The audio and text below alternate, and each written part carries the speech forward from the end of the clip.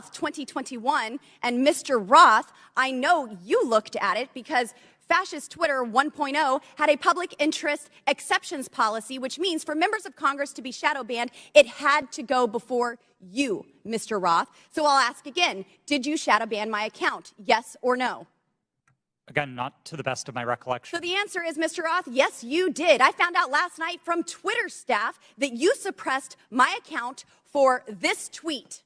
It's a freaking joke about Hillary Clinton being angry that she couldn't rig her election. It's a joke. But in response, being the sinister overlords that you all are, you placed a 90-day account filter so I could not be found. And now we see here that Twitter staff said the visibility filter on my account excluded me from top searches, prevented notifications for non-followers, and much more. This is considered an aggressive visibility filter. You silenced members of Congress from communicating with their constituents. You silenced me from communicating with the American people over a freaking joke. Now, who the hell do you think that you are? Election interference? Yeah, I would say that that was taking place because of you four sitting here. The Hunter Biden laptop story was suppressed. A sitting member of Congress was suppressed. A sitting president was banned from Twitter. You know, I bet that Putin is sitting in the Kremlin wishing he had as much election interference as you four here today. We've heard about threats to democracy. Well, what about shutting down a duly elected member of Congress? This is fundamental to our nation's governance, and you all attacked that very foundation. 230 protections? Well, those are for publishers, not for editors. And it's clear you were not acting as publishers, you were acting as editors. And Mr. Chairman, I think it's far past time that we remove 230 protections for big tech platforms who are abusing this protection. And let me just say, I'm not angry for myself. I'm not angry because I was silenced. I can reach out to Elon and to his staff, and I can see what's happened. And I can sit here today and hold you all in account. I am angry for the millions of Americans who were silenced because of your decisions, because of your actions, because of your collusion with the federal government. They can't reach out to Elon. They can't sit here today and hold you into account. We don't know where the FBI ends and Twitter begins. But I do want to thank Mr. Elon Chairman, Musk for firing you four and saving free speech and even Twitter. Mr. Chairman, I yield. The lady yields. Went over 24 seconds. I'll give Ms. Porter 24 extra seconds. Well, I appreciate your indulgence, Chairman Comer, but I won't need it. So today's hearing gavelled in at 10 a.m. For nearly 6 hours. Power outage. We have been going back and forth about this supposed suppression of a single news story from a single outlet for a single day. This hearing has been, in its length, nearly 1/4 of the amount of time that Twitter users could not share the link. We are spending almost as much time screaming about this as this was ever a problem. Look, criminal activity is always a concern, but if there is criminal wrongdoing on Hunter Biden's laptop, that is a matter for the FBI and our law enforcement agencies. Today's hearing is merely an exercise in misinformation and disinformation, a free-for-all hellscape. That's what now CEO Elon Musk said Twitter would become if the platform became a place where anyone could say anything with no consequences. It is unbelievable to me that I am quoting Elon Musk, but that is how ridiculous this hearing has become. The Oversight Committee, like Twitter or any other social media company for that matter, cannot become a free-for-all hellscape where anything goes. With that, Mr. Chairman, I yield back. The lady yields back. Thank you. Mr. Chairman, Ms. Boebert? I ask unanimous consent to submit 2 documents into the record, both from Twitter. Without objection, so ordered. Thank you. Chair recognizes Ms. Luna for 5 minutes. Thank you, Chairman. Mr. Roth? Mr. Roth, have you communicated with government officials ever on a platform called Jira? Yes or no? Real quick answer. We're on the clock. Not yes to or the no? best of my recollection. Not to no. your recollection? Great. If you did, in the event, communicate, who would have had access to this platform?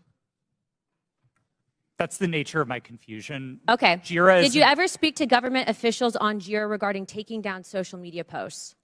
Again, not to the best of my recollection. Can you explain to me why the federal government would ever have interest in communicating through Jira, mind you, a private cloud server, with social media companies without oversight to censor American voices? I want to let you know that this is a violation of the First Amendment, and the federal government is colluding with social media companies to censor Americans. Mr. Chairman, I ask for unanimous consent to submit these graphics into record. And Mr. Roth, I'm going to refresh your memory for you. This flowchart behind me. Ordered. Thank you, Chair. This flowchart shows the following federal agencies, social media companies, Twitter, leftist nonprofits, and organizations communicating regarding their version of misinformation using Jira, a private cloud server. On this chart, I want to annotate that the Department of Homeland Security, which has the following branches: Cybersecurity and Infrastructure Security Agency, also known as CISA, Countering Foreign Intelligence Task Force, now known as the Misinfo, Disinfo, and Malinformation, MDM. This was again used against the American people. The Election Partnership Institute, or Election Integrity Partnership, EIP, which includes the following: Stanford Internet Observatory, University of Washington Center for Informed Public, Graphica, and Atlantic Council's Digital Forensic Research Lab, and potentially, according to what we found on the final report by EIP, the DNC.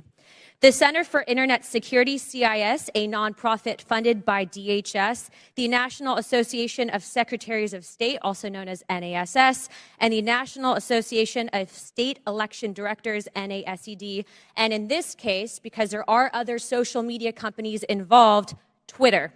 What do all of these groups, though, have in common? And I'm going to, again, refresh your memory. They were all communicating on a private cloud server known as Jira. Now, the screenshot behind me, which is an example of one of thousands, shows on November 3rd, 2020, that you, Mr. Roth, a Twitter employee, were exchanging communications on Jira, a private cloud server, with CISA, NASS, NASED, and Alex Stamos, who now works at Stanford and is a former security officer at Facebook, to remove a posting. Do you now remember communicating on a private cloud server to remove a posting? Yes or no? I wouldn't agree with the characterization. I don't care if you agree. This is your stuff. Yes or no, did you communicate with a private entity, the government agency, on a private cloud server? Yes or no? The question was if I Yes or no? Yeah, I'm on time. Yes or no? Ma'am, I don't believe I can give you a yes or no. Well, I'm going to tell you right now that you did, and we have proof of it. This, ladies and gentlemen, is joint action between the federal government and a private company to censor and violate the First Amendment. This is also known, and I'm so glad that there's many attorneys on this panel, joint state actors. It's highly illegal. You are all engaged in this action, and I want you to know that you will be all held accountable. Ms. Gaddy, are you still on CISA's Cybersecurity Advisory Council? Yes or no? Yes, I am. Okay. For those who have said that this is a pointless hearing, and I just want to let you guys all know, we found that Twitter was indeed communicating with the federal government to censor Americans. I'd like to remind you that this was all in place before January 6th. So to say that these mechanisms weren't in place and to make it about January 6th, I want to let you know that you guys were actually in control of all of the content, and clearly we have proof of that. Now, if you don't think that this is important to your constituents and the American people from those saying that this was a pointless hearing, I suggest you find other jobs. Chairman, I yield my time. Mr. Chairman, point of order. Chair. Yeah, I just want to call to the attention of the chair and members Mr. Mafume, yes. that You're we're getting awfully close to witness intimidation, and I would ask the chair to intervene. I'm sorry, I didn't hear what you said, Mr. Mafume. I said I would caution all members that we were getting very close to witness intimidation right on the verge of it, and I would ask that the chair and the ranking member agree how we will proceed from this point on.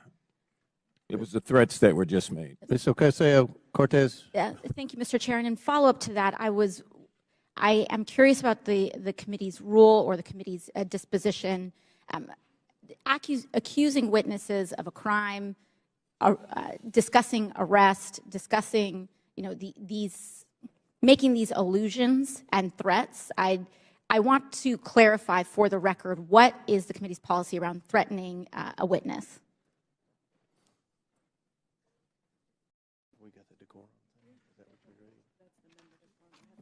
We have the member decorum. Do we have a witness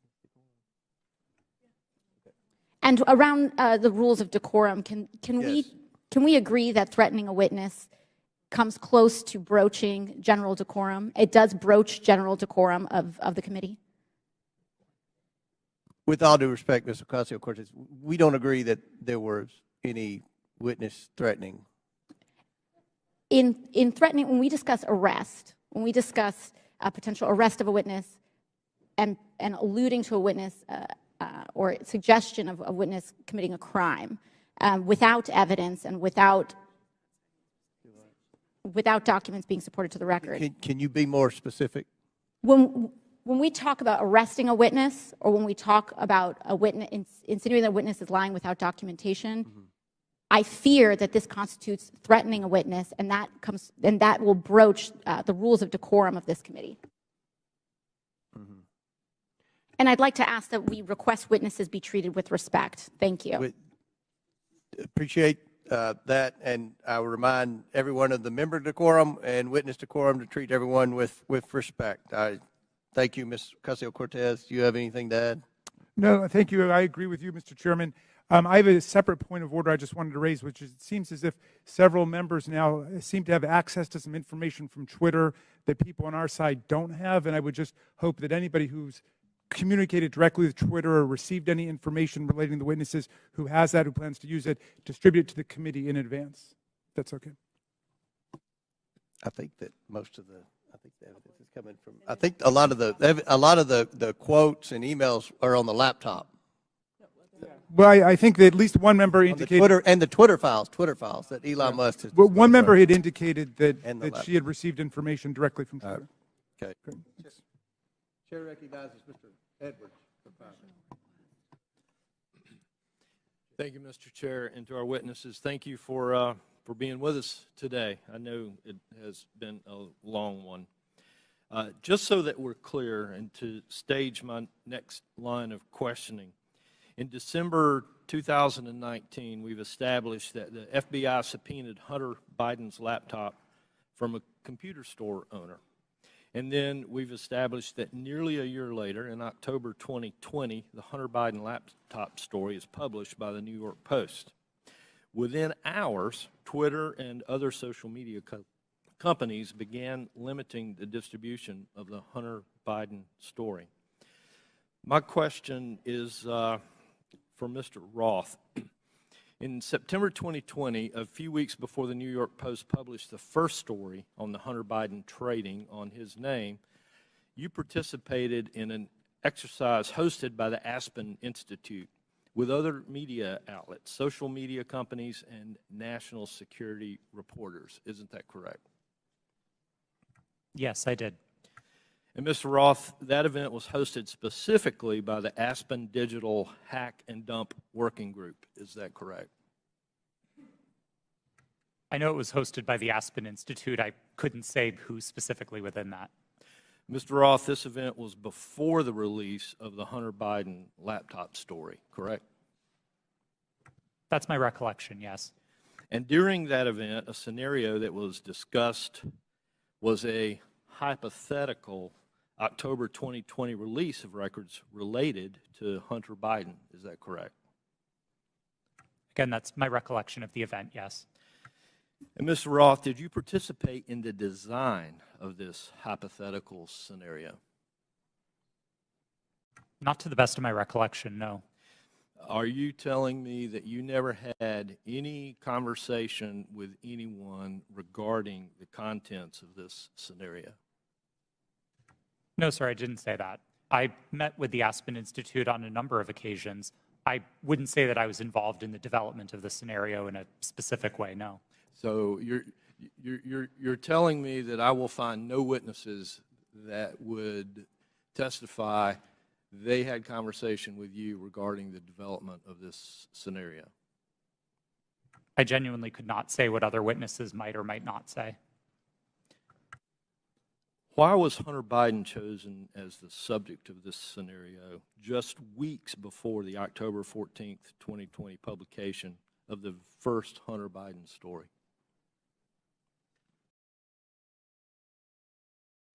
I don't know. But you participated in the conversation. I was invited to and joined an event hosted by the Aspen Institute, yes. And so surely there had to be some level of conversation as to why Hunter Biden was the topic in that scenario. Not that I can specifically recall.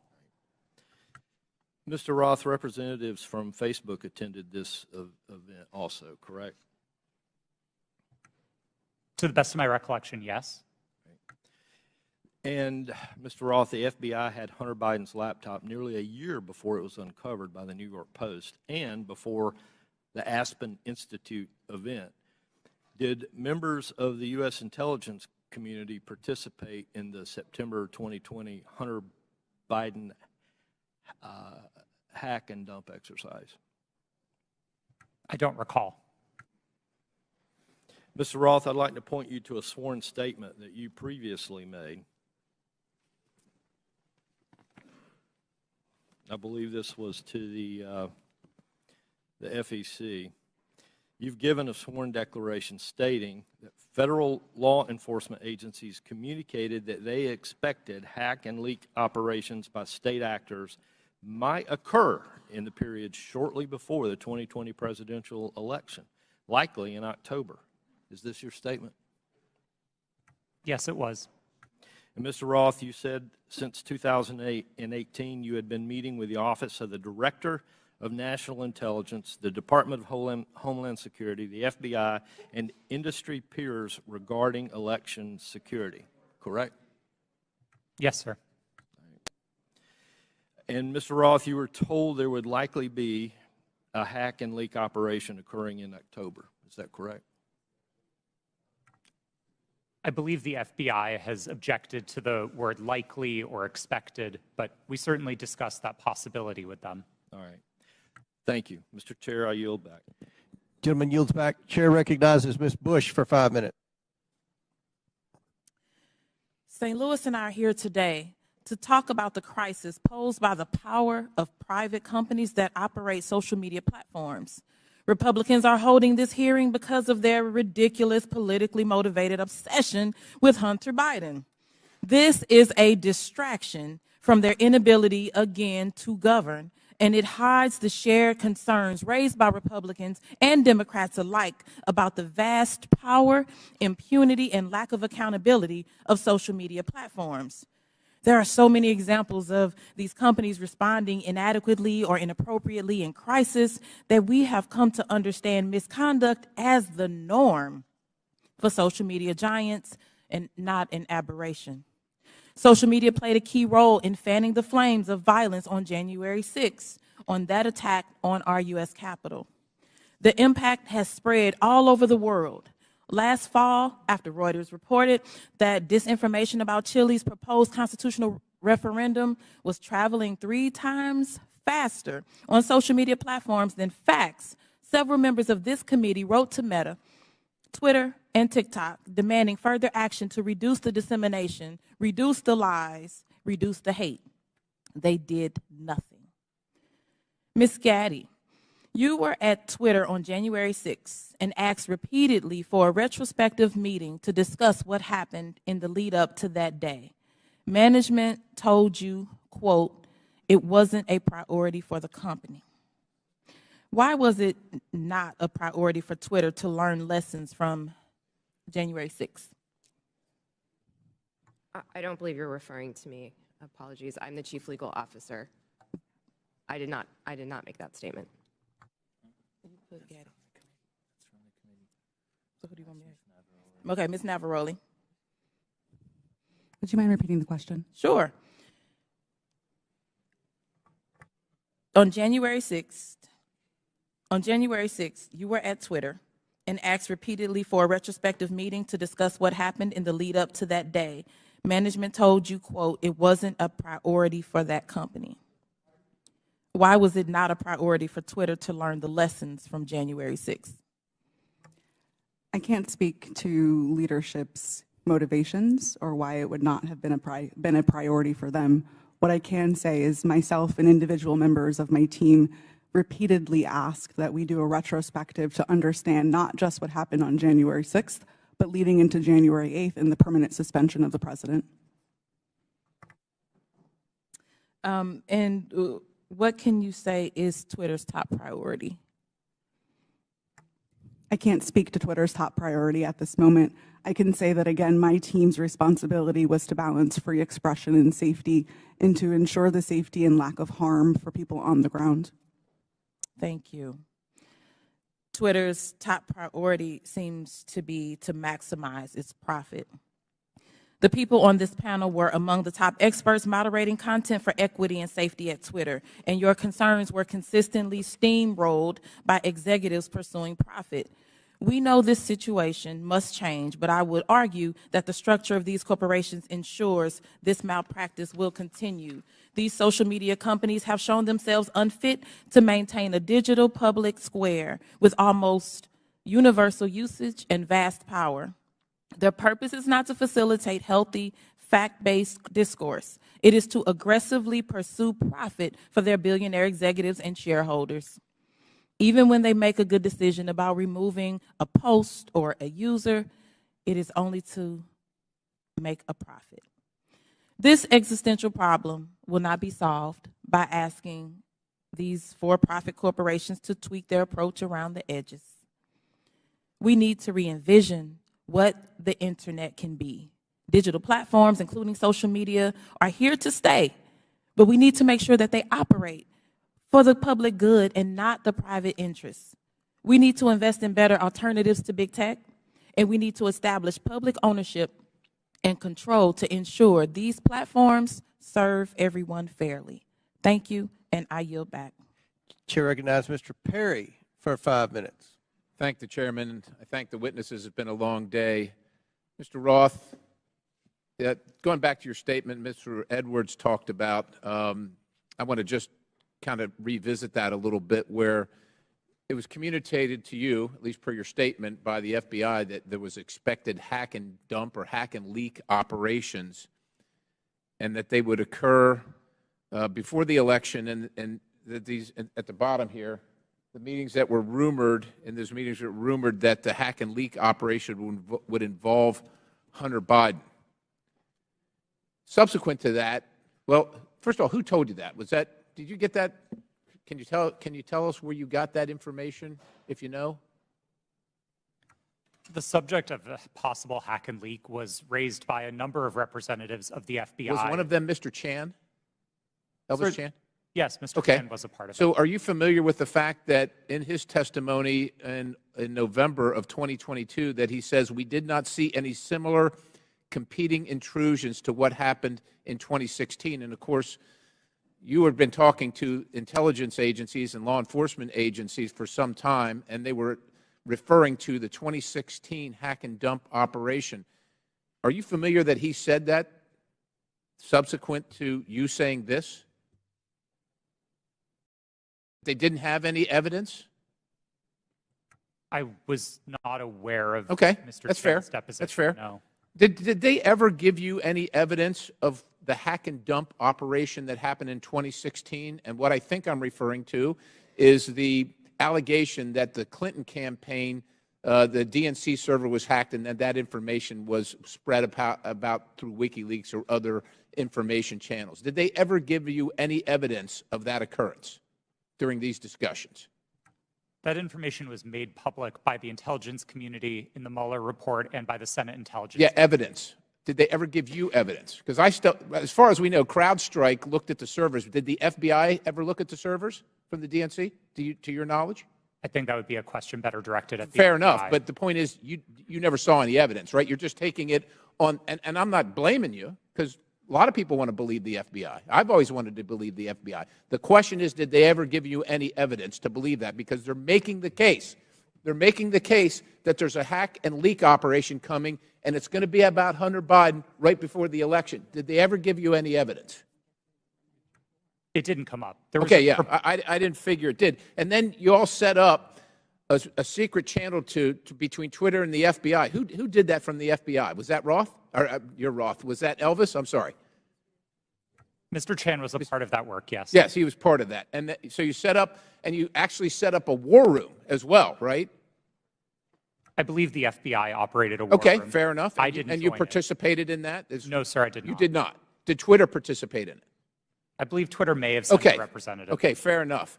And then you did this table talk exercise about Hunter Biden and about a leak about Hunter Biden that would come out right before the election, essentially 10 days, and that happened in September, right before the election. And you participated in that, right?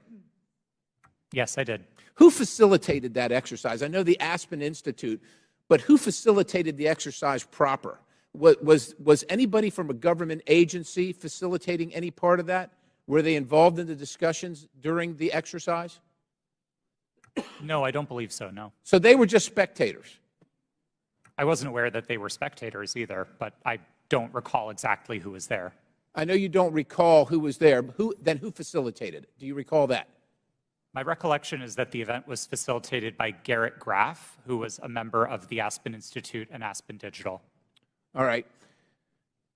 Do you find it odd now, after the fact, and I know you've already testified here, that you don't see, to Mr. Sessions, that you didn't see that you were misled or potentially duped? It sure seems highly coincidental. Would you agree? It at least seems highly coincidental. Knowing that the FBI had the laptop, that the FBI set up the war room and the channel and told you, per your statement, that this was going to happen, do you find it highly coincidental that it actually happened and it was Hunter Biden at all? I want to be clear that my statement to the FEC does not suggest that the FBI told me it would involve Hunter Biden. That's a popular reading of that declaration, but it was not my intent. I think there is a coincidence there, and I really can't speak as to how that came about. Yeah, it's really coincidental. One last question. Did the CIA or the other governmental agency ever ask Twitter to look at something that violated Twitter's policy? I don't recall specific outreach by the CIA specifically. Other government agency is what it was called in the Twitter files.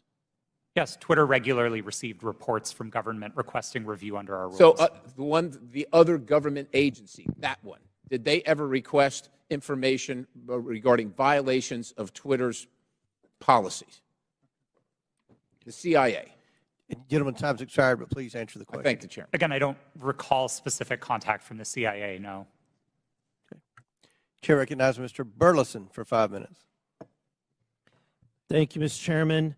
I've sat here listening. I'm glad to be last in rank. I get to listen to all the testimony. And what's become clear to me, there are a few things, and that is that the censorship efforts of the big tech, the intelligence community, and the media were all working in concert to affect the 2020 election. I find it unbelievably ironic, and I hope others do too, see the irony that people who were so concerned and hell-bent and worried about the interference of outside groups on the 2016 election became willing participants to interfere in the following presidential election. These three groups worked together, and it's clear, worked hand in hand to hide the truth from the American people. The fact that the FBI had the Hunter Biden laptop, heck, it was in their possession for a year before the election, is appalling. But that didn't stop them from spreading a lie and a bogus claim about it being Russian interference again. And you know, it's clear to me why they reached out to you, because they knew you would buy the lie. They knew that an organization with 99% of its employees donating to Democratic candidates and efforts would absolutely not look at any information with a jaundiced eye. You would take it as the gospel truth. And so they knew that because it was clear from your tweets before that you have an opinion about the president, you have an opinion about the Republican Party. And so when all of that leading up to the October 14, 2020, when the New York Post published its story, everything was already in place. So, Mr. Roth, my question to you is, when 51 intelligence officials told us that the Hunter Biden laptop was Russian disinformation, the Democrats, the mainstream media, the president, all repeated this lie. Now that you know what you know years later, do you still believe that the Hunter Biden laptop is not real? Or do you believe it's real? Sir, I never held that belief. Do you believe that the story is Russian disinformation? No, sir. I didn't then and I don't now. Okay. I have a question for Mr. Baker. You started your role as Twitter's deputy general counsel in June of 2020, correct? Yes, sir. Who hired you for that role? Who specifically hired me? My boss was a person named Sean Edgett, who was the general counsel. Sean Edgen? Edgett. Edgett. E-G-E-T-T. And that's who you interviewed with? I interviewed with numerous people, but Sean was my boss. Anyone that comes to mind outside of Sean? Ms. Gotti I interviewed with. You're saying other people that I interviewed with at Twitter? But ultimately, the hiring agent was Sean Edgen. I'm not sure exactly who made the decision, to be frank with you, but Sean was my boss. Okay. My next question is, when you were fired from Twitter in December of 2022, after the release of the first installment of the Twitter files, did you destroy any internal communications related to that first batch of the Twitter files? As I said in my testimony, I didn't destroy any documents, period. What reason were you fired? You'll have to ask Mr. Musk about that. That was not given. You were not given any information. He made a public statement about it in a tweet, but I think you would have to ask him for the precise reason. Okay, thank you. Back to Mr. Roth. Is it true that Twitter whitelisted accounts for the Department of Defense to spread propaganda about its efforts in the Middle East? Did they give you a list of accounts that were fake accounts and asked you to whitelist those accounts? That request was made of Twitter. To be clear, when I found out about that activity, I was appalled by it. I undid the action, and my team exposed activity originating from the Department of Defense's campaign publicly. We've shared that data with the world, and research about it has been published. Was that only in efforts against foreign entities, or were there any efforts against citizens of the United States? I think the nature of public social media activity means that anybody might have seen it, but my understanding was the activity was predominantly focused outside of the United States. Okay, thank you. And Mr. Chairman, I want to just say thank you for this hearing. I would hope that we would be asking for documents or in communications, whether it's on personal devices or private devices, between these individuals and government officials. So noted. Very good. Thank you. Chair recognizes Ms. McClain for 5 minutes. Thank you, Mr. Chairman, and thank you all for being here today. It is a long day. I'm going to try and make this quick and easy. Mr. Roth, part of your job at Twitter dealt with assessing dis and misinformation, correct? Yes. Here today. It is a long day. I'm going to try and make this quick and easy. Mr. Roth, part of your job at Twitter dealt with assessing dis and misinformation, correct? Yes. Wonderful. How did you determine what disinformation and misinformation was? What's your criteria for making that decision? Twitter had established policies covering each of those areas, and I'll take them in turn. We used the term we actually generally didn't use the term disinformation, but we focused on platform manipulation. So behaviors like running inauthentic accounts out of a Russian troll farm, we would address as the behaviors that they are, and we would look for technical signs of that type of manipulation, and we would remove those accounts. So technical, it was all technical? On that side of things, yes. Okay.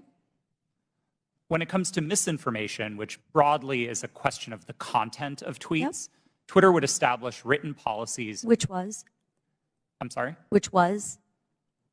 Which policies did Twitter maintain? Yeah. I mean, I think what the problem with America is we have one set of rules for this team and another set of rules for this team.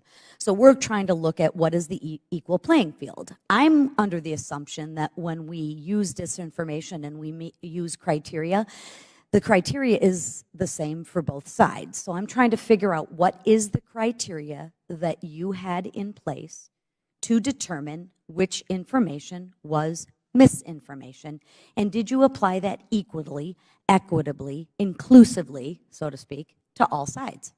So what is the criteria? Thank you for the question. We used a three-part test across all of our misinformation policies. Okay.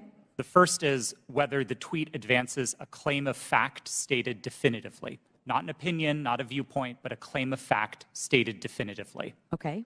The second part of that test is whether the claim of fact is provably false. Not iffy, not maybe, not gray area, definitely provably by multiple expert sources false.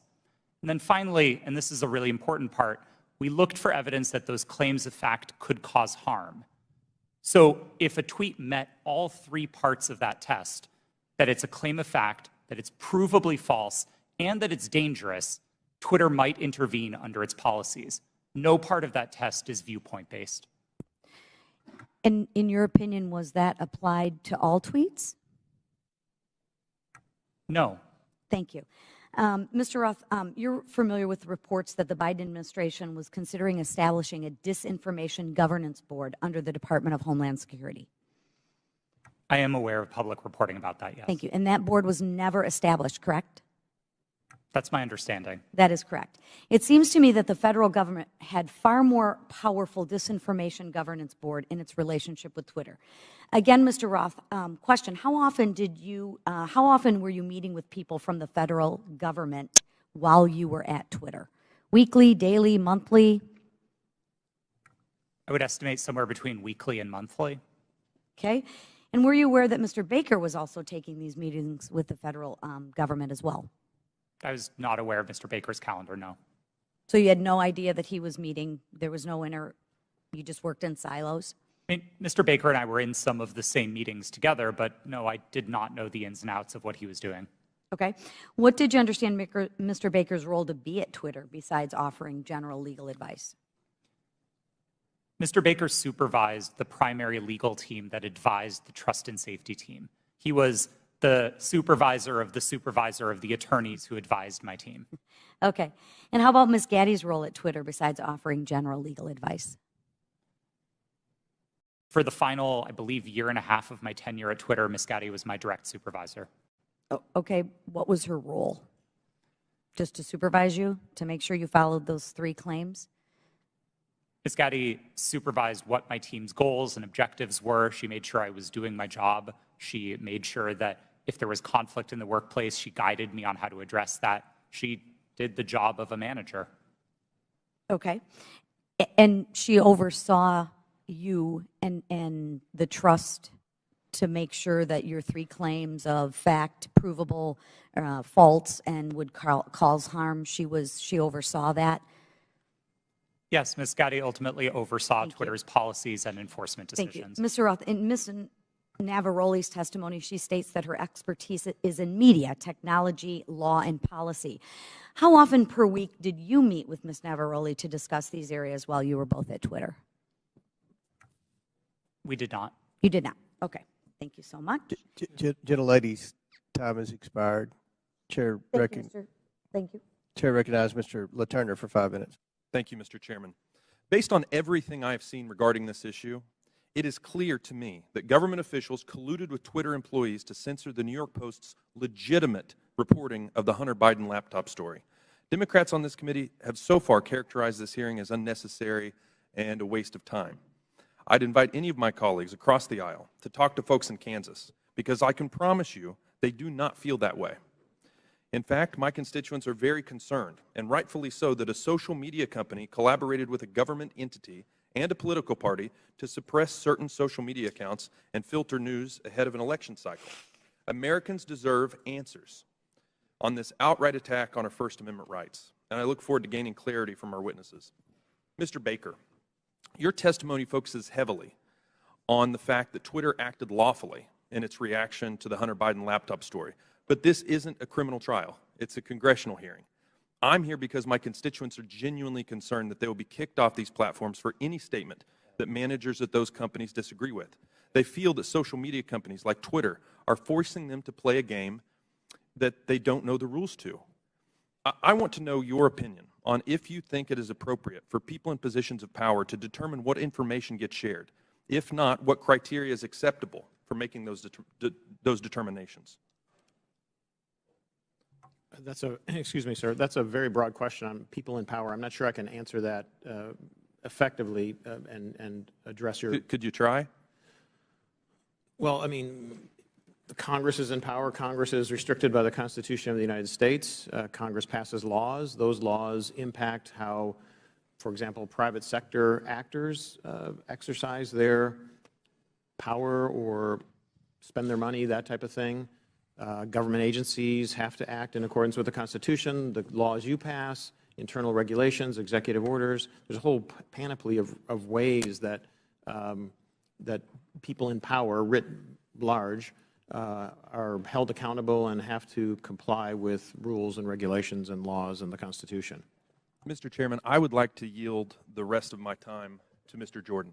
Mr. Jordan. I thank the gentleman. Mr. Roth, I want to go back to your statement in your declaration to the FEC. I learned that a hack and leak operation would involve Hunter Biden.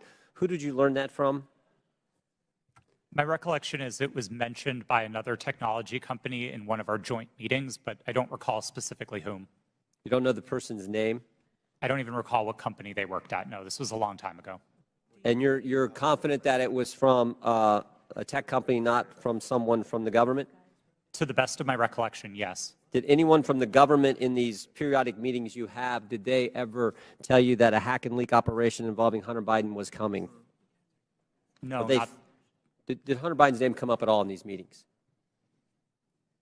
Yes, his name was raised in those meetings, but not by the government, to the best of my recollection. Okay. Mr.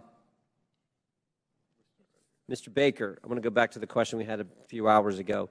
But I want to frame it in a way I think you can answer. Did you ever tell the FBI that they had no legitimate interest in enforcement of Twitter's policies?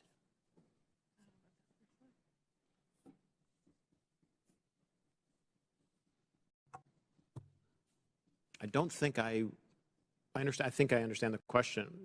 I don't recall ever having such a conversation with the FBI. Okay. Did you think there was a problem with the FBI sending you a list of names and accounts and saying, "Hey, these violate your policies"? Did you see that as as some kind of potential concern? I was always concerned that the FBI adhered to the Constitution and laws of the United States. Period. And you didn't think that crossed the line? Well, what crossed the line, sir? What I just asked you. That the idea that they're sending you a list of accounts that they say these violate your terms of service. Again, I'm making sure that I can answer the question.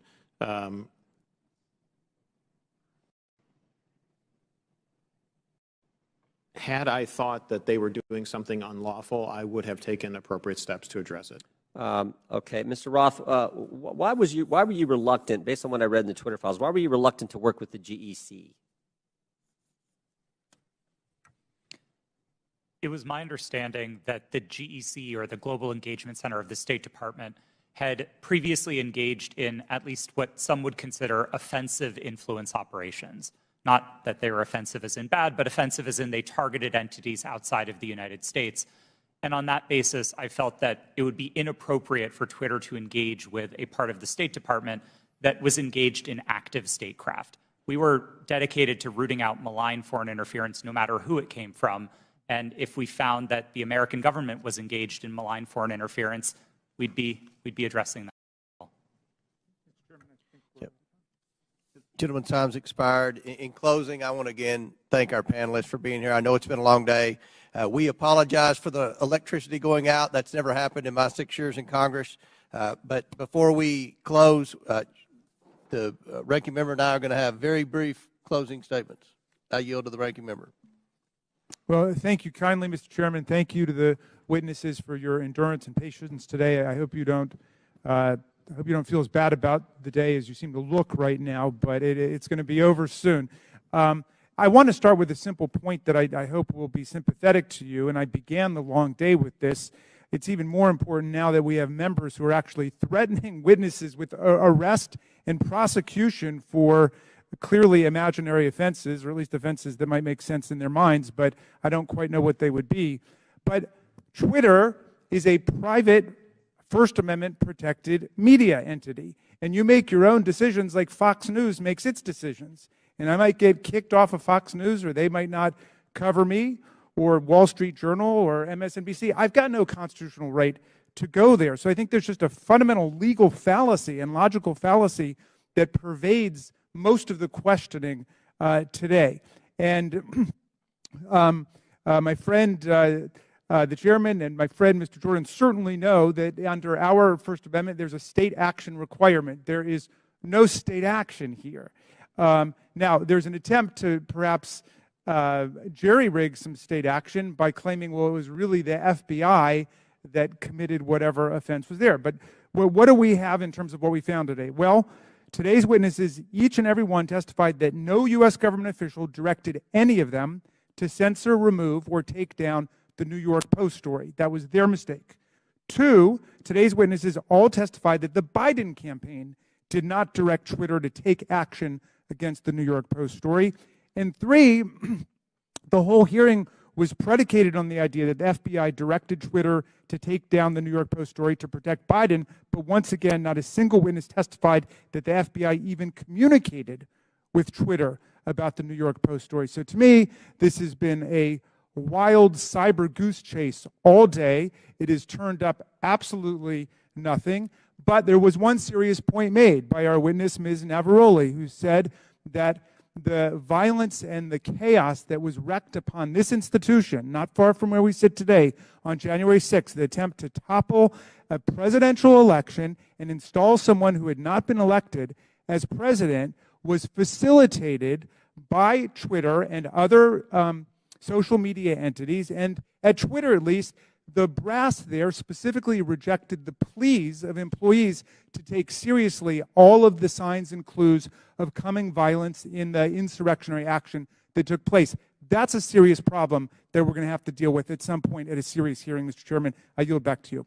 Gentleman yields back. I will conclude by reminding my friend, the ranking member, that you've gone through quite the transition at the beginning of the hearing. You, as well as many of your colleagues, said this was a conspiracy theory. After listening to the witnesses, now you say it's a simple mistake they made in suppressing the laptop story. Twitter is a private company, but they enjoy special liability protection, Section 230. They also, according to the Twitter files, receive millions of dollars from the FBI, which is tax dollars, I would assume. And that makes it a concern of the Oversight Committee. The reason that we've had this hearing is because the laptop has been mislabeled by many in the mainstream media as being Russian disinformation, and that started with Twitter, as well as being tampered with, and you had several people, including Mr. Goldman, that implied that it had been tampered with, even though CBS News and other credible media outlets. You mean mainstream media outlets? CBS? Yeah. You don't think CBS is credible? No, I thought you were just calling the mainstream media. No. CBS News. CBS News has done a forensic audit that shows that the hard drive is legitimate and it was not tampered with. So these are misconceptions that are out there, and they started because of the suppression of the laptop story. The reason the laptop's important is because there's evidence on there that should concern every American about potential corruption, as well as evidence that would suggest that there's a possibility that this administration could be compromised because of the millions and millions of dollars that they've received from our adversaries around the world. We believe that's worth investigating. We believe national security is important. We had a hearing yesterday on our border. We believe there's a crisis at the border, and it threatens our national security. We had a hearing today. We believe that we need to make sure that this administration is not compromised because of the millions of dollars that they've received from our adversaries around the world. That much of that evidence is contained in the laptop. So I think this was a very successful hearing. I appreciate the witnesses' time. I know it was a very long day, and again, we've never had the electricity go out before. But again, we appreciate your sincere testimony. And with that, and without objection, all members will have 5 legislative days. Mr. Chair, I apologize to interrupt. It's come to my attention that I have to seek your unanimous request in order to submit some additional documents. Without objection, so ordered. Thank you. Apologies. With that and without objection, all members will have 5 legislative days within which to submit materials and to submit additional written questions for the witnesses, which will be forwarded to the witnesses for their response. If there's no further business, without objection, the committee stands adjourned.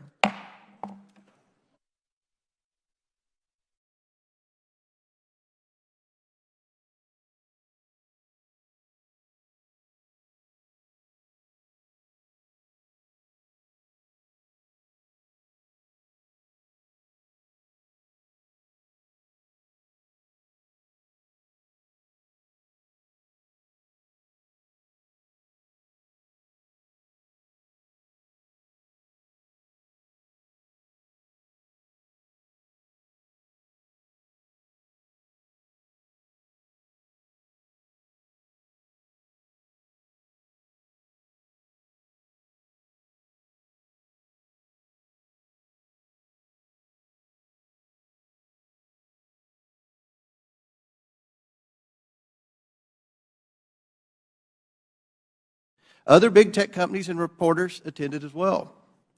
This exercise prepared them for their future collusion to suppress and delegitimize information contained in Hunter Biden's laptop about the Biden's family business schemes.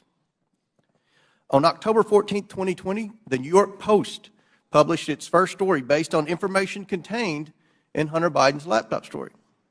The Post provided proof of the laptop's legitimacy by releasing a computer repair store's signed receipt for the laptop and the federal subpoena used by the FBI to retrieve it in 2019.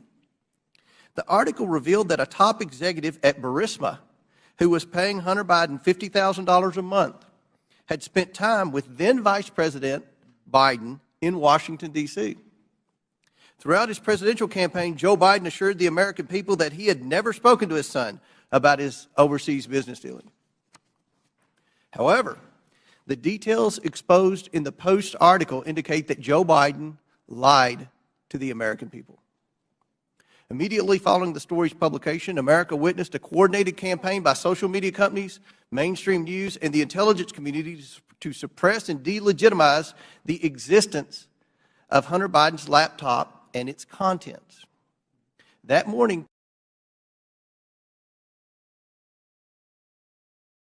Twitter and other social media companies took extraordinary steps to suppress that story. Twitter immediately removed the story and banned the New York Post account. Twitter also banned accounts who shared the story, including White House Press Secretary Kayleigh McEnany, and blocked its transmission via direct message. This episode marked the first time Twitter directly limited the spread of information from a mainstream news organization. And the New York Post would not get its account back for 2 weeks. Twitter would finally admit its mistake, but the damage had already been done.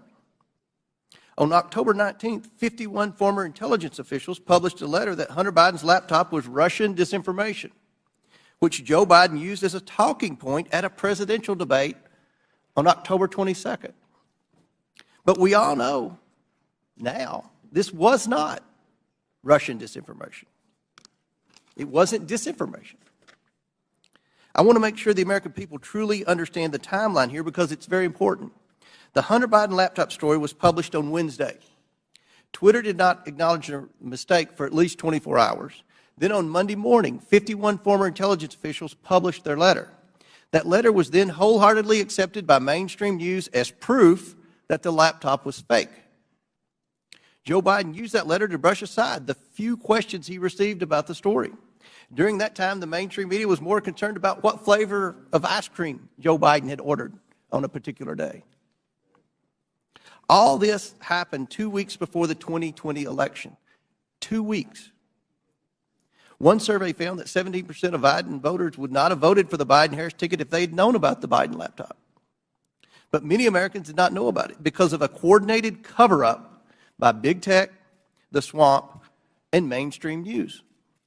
Now mainstream media outlets have verified the laptop, but the damage has been done. Today we are joined by 3 former high-ranking employees at Twitter. Vijaya Gaddy, Twitter's former top lawyer, James Baker, Twitter's former deputy general counsel, and Yoel Roth, Twitter's former head of trust and safety. We're also joined by Annika Collier-Navaroli, Twitter's former head of trust and safety. A former Twitter member of U.S. safety policy team. Let me get that right. I would like to thank you all for your participation in today's hearing. We owe it to the American people to provide answers about this collusion to censor information about Joe Biden's involvement in his family's business schemes. With that, I yield to the ranking member for his opening statement. Thank you kindly, Mr. Chairman. Last night in his State of the Union address, over all the heckling, President Biden reviewed significant achievements his administration and congressional Democrats are delivering for the American people.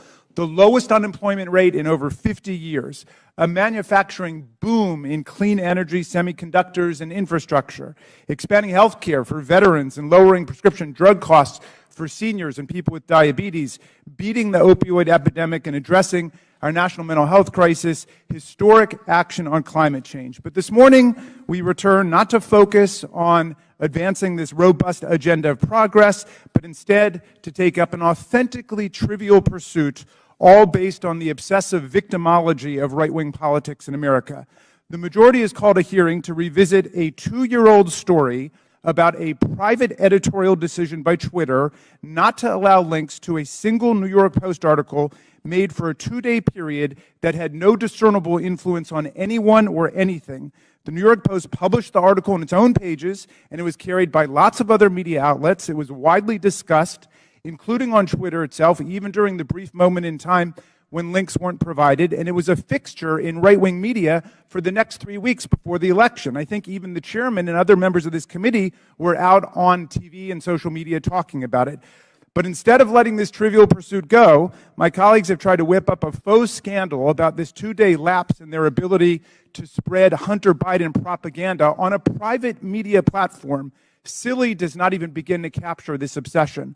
What's more, Twitter's editorial decision has been analyzed and debated ad nauseum. Some people think it was the right decision. Some people think it was the wrong decision. But the key point here is that it was Twitter's decision. Twitter is a private media company. In America, private media companies can decide what to publish or how to curate content however they want. If Twitter wants to have nothing but tweets commenting on New York Post articles run all day, it can do that. If it makes such tweets mentioning the New York Post never see the light of day, they can do that too. That's what the First Amendment means. Twitter can ban Donald Trump for inciting violent insurrection against the Union, as he was impeached by the House of Representatives, and as 57 of 100 senators found he did. And it can also try to resurrect his political career. Elon Musk just purchased Twitter and therefore controls its editorial content. And among the first things he did was to fire some people, hire some people, denounce some prior decisions, and reinstate an unrepentant and still clearly lying Donald Trump to the platform. Those decisions, however heroic or imbecilic you think they might be, are protected by the First Amendment in the United States of America. Officially, Twitter happens to think they got it wrong about that day or two period. In hindsight, Twitter's former CEO, Jack Dorsey, called it a mistake. This apology might be a statement of regret about the company being overly cautious about the risks of publishing contents of potentially hacked or stolen materials, or it may reflect craven surrender to a right-wing pressure campaign. But however you interpret it, the apology just makes the premise of this hearing all the more absurd. The professional conspiracy theorists who are heckling and haranguing this private company have already gotten exactly what they want, an apology. What more do they want? And why does the U.S. Congress have to be involved in this nonsense when we have serious work to do for the American people? But what makes this hearing tragic is that if our colleagues really wanted to examine a serious problem involving American democracy and social media, my friends, it is staring us in the face right now. Twitter and other social media companies acted as central organizing and staging grounds for the January 6th violent insurrection against Congress and against Vice President Pence. Twitter became the national and global platform for incitement to seditious violence against our government and a forum on the day of attack for coordinating logistical movements and tactical maneuvers in the mob violence against our police officers. In the lead up to January 6th, Twitter decided to allow Donald Trump and countless MAGA extremists to use the platform to spread Trump's ridiculous big lie and disinformation about the election. And soon the internet was replete with incitement for civil war, race war, insurrection, revolution, and mob violence. Twitter did so despite increasingly desperate appeals from its own employees to act in the interests of public safety approaching January 6th. The First Amendment is robust and expansive, but it stops at this point. It does not protect anyone's right to engage in incitement to imminent lawless action and violent action against the government or against other people. This is the Brandenburg Principle. There's no carve-out to free speech for speech relating to the New York Post or Hunter Biden or laptops, but there is a significant carve-out when the speech is deliberately calculated to produce imminent violence and chaos against the government. That's why Twitter's deliberate indifference to Trump's big lies and incitement, its decision to ignore the pleas of its own employees to deal with the impending explosion against our police and against Congress on January 6th, are matters that require real investigation and reflection. Rather than conspiring to suppress right-wing MAGA speech, as my colleagues astonishingly claim, Twitter and other media companies knowingly facilitated Trump's spread of disinformation, or what his own sycophantic Attorney General William Barr would come to call bullshit, and gave voice to his followers' glorification of violence and calls for civil war. Today, we will hear from Anika Collier-Navaroli, a former Twitter employee turned corporate whistleblower and patriotic hero who raised the alarm inside Twitter and about numerous accelerating warning signs that she saw leading up to the violent and catastrophic attack on the Capitol on January 6, 2021. Ms. Navaroli is here today to publicly testify about how senior officials at Twitter resisted her efforts to put policies in place or to enforce existing policies to promote public safety and to defend our national security. Twitter management, however, did not want to cross Donald Trump. I don't know precisely how we will solve the problem of private social media platforms being used for the organization of coups and incitement of violent insurrections against the United States or Brazil or any other country. But this is a grave problem confronting democracy, not just in America, but all over the world. It is not a silly, concocted partisan issue. We must analyze it carefully and legislate effectively to address it, and we must never forget that the enemies of democracy, led by autocrat and war criminal Vladimir Putin, are spending hundreds of millions of dollars on social media propaganda and disinformation to destabilize democracy all over the world, even as they wage their genocidal, illegal, aggressive war against the people of Ukraine. How are we going to prevent the liberal democracies from being overrun by propaganda, disinformation, and violent incitement? Well, listen to Anika Collier-Navaroli, because she has something important to say. She poses a problem that would be worthy of a serious congressional hearing, and we should have one. Thank you, Mr. Chairman. I yield back. Gentleman yields back. I want to thank, again, the witnesses for appearing here today. Today's witnesses are former Twitter employees. Vijaya Gaddy, Twitter's former general counsel. James Baker, Twitter's former deputy general counsel. Yoel Roth, Twitter's former head of trust and safety. And Anika Collier-Navaroli, a former member of Twitter's U.S. safety policy team. I want to remind everyone you all are appearing under subpoena by your own request. Pursuant to Committee Rule 9G, the witnesses will please stand and raise the right hands. Do you solemnly swear or affirm that the testimony you are about to give is the truth, the whole truth, and nothing but the truth, so help you God? Let the record show that the witnesses all answered in the affirmative. We will begin the 5-minute question portion of our hearing today. The chair recognizes. What's that? Oh, I apologize. ready to get to the questions. We'll start with the opening statements, then we'll go to the questions. So each witness will get 5-minute opening statements, and we'll begin with you, Mr. Baker. Thank you, Mr. Chairman. Mr. Chairman, Ranking Member Raskin, and members of the committee, thank you for the opportunity to appear before you today. I hope that we will have a useful conversation about matters that are of great importance to the nation and the world. My main goals for this statement are simply to attempt to set the record straight with respect to certain false assertions that have been made about me in the public arena, and to offer a suggestion with respect to potential legislation in the area of social media regulation.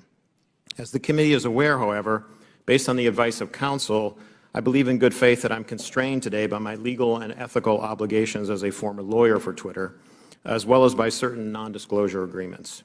Within those constraints, however, I will endeavor to respond to the committee's questions as fully as I possibly can. And I believe I can make the following statements. First, I was not aware of and certainly did not engage in any conspiracy or other effort to do anything unethical, improper, or unlawful while I was at Twitter, period. I did not act unlawfully or otherwise inappropriately in any manner with respect to Hunter Biden's laptop. Indeed, documents that Twitter has disclosed publicly reflect that I urged caution with respect to the matter and noted that we needed more information to fully assess what was going on and to decide what to do. Hardly a surprising piece of advice from a corporate lawyer. Moreover, I'm aware of no unlawful collusion with or direction from any government agency or political campaign on how Twitter should have handled the Hunter Biden laptop situation. Even though many disagree with how Twitter handled the Hunter Biden matter, I believe that the public record reveals that my client acted in a manner that was fully consistent with the First Amendment. I think that the best reading of the law is that as a private entity, the First Amendment protects Twitter and its content moderation decisions. And I do not believe that the facts in the public record indicate that Twitter became a state actor as that concept is defined under existing precedent, such that the First Amendment would have constrained it. Second, I believe that at all times I executed my duties and responsibilities to my client, Twitter, lawfully and ethically. At no time was I an agent or operative of the government or any political actor when I worked at Twitter. To the contrary, I believe that I worked zealously and diligently within the bounds of the law in pursuit of my client's best interests. Third, I did not destroy or improperly suppress any documents at Twitter regarding information important to the public dialogue. At all times, I sought to help my client understand and comply with its legal obligations. It is worth noting that the public record indicates that after I left the company, attorneys or other unidentified third parties collected and or reviewed the contents of at least some of the Twitter files prior to their release. Fourth, Twitter disclosed publicly emails between me and Yoel Roth regarding one of Donald Trump's tweets about COVID. I do not have access to my Twitter emails, so I do not know if or how I responded to Mr. Roth. To the best of my recollection, I do not recall directing or urging him to take action with respect to Mr. Trump's tweet. Instead, what I recall is that I asked him a question so that I could better understand how he and others were implementing Twitter's COVID misinformation policy. Asking questions and learning more about what a client's activities are is what I think good lawyers should do, and again, hardly surprising. Fifth, the Twitter files reference prior investigations of me. It is true that the Department of Justice investigated certain aspects of my conduct while I was employed by the FBI related to the handling of certain information. Because I believe in the accountability for government officials, I cooperated with the department, including sitting for lengthy interviews. Eventually, the department closed the matter. No adverse action was taken with respect to me, and my security clearances while a government employee were never restricted because of the matter. In closing, Mr. Chairman, I want to return briefly to the general topic of government interaction with social media companies. The law permits the government to have complex, multifaceted, and long-term relationships with the private sector. Law enforcement agencies and companies can engage with each other regarding, for example, compulsory legal process served on companies, criminal activity that companies, the government, or the public identify, such as crimes against children, cybersecurity threats, and terrorism, and instances where companies themselves are victims of crime. When done properly, These interactions can be beneficial to both sides and in the interests of the public. As you, Mr. Chairman, Mr. Jordan, and others have proposed, a potential workable way to legislate in this area may be to focus on the actions of federal government agencies and officials with respect to their engagement with the private sector. Congress may be able to limit the nature and scope of those interactions in certain ways, require enhanced transparency and reporting by the executive branch about its engagements, and require higher level approvals within the executive branch prior to such engagements on certain topics, so that you can hold Senate-confirmed officials, for example, accountable for those decisions. In any event, if you want to legislate, my recommendation is to focus first on reasonable and effective limitations on government actors. Thank you, Mr. Chairman. Thank you, Mr. Baker. Ms. Gaddy. Chairman Comer, Ranking Member Raskin, and members of the committee, thank you for this opportunity to provide this opening statement. After a decade as a corporate lawyer, I joined Twitter in 2011 as the first member of the corporate legal team. In 2013, I was promoted to general counsel. In 2018, I became the chief legal officer and continued in that role until October of 2022.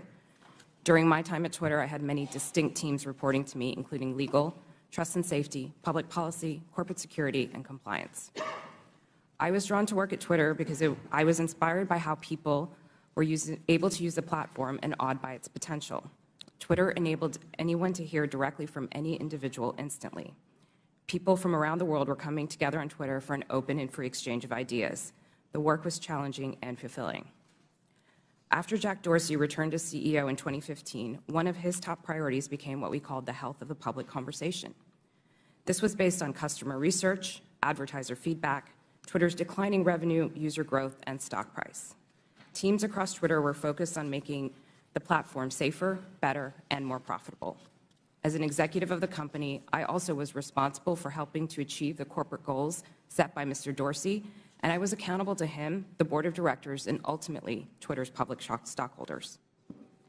As we prioritized the health of the public conversation, we did not lose sight of what Twitter was for most people, a place to talk about their favorite things. Topics that animated the platform range from K-pop to the World Cup to video games and movies. We needed to ensure that differences of opinion would not cross the line, for example, into sending death threats to soccer players who miss important goals, distributing non-consensual intimate photos, or cyberbullying so vicious that it could compromise a teenager's mental health. Twitter's platform rules covered a wide range of conduct and changed over time based on new behaviors and harms on the platform and feedback from customers, regulators, governments, advertisers, researchers, and others. This feedback led to a principles-based approach, which we applied to an array of difficult yet equally complicated situations around the world. These rules were also benchmarked against industry standards. We all knew how difficult it would be to design, much less apply, one set of global rules for hundreds of millions of accounts that shared billions of tweets a week. While I was at Twitter, the company never lost sight of its deep commitment to promoting and defending free expression around the world. For example, to protect human rights defenders, we fought for the right of people to use pseudonyms on the platform. We litigated in courts around the world to protect the rights of people to express their opinions, often defending them against their own governments who are acting unlawfully or violating international human rights. And we took extra precautions to ensure we scrutinized or challenged and never just acquiesced to government legal demands. Defending free expression and maintaining the health of the platform required difficult judgment calls. Most applications of Twitter's rules were fact-intensive, subject to internal debate, and needed to be made very quickly. We recognized that after applying our rules, we might learn that some of them did not work as we imagined and that we would need to update them. We always remained open to new information from our customers and critics regarding our policies and enforcement. At times, we also reversed course. For example, on October 14, 2020, the New York Post tweeted articles about Hunter Biden's laptop with embedded images that looked like they may have been obtained through hacking. In 2018, we had developed a policy intended to prevent Twitter from becoming a dumping ground for hacked materials. We applied this policy to the New York Post tweets and blocked links to the articles embedding those source materials. At no point did Twitter otherwise prevent tweeting, reporting, discussing, or describing the contents of Mr. Biden's laptop. People could and did talk about the contents of the laptop on Twitter or anywhere else including other much larger platforms, but they were prevented from sharing the primary documents on Twitter.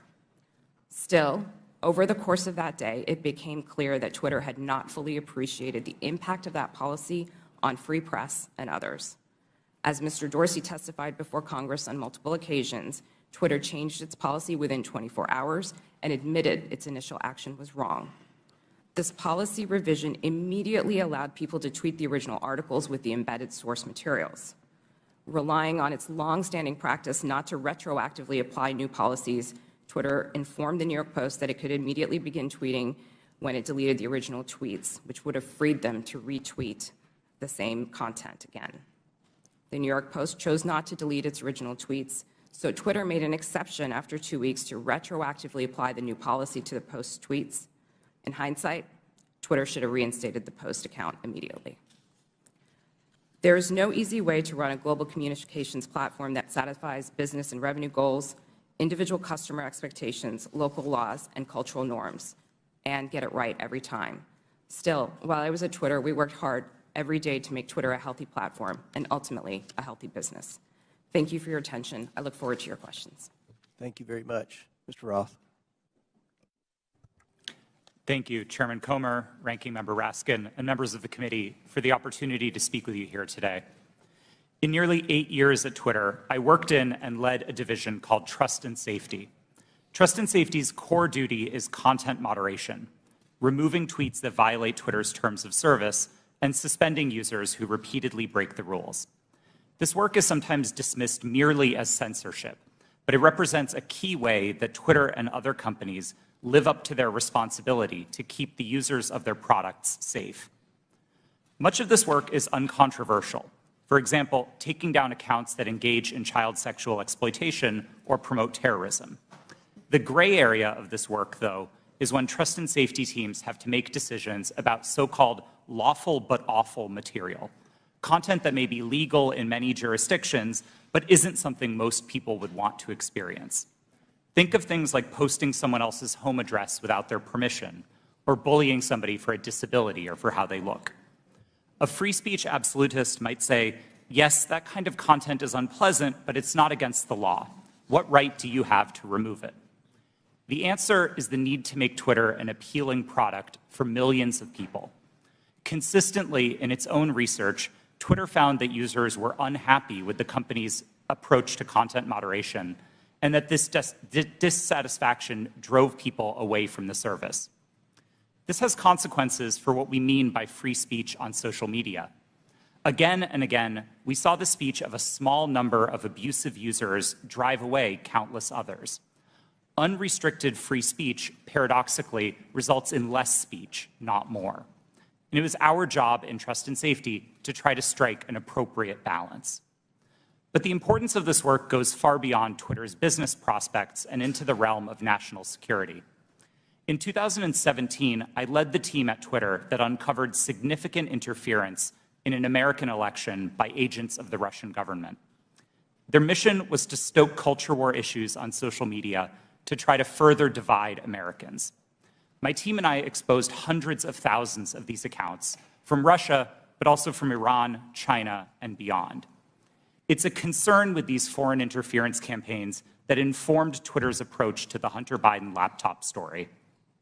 In 2020, Twitter noticed activity related to the laptop that, at first glance, bore a lot of similarities to the 2016 Russian hack and leak operation targeting the DNC.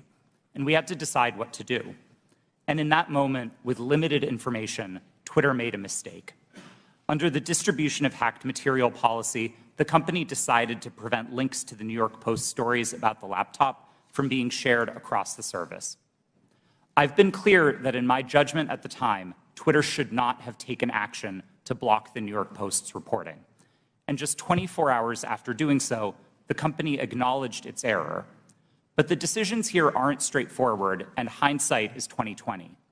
It isn't obvious what the right response is to a suspected but not confirmed cyber attack by another government on a presidential election. I believe Twitter erred in this case because we wanted to avoid repeating the mistakes of 2016. And so the basic job of Trust and Safety is to try to strike this balance. between the harms of restricting too much speech and the dangers of doing too little. I'll be the first to admit that we didn't always get it right.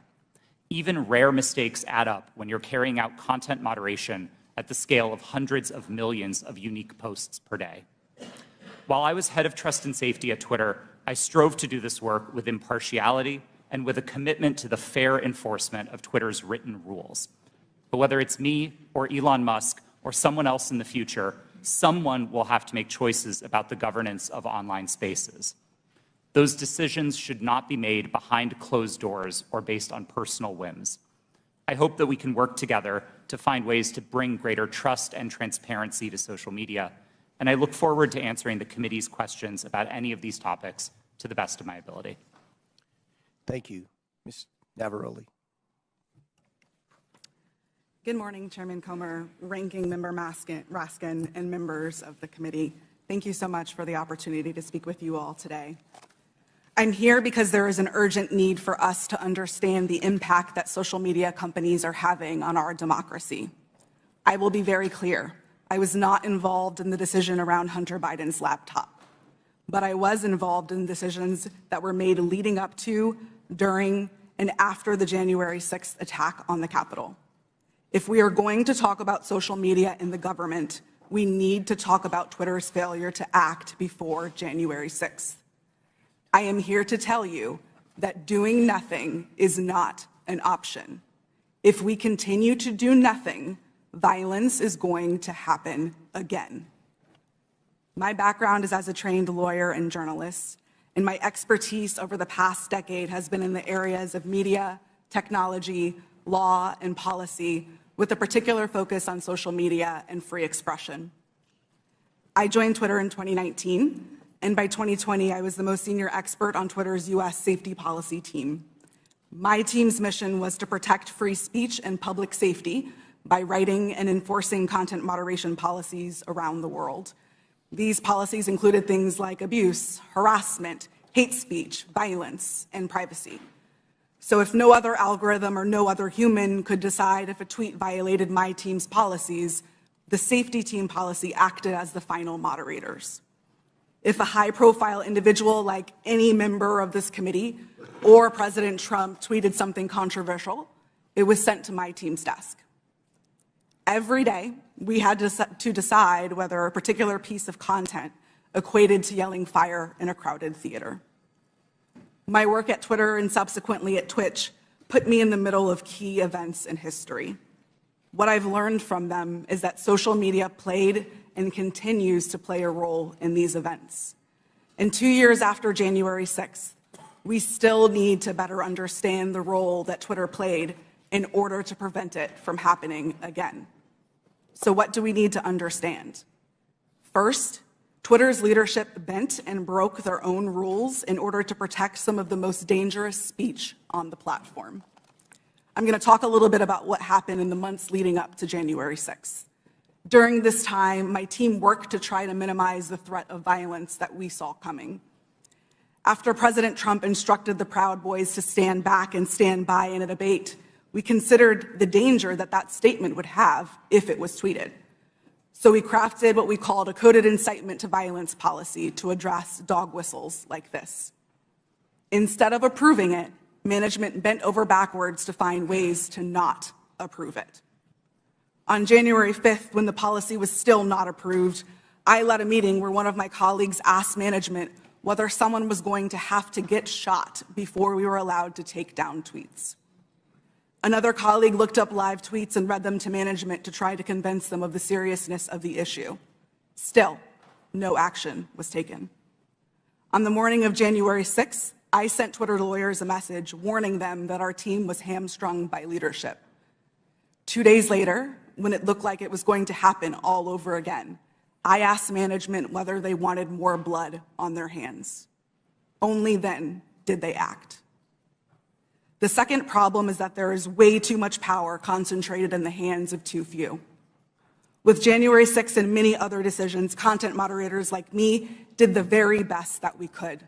But far too often, there are far too few of us, and we are being asked to do the impossible.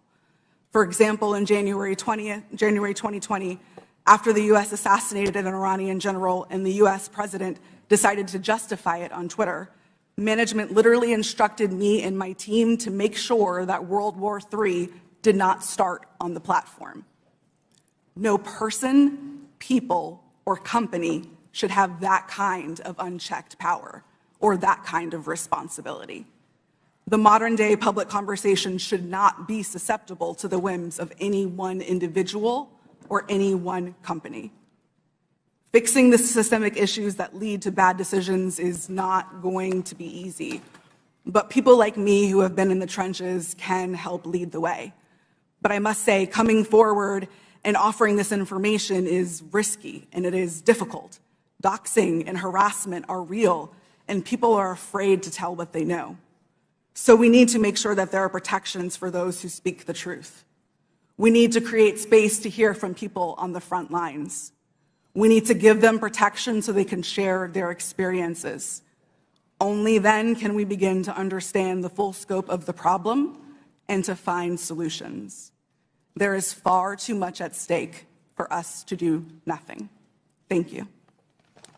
Thank you all. Excellent opening statements. Now we'll begin with the question portion. We'll begin by recognizing Mr. Biggs for 5 minutes.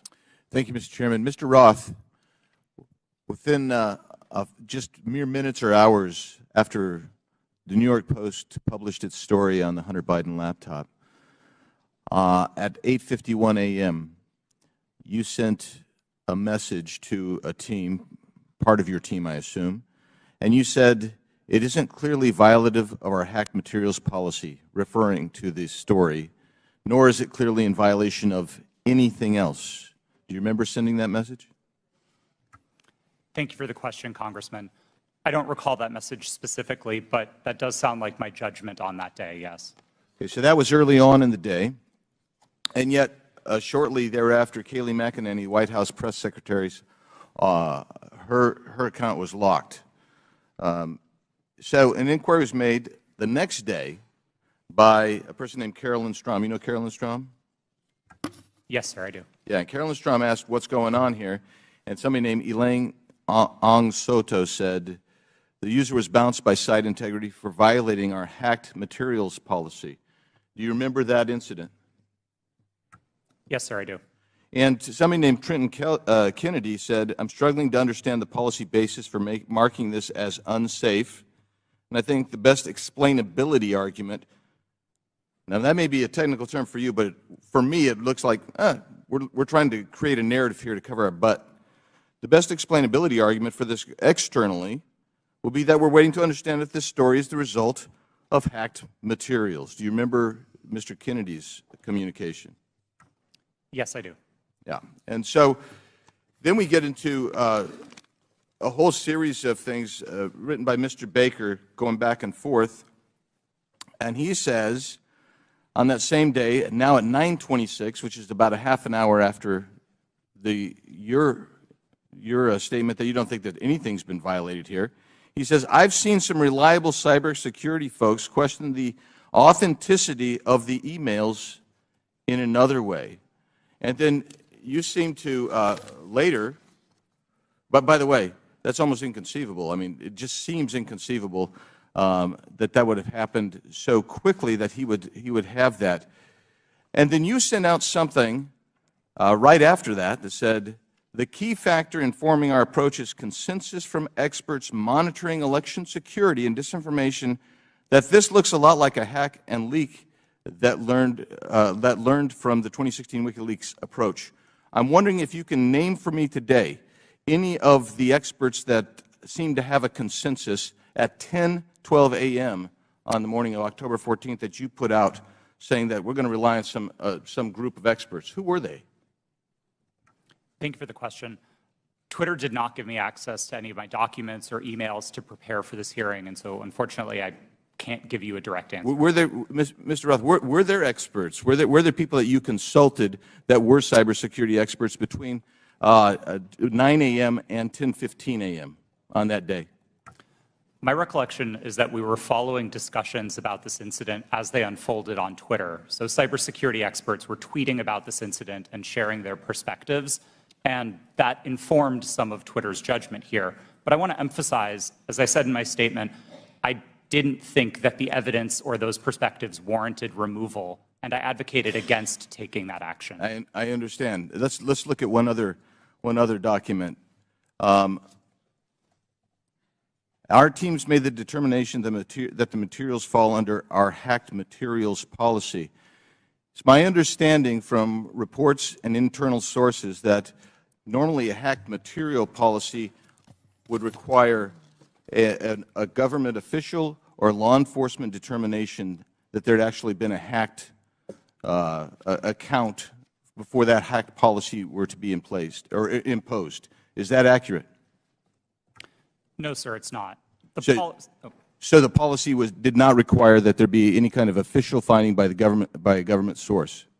No, there were a number of different types of evidence that we considered under the policy. Certainly government attribution would be a powerful one, but we also looked So you weren't looking, that wasn't determinative is what we're saying? In that instance, we did not have any specific information from any government source, no. I'm going to read something that applies to this and several other things from the Twitter stack that you guys had. This might be an unpopular opinion, but one-off ad hoc decisions like this that don't appear rooted in policy are, in my humble opinion, a slippery slope and reflect an alternatively equally dictatorial problem. Quite frankly, that's what the essence of all four of your testimony. I realize you're trying to fight against it, but you exercised. You exercised an amazing amount of clout and power over the entire American electorate by even holding them hostage for 24 hours, reversing your policy, and then they're like, well, we want to go back to the originals. That's 24 hours, or 2 weeks, that you imposed your will on the American electorate. I'll yield back, Mr. Chairman. Gentleman, time's expired. He went 30 seconds over. I'll give the ranking member an extra 30 seconds. You're very fair-minded, Mr. Chairman. Mr. Ross, let me start with you. Did I hear you correctly to say that there were thousands or even hundreds of thousands of counterfeit Twitter accounts set up by Russian propaganda and disinformation for Vladimir Putin to pump his poison into the bloodstream of American social media? Is that right? That's right, sir. And that's not just past tense. Those accounts are active on social media today. This is an ongoing campaign. Well, we should be having a hearing about that. I appreciate your alerting to us what's taken place. Ms. Navaroli, so you've testified that in the months leading up to the November 2020 election and then in the weeks before January 6th, you were growing increasingly anxious about the violent rhetoric and incitement that you saw posted on Twitter. Can you describe specifically what made you so concerned during that period? And did you raise your concerns with people at Twitter? Thank you for that question. As I said in my opening statement, after former President Trump in his debate said the statement, stand back, stand by to the Proud Boys, my team, in discussion with other teams at Twitter, realized that we had a gap in our policies and that could not be said on the platform because it would have gone too far. What we did see continue to happen was those statements, in addition to other coded incitement to violence or dog whistles, began to spring up on the platform. And so what was once fringe ideology or fringe statements that were calling for the overthrow of the government became a loud roar.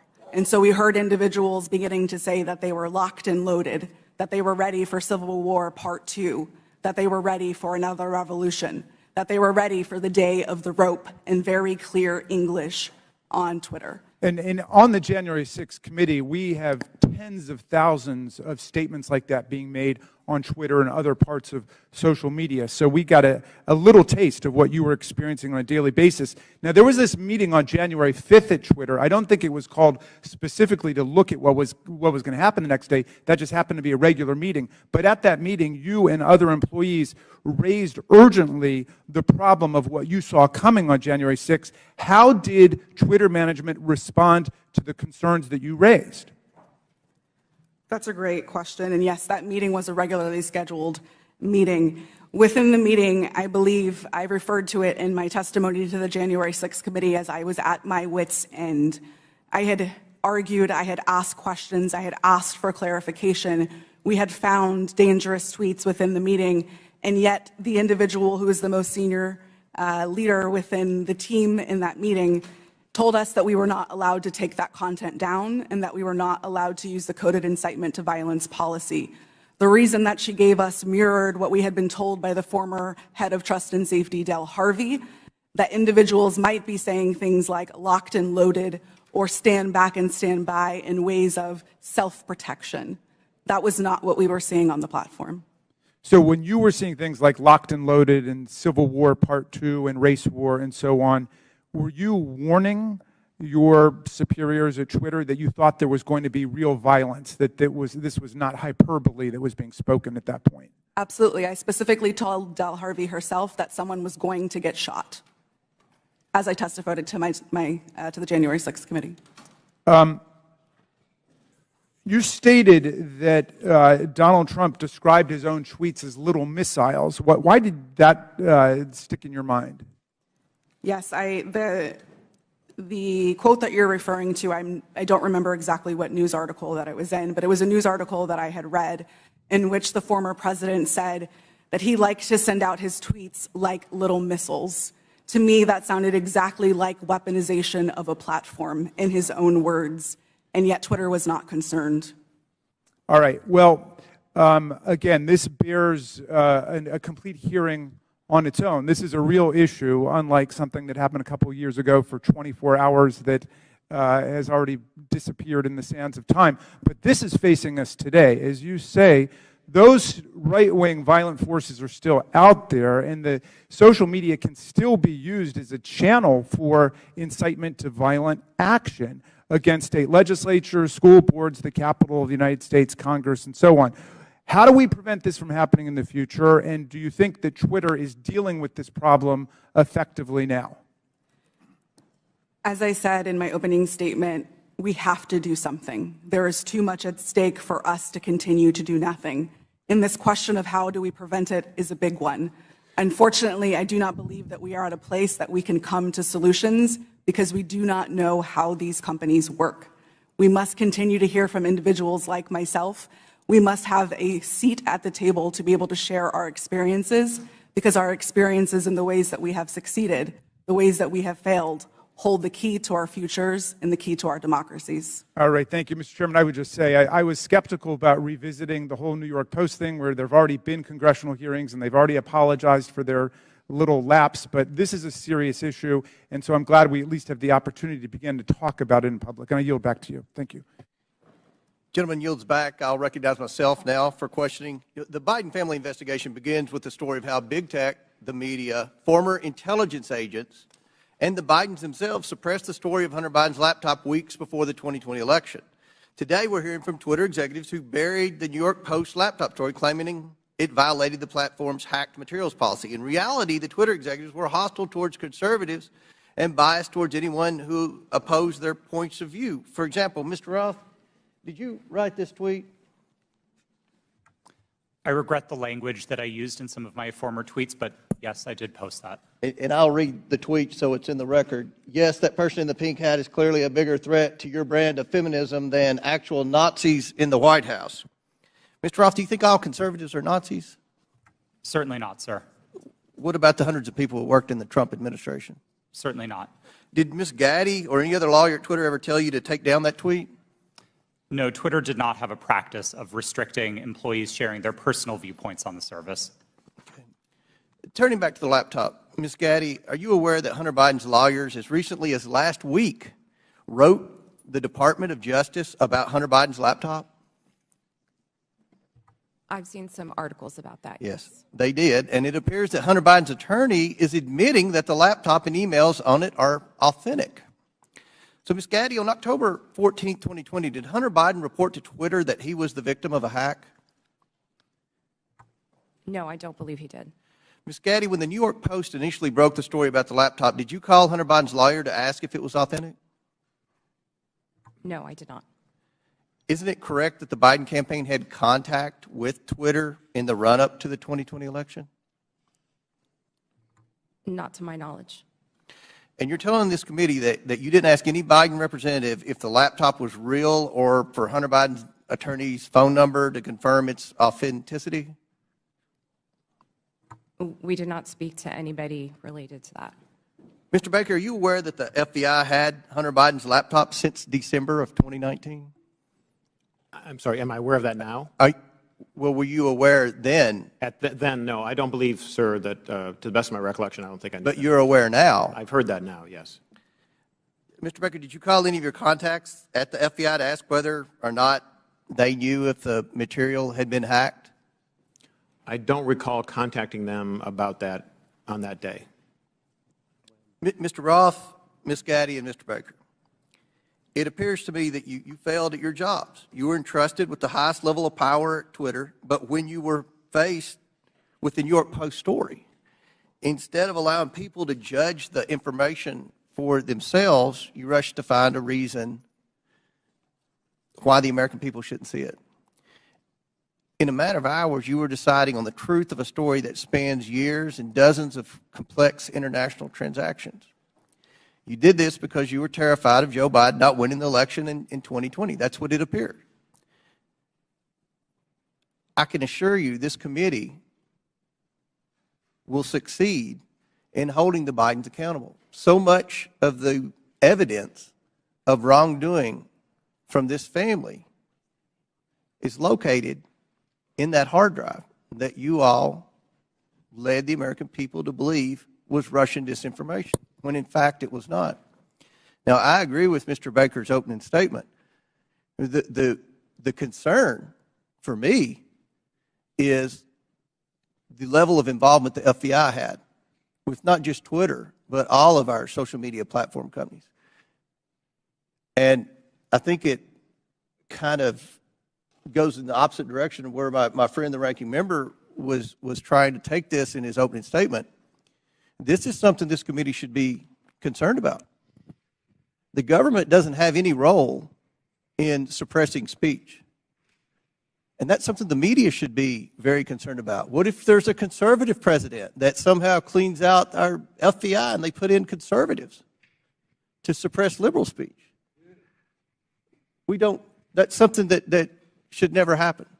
So I look forward to more questions, and at this time I yield to the gentleman from I think Ohio. the chair for yielding. Mr. Baker, you said you didn't talk with the FBI that day. Did you talk to the FBI about the Hunter Biden laptop story prior to then or after that day? I'm trying to make sure I can answer this question consistent with the restrictions that I talked about in my opening Simple statement. question. Did you talk to the FBI about the Hunter Biden story? To the best of my recollection, I did not talk to the FBI about the Hunter Biden story before that day. Did you talk to him after it?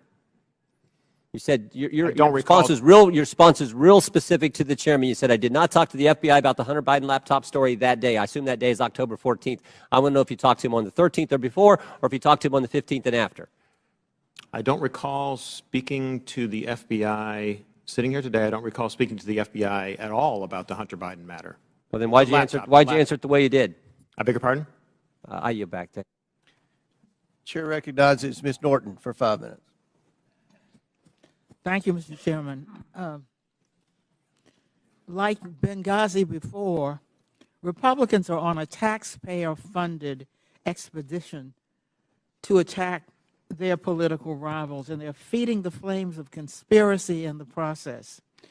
With the release of the so-called Twitter files, Donald Trump has seized the moment to further his own conspiracies about the 2020 election, writing in December, and I quote, "Do not throw the presidential election results of 2020 out and declare, do you throw the presidential election results of 2020 out and declare the rightful winner, or do you have a new election? A massive fraud of this type and magnitude allows for the termination of all rules, regulations, and articles, and even those found in the Constitution," end quote. Now, it bears repeating that this is the same man who incited an insurrection on January 6th, and just last week reposted a message on Truth Social that suggested his supporters will, quote, and I'm quoting him now, "physically fight for him this time," and added, "they got my 6, and we are loaded, and I mean loaded. This is a question for Ms. Navaroli. What did the phrase locked and loaded mean to you while you were at Twitter prior to January 6th? Yes, thank you for that question. The way that I read locked and loaded to be interpreted by the tweets that I saw coming on Twitter prior to January 6th was that individuals were loaded, were armed, and that they were ready to commit violence. Are you concerned that the use of this language will continue to incite and legitimize political violence leading to the next election?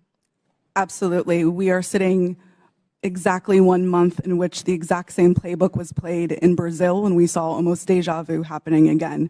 As I said in my opening statement, unless we do something, this will continue to happen again.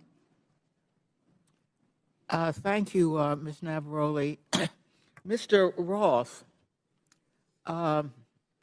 you are no stranger to conspiracies and their real-world consequences. If you don't mind, can you please describe for the committee how the release of the so-called Twitter files has affected your personal safety? Thank you for the question, Congresswoman. The Twitter files, I would note first and foremost, didn't just affect me, but affected much more junior employees at Twitter. Employees as far away as Manila in the Philippines were doxxed, had their families threatened, and experienced harm equal to or greater than what I've experienced. But concurrent with the Twitter files, Elon Musk also made the decision to share a defamatory allegation that I support or condone pedophilia. And this lie led directly to a wave of homophobic and anti-Semitic threats and harassment against me, of which Twitter has removed vanishingly little. And following the Daily Mail's decision to publish where I live, ultimately I had to leave my home and sell it. Those are the consequences for this type of online harassment and speech. Well, I must say, those are very real consequences. By legitimizing unsubstantiated conspiracy theories about the deep state, big tech, and government censorship for political gain, committee Republicans are holding a match to a powder keg. We all saw the consequences of this kind of rhetoric on January 6th, and we continue to see it play out as political violence and hate crimes grip communities around the country. And I yield back, Mr. Chairman. Lady yields back. Chair recognizes Ms. Mace for 5 minutes. Thank you, Mr. Chairman. The Twitter files were not just about Hunter Biden's laptop. Twitter files make it apparent Twitter worked overtime to suppress accurate COVID information. Dr. Jay Bhattacharya is a professor of medicine at Stanford who once tweeted an article he wrote about natural immunity. Thanks to Elon Musk's release of the Twitter files, we learned some of his tweets were tagged with the label of Trends Blacklist. Apparently, the views of a Stanford doctor are disinformation to you people. I, along with many Americans, have long-term effects from COVID. Not only was I a long hauler, but I have effects from the vaccine. It wasn't the first shot, but it was the second shot that I now developed asthma that has never gone away since I had the second shot. I have tremors in my left hand, and I have the occasional heart pain that no doctor can explain, and I've had a battery of tests. I find it extremely alarming Twitter's unfettered censorship spread into medical fields and affected millions of Americans by suppressing expert opinions from doctors and censoring those who disagree with the CDC. I have great regrets about getting the shot because of the health issues that I now have that I don't think are ever going to go away. And I know that I'm not the only American who has those kinds of concerns. Another example of what Twitter has done to censor folks is from Dr. Martin Koldorf, a Harvard-educated epidemiologist who once tweeted, COVID vaccines are important for high-risk people and their caretakers. Those with prior natural infection do not need it, nor children. The Twitter files reveal this tweet was deemed false information because it ran contrary to the CDC. So my first question this morning of Ms. Gaddy, may I ask of you, where did you go to medical school? I did not go to medical school. I'm sorry? I did not go to medical school. That's what I thought. Why do you think you or anyone else at Twitter had the medical expertise to censor a doctor's expert opinion? Our policies regarding COVID were designed to protect individuals. We were seeing... You guys censored Harvard-educated doctors, Stanford-educated doctors, doctors that are educated in the best places in the world, and you silenced those voices. My next question is, did the U.S. government... Oh, excuse me, I have another chart I want to show you, Ms. Gaddy. I have another tweet by someone with a following of a full 18,000 followers. This person put a chart from the CDC on Twitter. It's the CDC's own data, so it's accurate by your standards. And you all labeled this as misleading. You're not a doctor, right, Ms. Gaddy? No, I'm not. Okay. What makes you think you or anyone else at Twitter have the medical expertise to censor actual, accurate CDC data? I'm not familiar with these particular situations. Yeah, I'm sure you're not. But this is what Twitter did. They labeled this as inaccurate. It is the government's own data.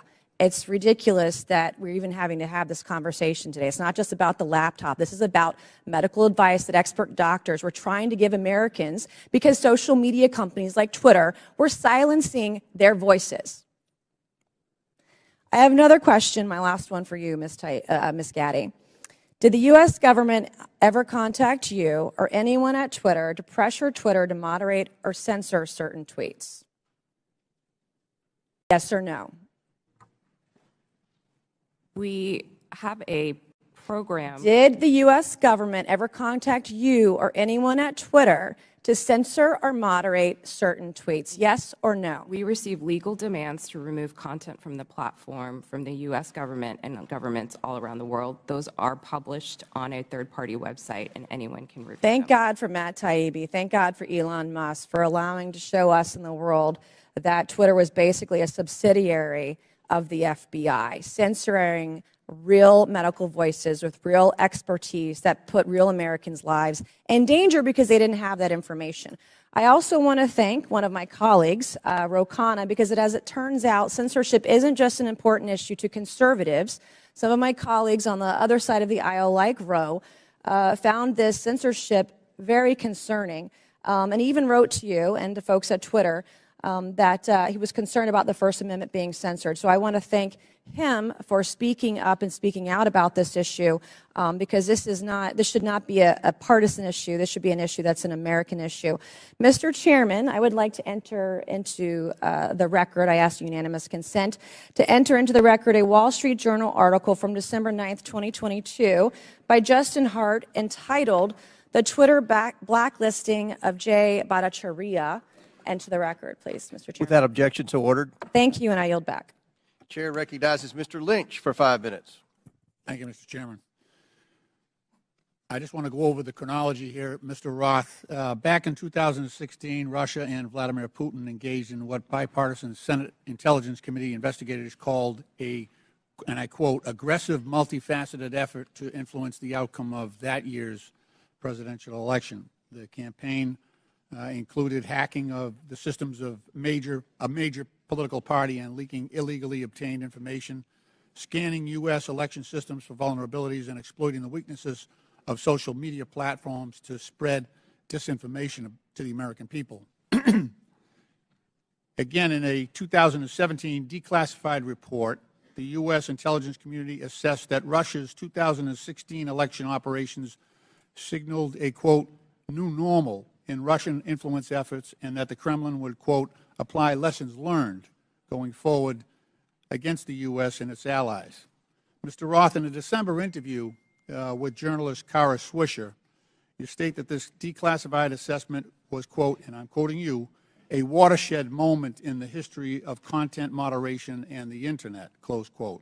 You also stated in that interview that Twitter discussed potential threats to the integrity of the 2020 elections, and it was, quote, and I'm quoting you again, obvious to think about the most influential thing that impacted the 2016 election, which was the hack and leak campaign organized by the Russian government, and that, quote, we would have been stupid not to think about that risk. Mr. Roth, why would Twitter have been stupid to ignore that risk? Thank you for the question, Congressman. I think Twitter and the entire social media industry were frankly caught with their pants down in 2016 and missed an opportunity to do the critical work of protecting election security. This isn't my judgment. This is the judgment of academics and researchers who have spent years studying Russian active measures. And most of their conclusions suggest that the #1 most influential part of the Russian active measures campaign in 2016 was the hack and leak targeting John Podesta. It would have been foolish not to consider the possibility that they would run that play again. Right. And so let me ask, was that top of mind for Twitter? You're trying to measure the credibility of incoming intelligence. Was that top of mind in regard to your decision, the company's decision to temporarily limit the distribution of the October 14th New York Post story that was delivered by Mayor Giuliani? Yes, that was one of the animating concerns for us. For nearly 2 years, we had engaged in scenario planning exercises for potential risks tied to the elections, and one of them appeared to be happening that day. Now, again, I think the facts were complicated, and I do believe Twitter made a mistake then, but our judgment was colored by the experience of 2016 and by the very real Russian activities that we saw play out that year.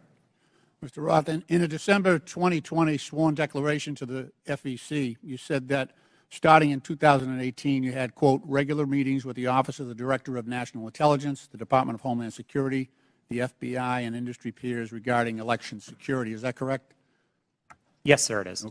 You stated that during these meetings, quote, federal law enforcement agencies communicated that they expected hack and leak operations by state actors that might occur in the period shortly before the 2020 presidential election, likely in October, and that there were, quote, rumors that a hack and leak operation would involve Hunter Biden, close quote. Is that your recollection today? It is, but I want to clarify that sentence slightly. I think it actually should have been 2 separate sentences. It is true that in meetings between industry and law enforcement discussed the possibility of a hack and leak campaign in the lead up to the election. And in one of those meetings, it was discussed, I believe by another company, that there was a possibility that that hack and leak could relate to Hunter Biden and Burisma. I don't believe that perspective was shared by law enforcement. They didn't endorse it. They didn't provide that information in that meeting. Okay. Just to fast forward here, and in fact, in March 2021, 4 months after the election, the U.S. intelligence community assessed that Russian President Putin authorized a range of government organizations conducted influence operations aimed at denigrating President Biden's candidacy and the Democratic Party, supporting former President Trump, and undermining public confidence in the electoral process and exacerbating socio-political divisions in the U.S. that obviously reared their head on January 6th. Mr. Chairman, my time has expired, and I yield back. Gentleman yields back. Chair recognizes Mr. Jordan for 5 minutes. Thank you, Mr. Chairman. Mr. Roth, did the government tell you that the Biden laptop story was fake? No, sir, they did not. Did they tell you it was hacked? No, sir, they did not. On October 14, 2020, Twitter blocks the New York Post story on the Hunter Biden, the New York Post story on Hunter Biden, and suspends their account. The night before, FBI Special Agent Elvis Chan sends you an email. The email says this: heads up, I will be sending a teleporter link for you to download 10 documents. It's not spam. Please confirm receipt when you get it. 2 minutes later, 6:24 p.m., you respond back, received and downloaded, thanks. What were those 10 documents? Twitter didn't give me access to my laptop, but Special Agent Chan has said publicly, and the FBI has confirmed, that those documents did not relate to Hunter Biden, and that's my recollection of them. What did they relate to? My interactions with Agent Chan and with the FBI almost entirely focused on what the FBI called malign foreign interference, things like Russian troll farms and Iranian involvement in the elections, not on any type of domestic Any of the activity. information on there classified? No, sir, I do not hold a security clearance, and so I would not have received any classified information. Who does hold a security clearance? I'll just go to the second email here. I'm just curious about this. What I propose is that 30 days out from the election, this is another email to you from Mr. Chan. 30 day, we get temporary clearances. You pick who they are. Who were the people at Twitter who had a security clearance? To be honest, sir, I'm not sure, and we never ultimately followed through on this plan to get temporary clearances. Did anyone at Twitter have a security clearance? It's my understanding that at least some current or former employees did hold clearances, but I wasn't certain about Ms. that. Gaddy, do you know if anyone took up Mr. Chan's offer to hand out security clearances 30 days before the 2020 election? Not that I'm aware. So we don't know how many people had security clearances. Twitter, do we know? Mr. Baker, Mr. Gaddy, Ms. Gaddy, anyone know how many people at Twitter had a security clearance in the 30 days prior to the election? I don't know the answer to that question, Ms. sir. Gaddy? I do not know. Mr. Roth, you don't know? No, sir. Well, how about the last one? Ms. Navaroli, do you know? No. I mean, it seemed like the offer was to sort of just hand them out like candy. I just wondered who had them. No one knows? Okay. So the FBI didn't tell you that it was fake, didn't tell you that it was hacked.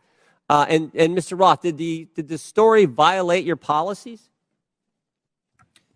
In my judgment at the time, no, it did not. Yeah, that's what you said. Said what I would propose, you said it isn't clearly a violation of our hack materials policy, nor is it clearly a violation of anything else. So I think what a lot of people are wondering is if it didn't violate your policies and they didn't tell you it was fake, didn't tell you it was hacked, why'd you take it down?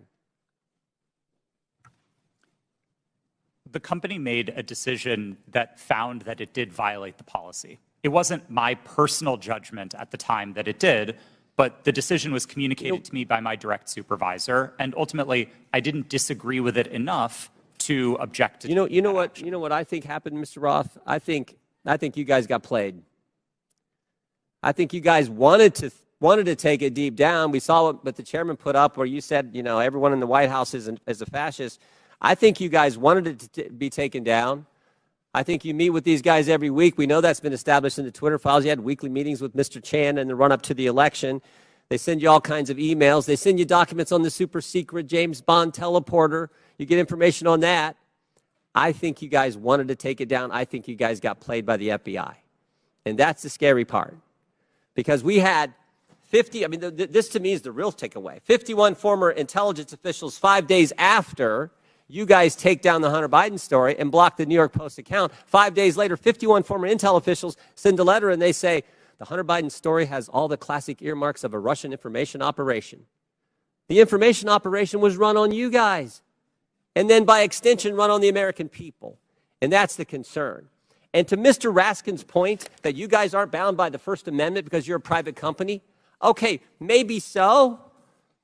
But your terms of service don't have to comply with the First Amendment. Would that be right, Mr. Roth? They don't have to. You've said that as much in your testimony. My understanding of the First Amendment is that it protects people and businesses from government, not forms how the... in your terms of service. So here's what I want to know. Here's what I want to know. Is this a violation of the First Amendment when the government, Mr. Chan, again, sending you an email saying, we think these accounts need to be looked at because they violate your terms of service? That's a different standard. So you got the government saying your terms of service, which don't have to comply with the First Amendment, but the government saying we don't think these accounts comply with your terms of service, please take them down. You see a problem there, Mr. Roth? Mr. Chairman, I'm seeing a flashing red light. I'm happy to answer the question. Do I think that that's a valuable use of the FBI's time? No, but I don't see in a request for review a problem under the First Amendment, no. I sure do. I thank the gentleman. I yield back. Chair recognizes Mr. Conley for 5 minutes. Thank you, Mr. Chairman. Very good. My, what happens when you hold a hearing and you can't prove your point? We heard from the chairman in his opening statement that it's wrong for government to call Twitter and say, take down a tweet. Did I hear that correct, Mr. Roth? That was my understanding, yes. Yeah.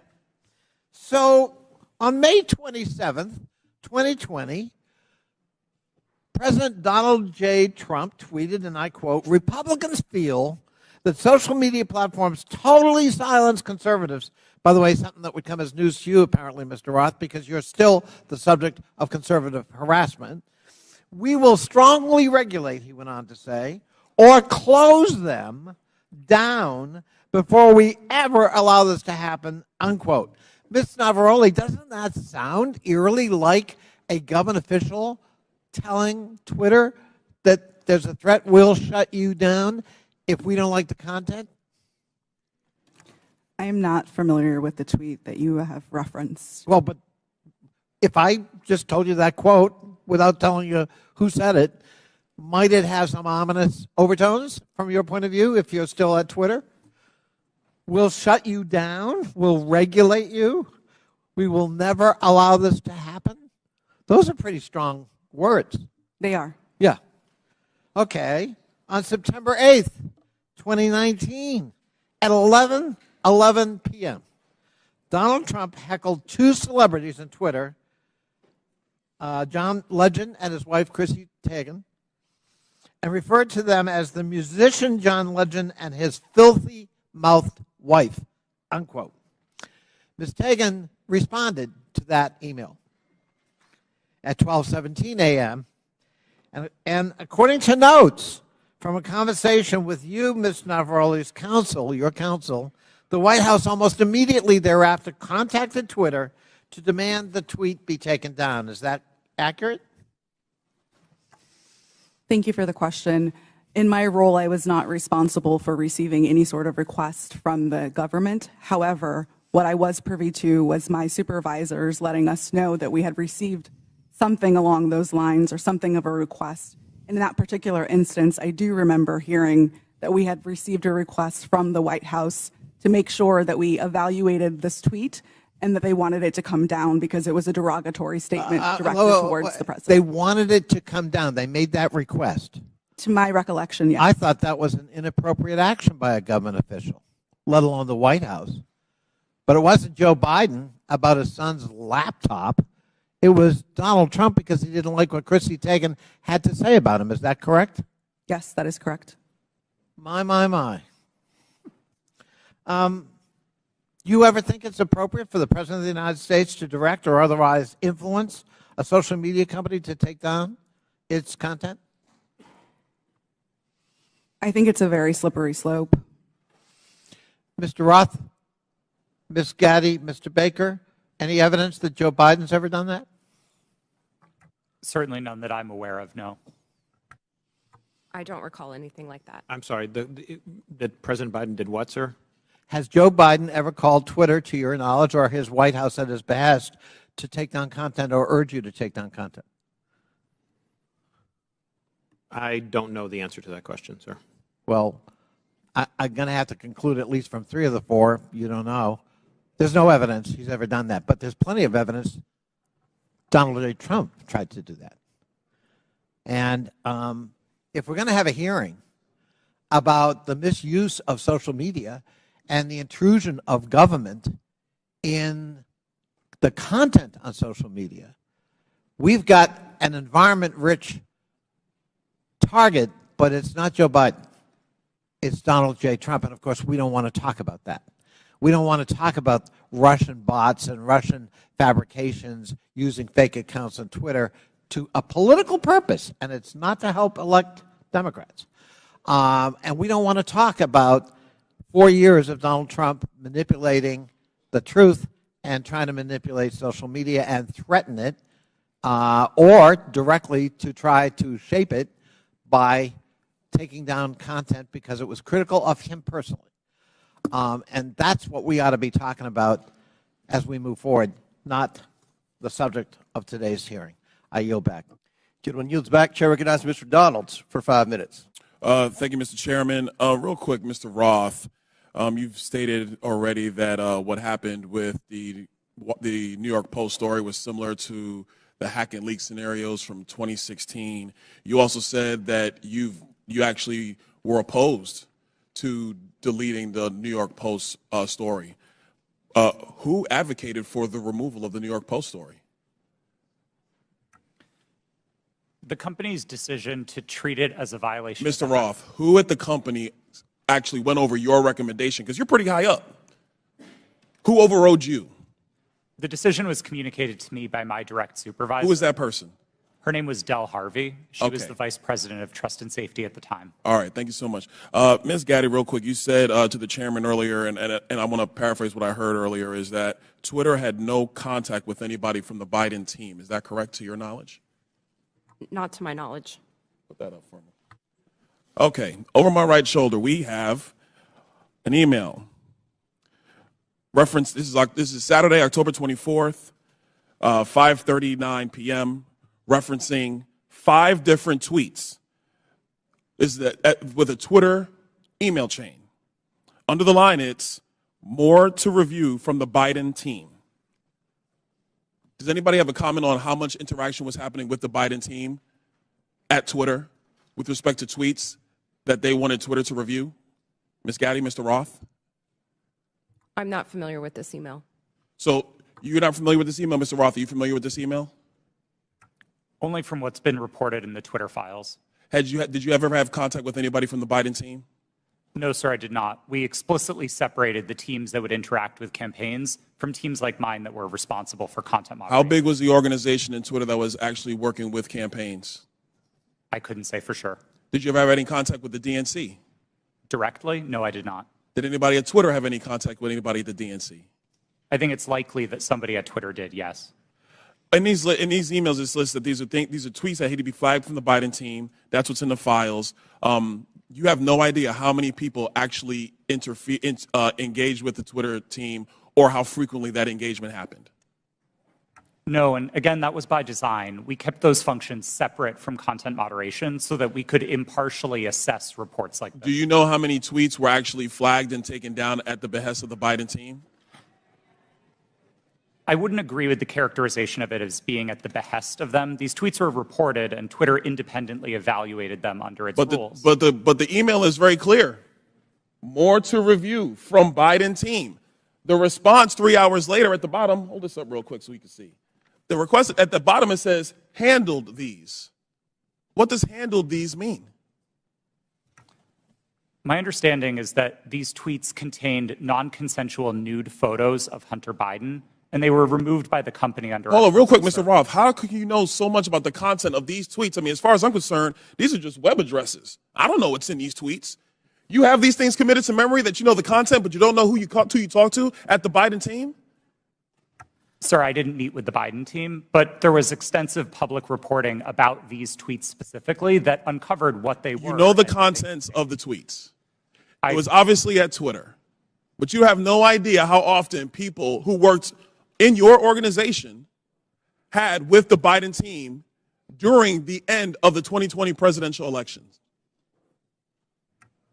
I would emphasize that the people who interfaced with the campaigns were not part of my team or organization. I would know what the interactions were if they were on my team. It was a different part of the organization, not mine. Let me ask you a separate question, and I'll ask it of you too, Mr. Baker. Have you guys been able to quantify the amount of in-kind contributions associated with taking down the New York Post story? Because the New York Post story was down for 2 weeks, give or take. Do you have any understanding of how much that story was limited by Twitter and also by other social media companies? What the impact of an in-kind contribution that would be to the Joe Biden presidential election in 2020? I don't know the answer to that question, sir. Do you think it's big? I don't know the answer. Do you think it's more than a maximum contribution to a campaign? I wouldn't want to speculate. Would you call it 25,000? I don't know the answer to that question. 100,000? Sir, I don't know the answer to the question. $1 million? I don't know the answer to the question. Do you think Twitter will be in violation of federal election laws with the size of an in-kind contribution to take down a story, which is true, by the way, because you guys thought you knew something with limited information? I'm not going to speculate on that sitting here today, sir. I try to propound a legal analysis of election laws. I'll yield back. Gentleman yields back. Chair recognizes Ms. Ocasio-Cortez. It's your turn. You want to go? Okay. We won't start the clock till you get there. Appreciate also your generosity. I just want to start off right here at the top here. This isn't even my line of questioning, but I'd like to submit to the record a Washington Post article now warning about Hunter Biden laptop disinformation, the guy who leaked it. Here's the deal. Before I even get into my questions, I think that the story here with the Washington Post reporting is that what they're saying right here, when the New York Post first reported in October 2020 that it had obtained contents of a laptop computer allegedly owned by Joe Biden's son Hunter, there was an immediate roadblock faced by other news outlets that hoped to corroborate reporting, as many did. The newspaper wasn't sharing what it obtained. New York Post had this alleged information and was trying to publish it without any corroboration, without any backup information. They were trying to publish it. Twitter did not let them, and now they were upset. I believe that political operatives who sought to inject explosive disinformation with the Washington Post couldn't get away with it. And now they're livid. And they want the ability to do that again. They want the ability to inject this again. So they've dragged a social media platform here in Congress. They're weaponizing the use of this committee so that they can do it again. A whole hearing about a 24-hour hiccup in a right-wing political operation. That is why we are here right now. And it's just an abuse of public resources, an abuse of public time. We could be talking about health care. We could be talking about bringing down the cost of prescription drugs. We could be talking about abortion rights, civil rights, voting rights. But instead, we're talking about Hunter Biden's half-fake laptop story. I mean, this is an embarrassment. But I'll go into it. Ms. Navarrete, let's talk about something real. I'd like to show you a tweet posted by former President Trump about my colleagues and I on July 14, 2019. It says in part, quote, "Why don't they go back and help fix the totally broken and crime-infested places from which they came? Then come back and show us how it's done. These places need your help badly. You can't leave fast enough. I'm sure that Nancy Pelosi would be very happy as quickly to work out free travel arrangements." A day or two after that, Donald Trump publicly incited, violence at a rally, targeting 4 congresswomen, including myself, saying, "Go back to where you came from." Ms. Navarrete, as I understand it, you were the most senior member of Twitter's content moderation team, or a senior member of Twitter's content moderation team when this was posted. As part of your responsibilities, did you review this tweet? Yes, it was my team's responsibility to review these tweets. And what did you conclude? My team, Ray, made the recommendation that for the first time we find Donald Trump in violation of Twitter's policies and use the public interest interstitial. For the first time? Yes. And at the time, Twitter's policy included a specific example when it came to banned abuse against immigrants, as they specifically included the phrase, "go back to your country," or go back to where you came from, correct? Yes, that was specifically included in the content moderation guidance as an example. You brought this up to the Vice President of Trust and Safety, Del Harvey, correct? I did, yes. And she overrode your assessment, didn't she? Yes, she did. And something interesting happened after she overrode your assessment. A day or two later, Twitter seemed to have changed their policies, didn't they?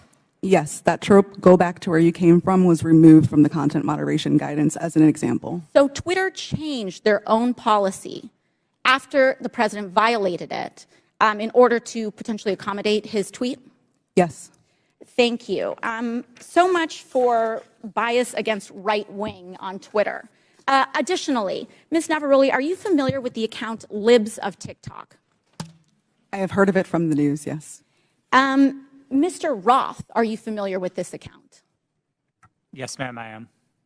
Are you aware that from August 11th to August 16th, that account posted false information about Boston Children's Hospital, claiming that they were providing hysterectomies to children? Yes, I am aware of that and other claims from the account. And are you aware that this lie was then circulated by other prominent far-right influencers? Yes. And are you aware that all these claims, which I have reiterated were false, culminated in a real-life harassment and ultimately a bomb threat to the Boston Children's Hospital? Yes, I am aware. And this account is still on that platform today, isn't it? Regrettably, yes, it is. Despite inspiring a bomb threat due to the right-wing incitement of violence against trans Americans in this country, because they cannot let go of this obsession with fixating violence and inciting violence against trans and LGBT people, in addition to immigrants, in addition to women of color. This is a party that cannot pick on anyone their own size. And they are trying to co-opt an entire social media platform and use the power of this committee and of Congress in order to pursue a political agenda. I yield back. Lady yields back. Chair recognizes Mr. Fry for 5 minutes. Thank you, Mr. Chairman. This hearing shows who really has been in control of what is said to be one of the world's most widely used websites, Twitter. The American people probably didn't know who these witnesses were today, but these witnesses were powerful enough to silence an American president with just a few clicks from their California office. We're also learning that some of those in Washington, D.C. have forgotten their role and exercised their power to achieve ends antithetical to American principles of free speech and expression. The FBI is the lead federal agency responsible for investigating foreign influence operations. However, in recent years, the FBI has devoted countless amounts of time, taxpayer money, and manpower to combating Russian foreign influence on social media. The FBI, as one reporter noted, acted as a, quote, doorman to the vast program of social media surveillance and censorship encompassing agencies across the federal government, from the State Department to the Pentagon to the CIA. End quote. Reports suggest that thousands of reports from the FBI and the Foreign Influence Task Force were sent to Twitter. This isn't what the American people are paying for. This isn't what we trust the FBI to do. FBI agents shouldn't be sitting at a desk in Washington, D.C., scrolling through Twitter and emailing with social media companies. An email from one Twitter employee to another reads, quote, the FBI San Francisco Emergency Operations Center sent us the attached report of 207 tweets they believed may be in violation of our policies, end quote. Another email revealed that there are, quote, some folks in the Baltimore field office and at headquarters that are just doing keyboard searches for violations. Mr. Roth, Twitter usually found little evidence that the accounts the FBI flagged had ties to foreign influence. Is that correct? In part, but we received many reports from the FBI, particularly related to malign foreign interference, that were highly credible and were constructive. So I would say it was a bit of a mixed bag. And you pushed back to the FBI when they would send you a list of American-based accounts. Is that correct? Politely, but yes. Mr. Roth, it appears that Twitter employees were under pressure by the FBI and other government agencies to validate these theories of foreign influence. Would you agree with that? No, I wouldn't agree with the word pressure. The FBI was quite careful and quite consistent to request review of the accounts, but not to cross the line into advocating for Twitter to take any particular action. So flagging American accounts, in your view, is not foreign or theories of foreign influence. There's not pressure there just by flagging it to you. Again, domestic accounts. I don't think it's a great use of the Bureau's time, but I wouldn't characterize how they communicated with us as pressure. Mr. Roth, you enjoyed these meetings with the FBI, it seems, based on the tweets behind me or the communications behind me. In internal communications at Twitter, you said, definitely not meeting with the FBI, I swear. Is that correct? I believe I was joking with a colleague at the time, but yes. But I can assume that you were meeting with the FBI when you were communicating with your colleague. Is that correct? Yes, one of my job responsibilities was meeting with law enforcement about election security. And just so I'm clear, the person you're communicating with here says, very boring business meeting that is definitely not about Trump. I assume that's also sarcasm. Yes, that's my assumption. And we can assume that Twitter was having these meetings with the FBI about President Trump, correct? No, sir. The meetings that I was a part of with the FBI were almost entirely and exclusively focused on malign foreign interference, so accounts being operated outside of the United States by other governments, not on the accounts of Americans. So what is the basis of this communication then where you talk about not meeting with Trump or not meeting about Trump? Again, I think those comments are sarcasm, but the context for this interaction was the need to mark my calendar private after another Twitter employee joined one of those meetings with the FBI unexpectedly. And so I had to implement additional security measures around my calendar. This was a fairly banal interaction with a colleague. Mr. Chairman, I yield the rest of my time to Mr. Jordan. Can I ask Mr. Jordan? I thank the gentleman for yielding. Mr. Roth, was there ever any visibility filtering that was hard-coded by Twitter employees into accounts of specific users?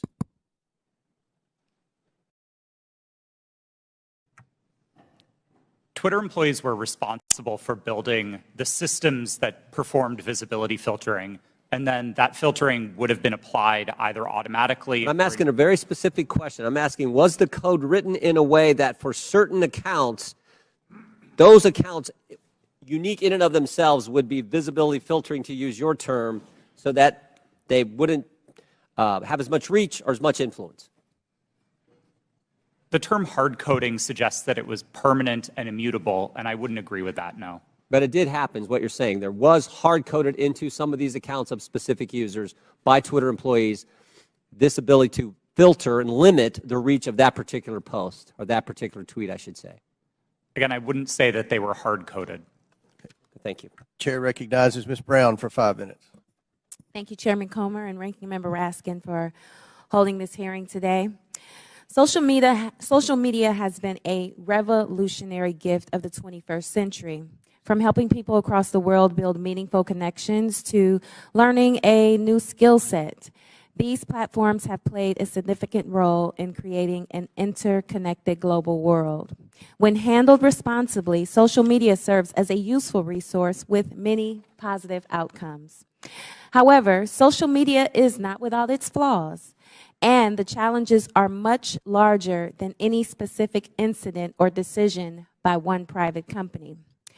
Recently, social media has contributed to the rise and amplification of domestic extremist content and organizing. This is extremely concerning and, unfortunately, is contributing to the division of our society. According to an Anti-Defamation League survey, 66% of the LGBTQ+ respondents, that's a full 2/3, experienced harassment online. 37% of Jewish respondents and 34% of African Americans respondents said the same. This is truly disturbing. The power that social media has to inspire real-world action, both good and bad, is well known to all of us. And sadly, the hate online does not stay online. Social media has the power to influence not just here at home, but those who are watching us abroad. For example, an online disinformation campaign by a hostile foreign power can have the power to sway a close election. So, Mr. Roth, in a recent interview, you stated, and I quote, beginning in 2017, every platform, Twitter included, started to invest really heavily in building out an election integrity function. So I ask, were those investments driven in part by bipartisan concerns raised by Congress and the U.S. government after the Russian influence operation in the 2016 presidential election?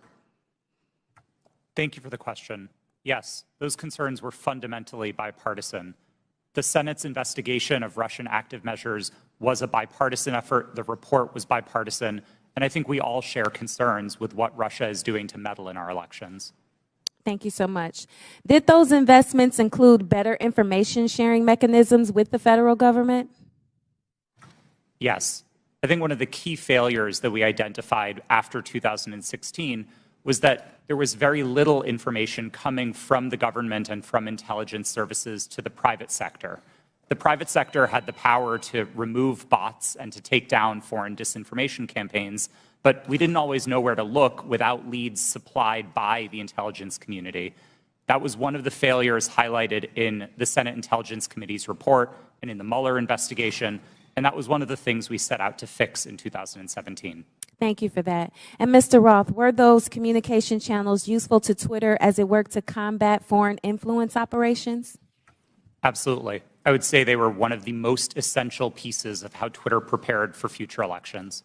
Thank you so much. So clearly, we must come together as a committee to stand up and protect our country from foreign election interference and disinformation. I sincerely look forward to spending more time with this committee, working to understand how to fight back against our adversaries and strengthen our democracy. And with that, Mr. Chairman, I yield back. Thank you very much. Chair recognizes Ms. Green for 5 minutes.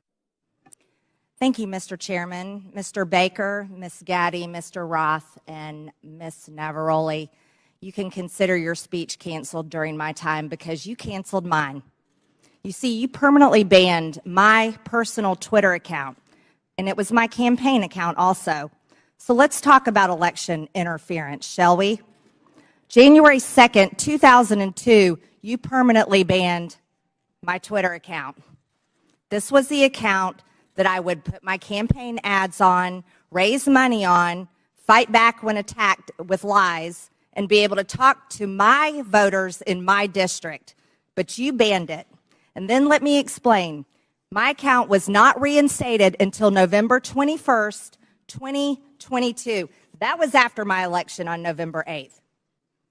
You know, at your company or your former company where you worked, Twitter employees, over 98% of them donate to Democrats. So while you coordinated with DHS, the FBI, the CIA, our government, and outside groups to permanently ban, shadow ban conservative Americans and candidates like me and the former president of the United States, President Donald J. Trump, you were censoring and wrongfully violating our First Amendment free speech rights. Guess what? None of you hold security clearances. None of you are elected, and none of you represent 750,000 people like I do. Let's explain. 52 United States Law 10101.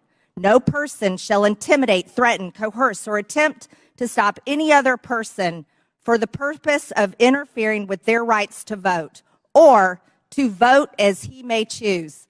You didn't shadow ban or permanently ban my Democrat opponent. No, you did that to me.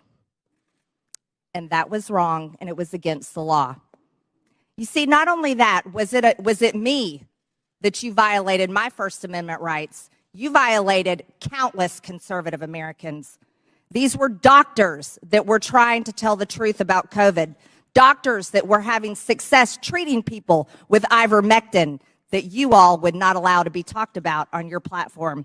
These were parents complaining about their school boards, teaching gender lies in their schools, biological males entering their daughters' bathrooms and sports.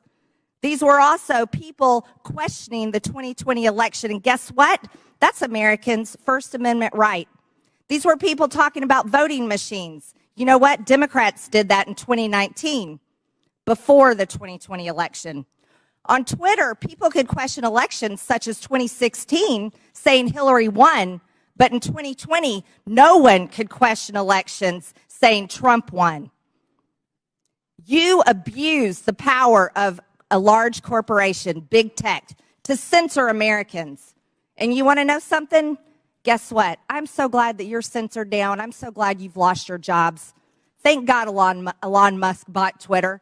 And you know what? Let's talk about something a little bit further. It's amazing to me, Mr. Roth, as the head and trust of safety at Twitter, your ability, or should I say inability, to remove child porn. Now, here's something that disgusts me about you. In your doctoral dissertation entitled Gay Data, you argued that minors should have access to Grindr, an adult male gay hookup app. Minors? Really? You know, Elon Musk took over Twitter and he banned 44,000 accounts that were promoting child porn. You permanently banned my Twitter account, but you allowed child porn all over Twitter. Twitter had become a platform, you said, connecting queer young adults. You also wrote on Twitter in 2010, can high school students ever meaningfully consent to sex with their teachers? In 2021, while you were the director of trust and safety on Twitter, an underage boy and his mother announced a lawsuit against Twitter because Twitter was benefiting from and refused to remove a lewd video featuring this boy and another minor.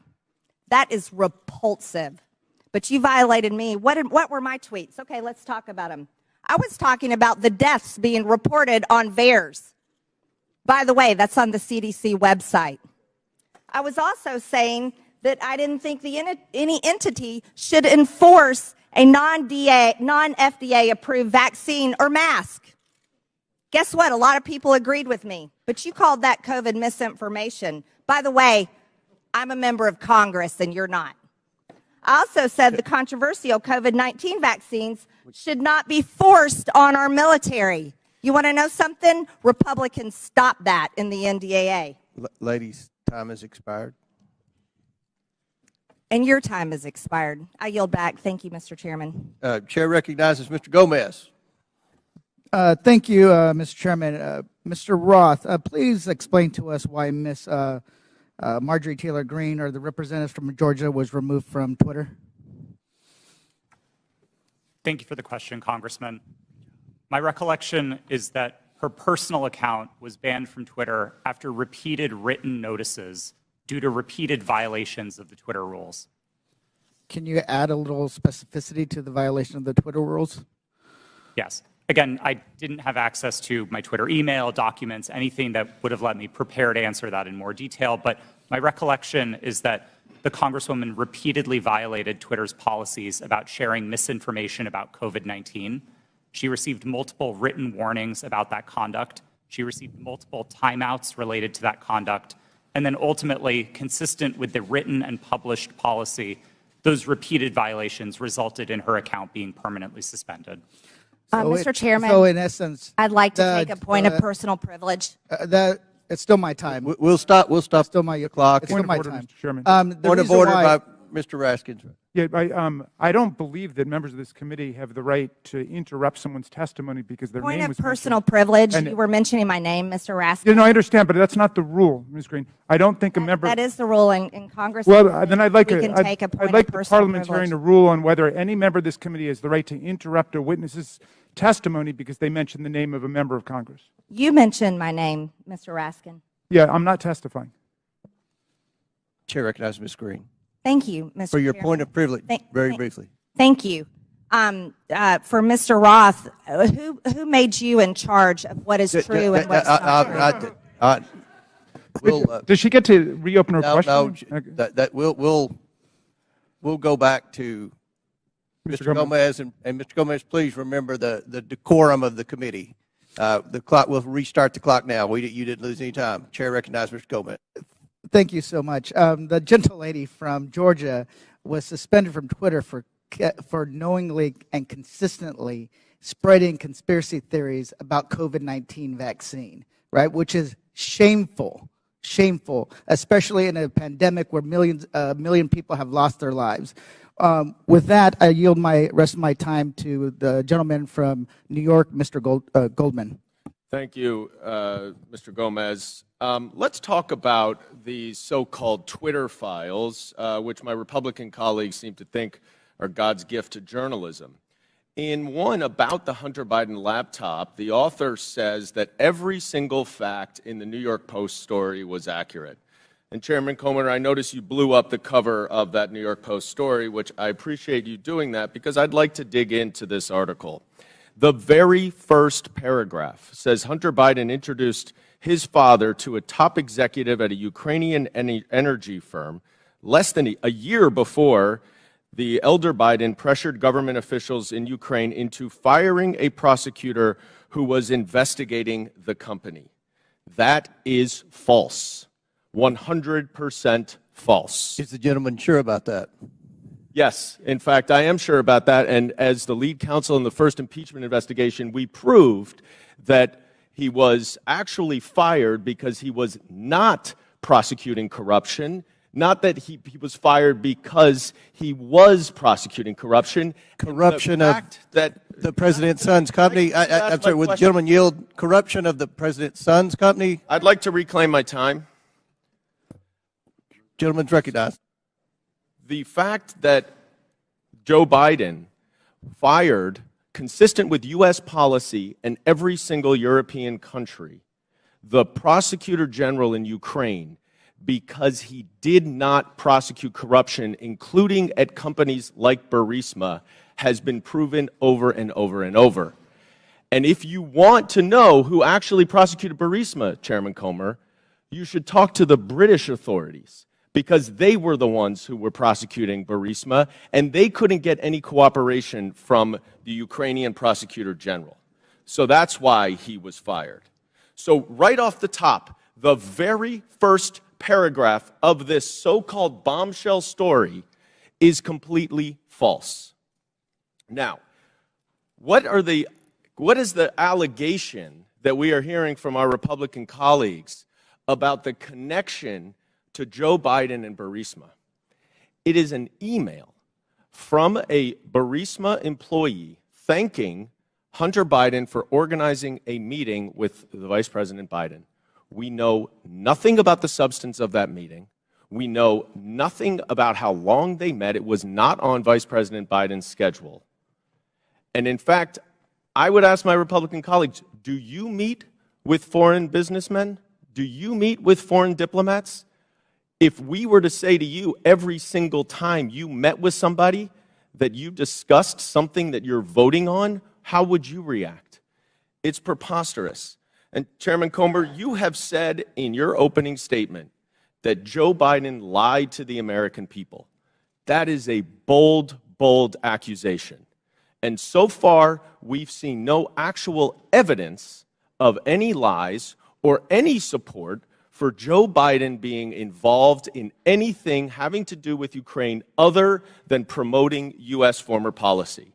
And I hope that you are not abusing the power as chairman of this committee, and that you are not wasting taxpayer dollars on a fishing expedition into a civilian child of a president for political purposes. I yield back. The gentleman yield to a quick question. You don't have to. It's your choice. You yield. Yeah, please. So, I would love to discuss this. Are you admitting that Joe Biden did get the prosecutor in Ukraine fired? I think it's very clear that Vice President Biden, along with all of our allies in Europe, pressured Ukraine to fire a corrupt prosecutor general who was not charging corruption cases that would have included potentially Burisma. Corruption with his son's company? Yes. In fact, if what he wanted was the prosecutor general to prosecute corruption, and the allegations that you are making and that the Russians are making, because this is all part of Russian propaganda, is that Burisma was corrupt and Joe Biden was trying to stop an investigation into Burisma. That is categorically false, and there is no evidence of it. Mr. Chairman, we're going to recognize one more speaker. We've been requested by the presenters for a brief bathroom break. If you'll allow us, we have one more questioner, and then we'll take that break. Chair recognizes Mr. Timmons for 5 minutes, and then we'll have a 5 to 10 minute break. Mr. Timmons. Thank you, Mr. Chairman. We have a big picture problem right now, and we're talking about Twitter specifically and Hunter Biden's laptop, but it's not just that. It's the general trend of the media, social media, the FBI, DOJ, doing one side's bidding. That's the issue. There's mistakes that have been made, and we keep looking back at these mistakes and say, oh, that shouldn't have happened that way. We are going to have a new policy to avoid that from happening again. But every mistake benefits one side. Every mistake benefits one side. Let's go back to 2016. The Democrat National Committee and the Clinton campaign paid Fusion GPS to fabricate the Steele dossier, which was the basis of this entire Russia collusion investigation. Special counsel, we spent $40 million pursuing it. There was no evidence of the Trump campaign colluding with Russia. There was none. It was actually fabricated by the Democrats and the Clinton campaign to create a narrative to damage President Trump. So that was a mistake. We all know that now. That was the conclusion of that investigation. And as a side note, that's why Adam Schiff is no longer on Intel, because he lied about that investigation. He said, as the chair of Intel, I have all this information. He abused his position, and that's why he was removed from Intel. So next, we go to 2020. Another mistake.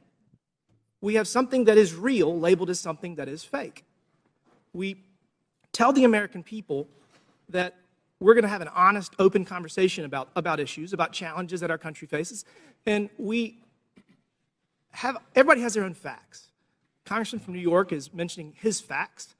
It's just very bizarre that Hunter Biden making tens of thousands of dollars a month with no credentials from a business in Ukraine, Whether they're being investigated, who knows? I mean, these are all speculation, and it's something the American people can't really digest because we don't know the answers to it. And when we're told the answers by our government, by big corporations, by big tech, and they're repeatedly wrong, it creates a trust issue. It creates a trust issue. So the American people do not trust what they're being told. They do not trust what they're being told. We're going to dig into the Hunter Biden laptop briefly. Jack Dorsey has said that he did not make that decision. Ms. Gaddy, did you make the decision to censor the Hunter Biden laptop story? Yes, I was involved in that decision. Who was the final arbiter? Because Mr. Roth has said he disagreed with that decision. Who was the final person that said, we're going to do this? I ultimately approved that decision. Okay, thank you. Mr. Roth, you have said previously that you did not believe that the New York Post story violated any policy. You've said that multiple times today. How many times, other than this one, did something get banned or flagged that you disagreed with? Is this the only one? No, sir, not at all. Okay, so these are Twitter challenging. Twitter repeatedly banned and censored material that you thought shouldn't be censored. Is that fair? These are challenging judgment calls, and I think reasonable minds can differ about whether a given piece of content. Okay, but on this does one you or did doesn't. disagree. I just want to say the American people need to have valid information to process decisions. I would argue that denying the American people the substance of Hunter Biden's laptop story was Hunter Biden's laptop was wrong. You got photos and text messages of Hunter Biden committing multiple felonies, which was never actually criminal. There were no criminal charges. Must be nice. Hunter Biden and James Biden were negotiating deals with Chinese Communist Party agents, one of whom Hunter Biden classified as the spy chief of China. We have evidence at least one of Hunter's deals with Chinese Communist Party linked entities. Joe Biden was given a 10% equity stake in the joint venture. You have evidence that the Bidens were trying to sell America's natural resources to the Chinese, and this is my personal favorite. Evidence that the Bidens and a Chinese energy company owned by the Chinese Communist Party had leased office space no further than 3 miles from where we're sitting right now. And the man running for president had his own office in that office space, his own personal office. You think the American people deserve to know that? I do. I think that there's a lot of smoke surrounding the Biden's relationship with the Chinese Communist Party. There's a lot of smoke surrounding the Biden's relationship with Ukraine. And they deserve to have the facts to make a decision for themselves. Y'all got it wrong in 2016 with Russian collusion. You got it wrong with Hunter Biden's laptop in 2020. You got it wrong regarding COVID at every turn. The American people deserve better. Will the gentleman yield for a question? Gentleman yield. Will the gentleman yield for a question? Gentleman yield. Yes. And Mr. Raskins. Mr. Baker, did you talk to any of the 51 former Intel officials who sent the now famous letter on October 19th, 2020, saying that the story in the New York Post had all the classic earmarks of a Russian information operation? Have you talked to any of those 51 prior to that letter being sent on the 19th or after? Sir, I can't remember who's on that group, but Clapper, Brennan, Morrill. I've talked to those people during the course of my career, yes. Have you talked to them in your time at Twitter?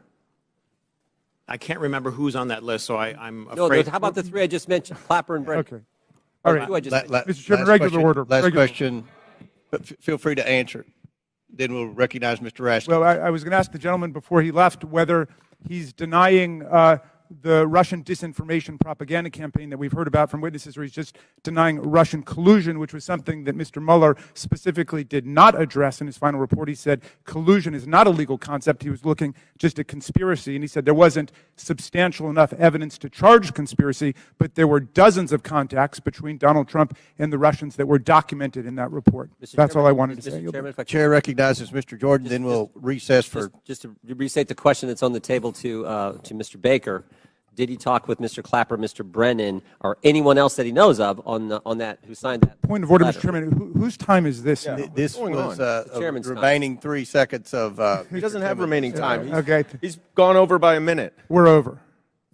Mr. Baker, feel free to answer the question if you want, and then we'll take a recess. Mr. Jordan, I don't recall discussing that publication that they did about the Hunter Biden laptop with any of those people. We'll stand in recess for 5 minutes. When we return, Mr. Garcia will begin our questioning. We're in recess for 5 to 10 minutes.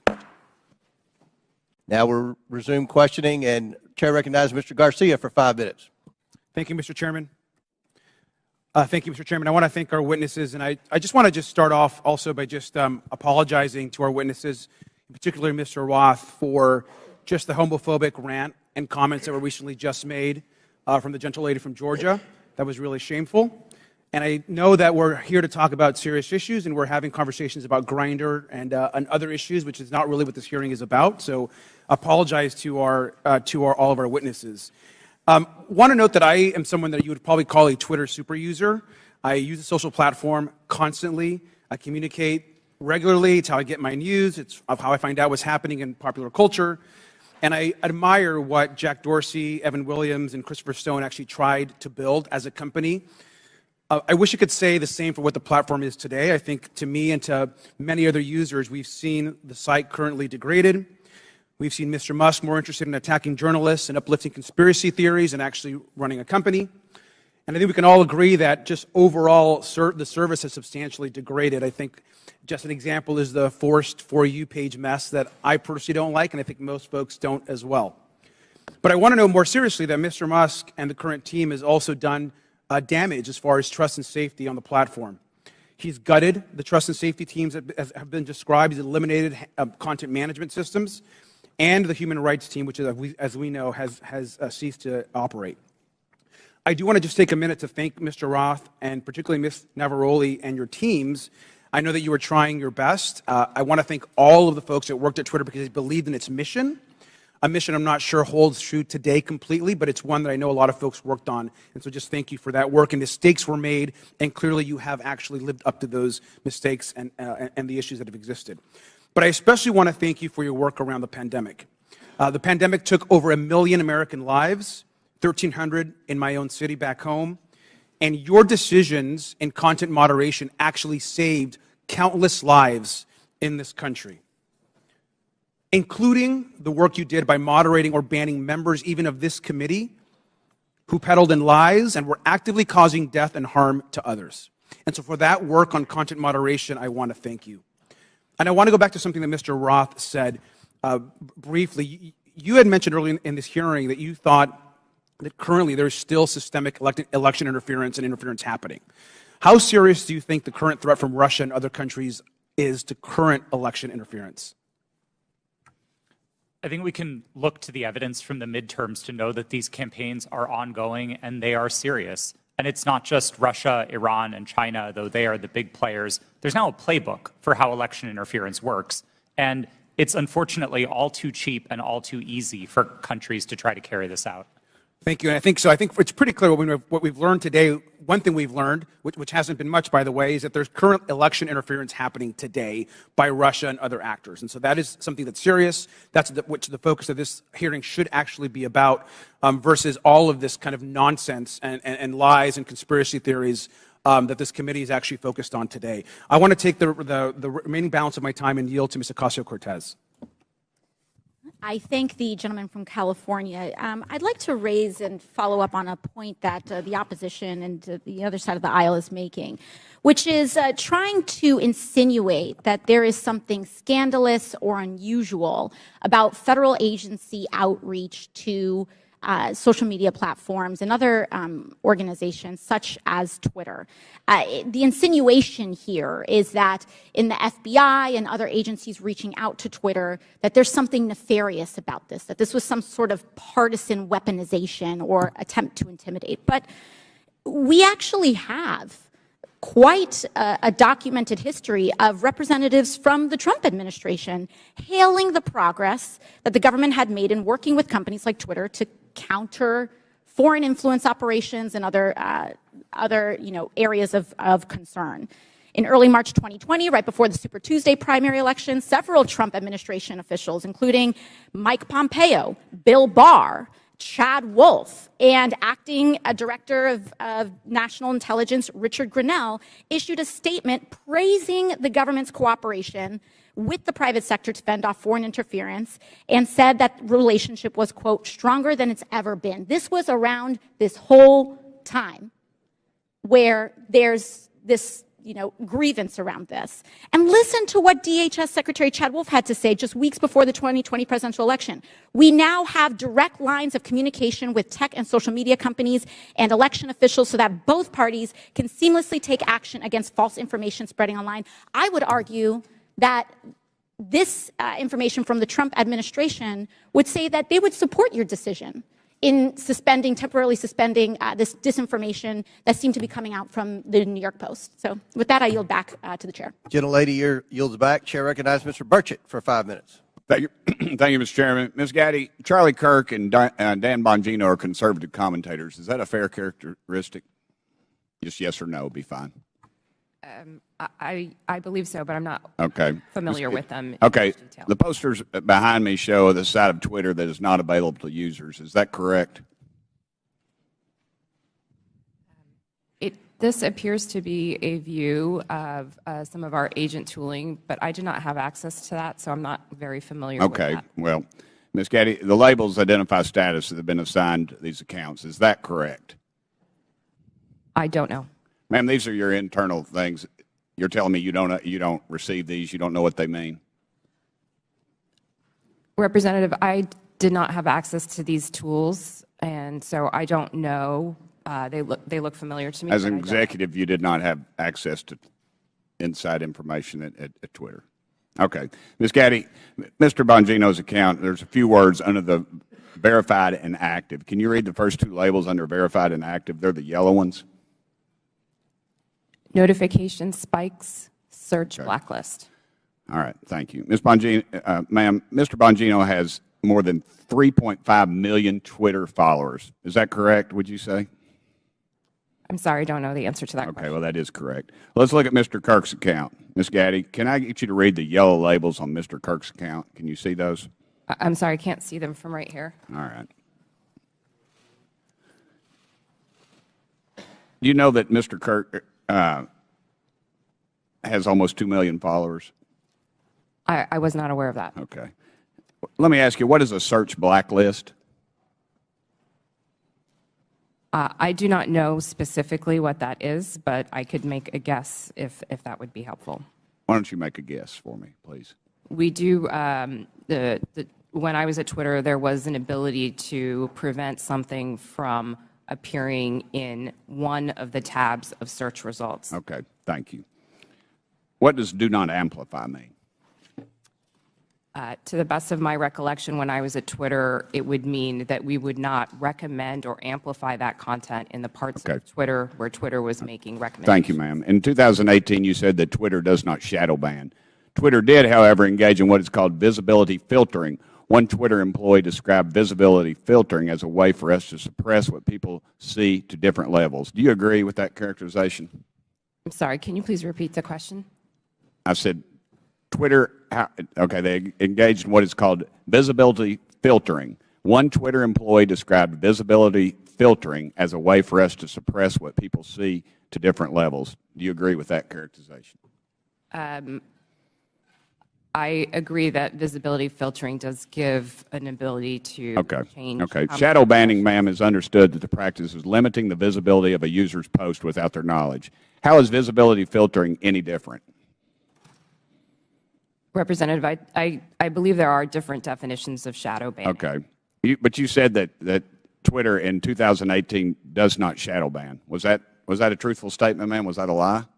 At that time, I had specifically defined shadow banning to mean something different than visibility filtering. You also said that Twitter does not shadow ban based on political viewpoints or ideology. Do you stand by those comments? While I was at Twitter, to the best of my knowledge, we did not do that.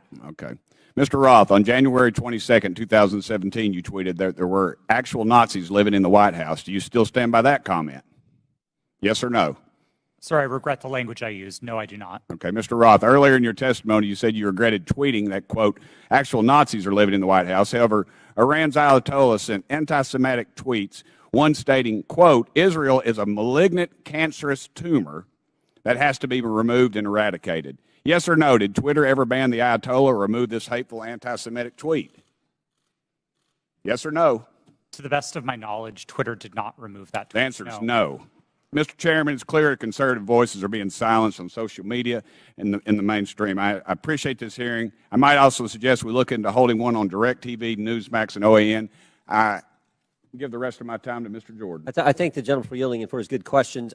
So the user knows when their account's been suspended or blocked, but they don't know when they have some of these gold terms that were under Mr. Bongino and Mr. Kirk. Is that right, Mr. Roth?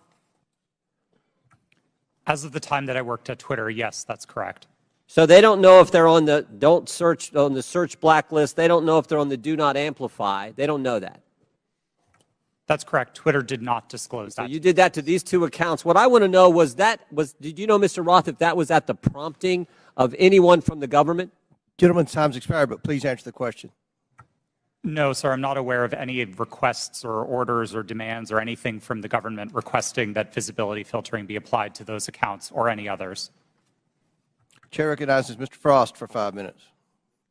Thank you, Mr. Chairman. Look, I mean, I've been sitting here for over 2 hours, and I'm still not really seeing the point of this hearing. Is it to solve the problems of the American people, what people are struggling with? No. We get it. My Republican colleagues wish that the Hunter Biden story would have helped them win the 2020 election, and that didn't happen. And so they're angry about it, and that's the point of this hearing. You know, it was actually the foundation of the chairman's opening statement. It's why he brought up that poll on the 2020 election. That's what this is all about. And so I want to say to my colleagues, don't worry. There's still many platforms you can spread disinformation on, Parler, Truth Social, that have questionable editorial policies but aren't here today. There was no collusion, as the witnesses have said, under oath. There was no pressuring from the United States government, as we heard under oath. We're wasting our time here bullying former Twitter employees. So that way, it's calling the ref. So that way, in the future, when they want disinformation to be put on the internet, social platforms will be scared to call them out down the road. It's called calling the ref. But let's talk about the root of this hearing. My Republican colleagues would have folks believe that Democrats are preparing for some sort of major culture war. And there's a difference between a culture war and how culture naturally changes, culture change. Some on this committee are very resistant to culture change. I mean, just yesterday we heard a member equate immigration negatively to changing our culture, black and brown folks coming to our country. The reality is that culture changes, it adopts, it welcomes more people, it becomes more understanding, and it also decides to reassess what's acceptable behavior and rhetoric. It could be different now than it was in, say, the 1950s. In this supposed culture war, they often conflate the right to free speech with the non-existent right to not be criticized or held accountable for what you say on the internet or even in real life. And just because it's legal to say something and the government won't throw you in jail for it, doesn't mean the rest of the world, and sometimes even your own family, have to associate themselves with you or your comments. Mr. Roth, you helped set up content moderation policy at Twitter. What type of user tweets were more likely to get limited? Did it have to do with racism, sexism, homophobia, violence, or were y'all looking for people who were supporting Donald Trump, President Trump, and limiting those? Our policies were built fundamentally to be viewpoint neutral. They were focused on harm reduction, looking to things like the Universal Declaration of Human Rights with a focus on protecting people's safety, people's right to free and fair elections, people's rights to free speech. And we built concern with those rights into our policies. So being a decent human being. That's certainly what we tried to do, gotcha. Yes. Ms. Naravoli, earlier you testified about a 2019 tweet that was about President Trump. And I think it was from Ms. Teagan. What was the tweet about? Would you like me to give the direct quote? Yeah. Please excuse my language. This is a direct quote, but Chrissy Teigen referred to Donald Trump as a pussy-ass bitch. Okay. Free speech. And what happened after Ms. Teagan posted her tweet? What did the White House do? What did the Trump White House do? From my understanding, the White House reached out to ask that this tweet be removed. It was my team's job. This fell underneath the policy for abusive behaviors, and we evaluated underneath our insults policy. At that time, up to 3 insults were allowed, and so it was our job to determine how many insults were included within that phrase. So the Trump White House reached out, not an agency, but the White House reached out and requested that you remove the tweet. From my understanding, yes. Okay. Mr. Roth, you mentioned a serious problem of foreign interference in our elections. Did you see that mass interference work more in support of right-wing candidates like President Trump in 2016 or President Biden in 2020? Thank you for the question. It's an important one, and I don't think there's a clear or easy answer to this. We saw Russian operatives playing both sides and often playing them against each other. One of the most enraging interactions that my team saw were accounts operated out of the same Russian troll farm arguing with each other. And they were manufacturing drama both on Democratic sides and on the Republican side. So it's still a huge issue. Absolutely. 100%. Well, there you have it. There's issues of big tech. There are serious issues we need to litigate. Hunter Biden's laptop is not one of them. And like many of my colleagues have said, we need to talk about these issues, how January 6th maybe could have been prevented if Twitter had taken action due to the hateful speech, and how we have foreign interference in our elections. Why are folks on this committee so obsessed with Twitter's editorial decision on Hunter Biden's laptop? Would they hold the same hearings of the editorial decisions of Fox News and Newsmax? Free speech is about the government limiting speech around about the public. My governor, Ron DeSantis, is doing that right now. I have a venue in my district that he's revoking the liquor license of, trying to close because they had a drag show. We have teachers who are not able to teach the curriculum that they want because they disagree with Ron DeSantis and his view of the world. That is limiting free speech. And I'd love to see this committee bring in some of these governors who are abusing their power, like Governor DeSantis in my state of Florida, to limit the free speech of people. I yield back. Gentleman yields back. Chair now recognizes Mr. Gosar for 5 minutes. Thank you, Mr. Chairman, for this important hearing. And thank you for our witnesses for appearing as well. I want to be clear.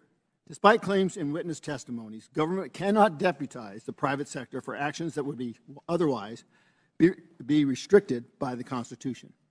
In this case, the censorship of lawful speech.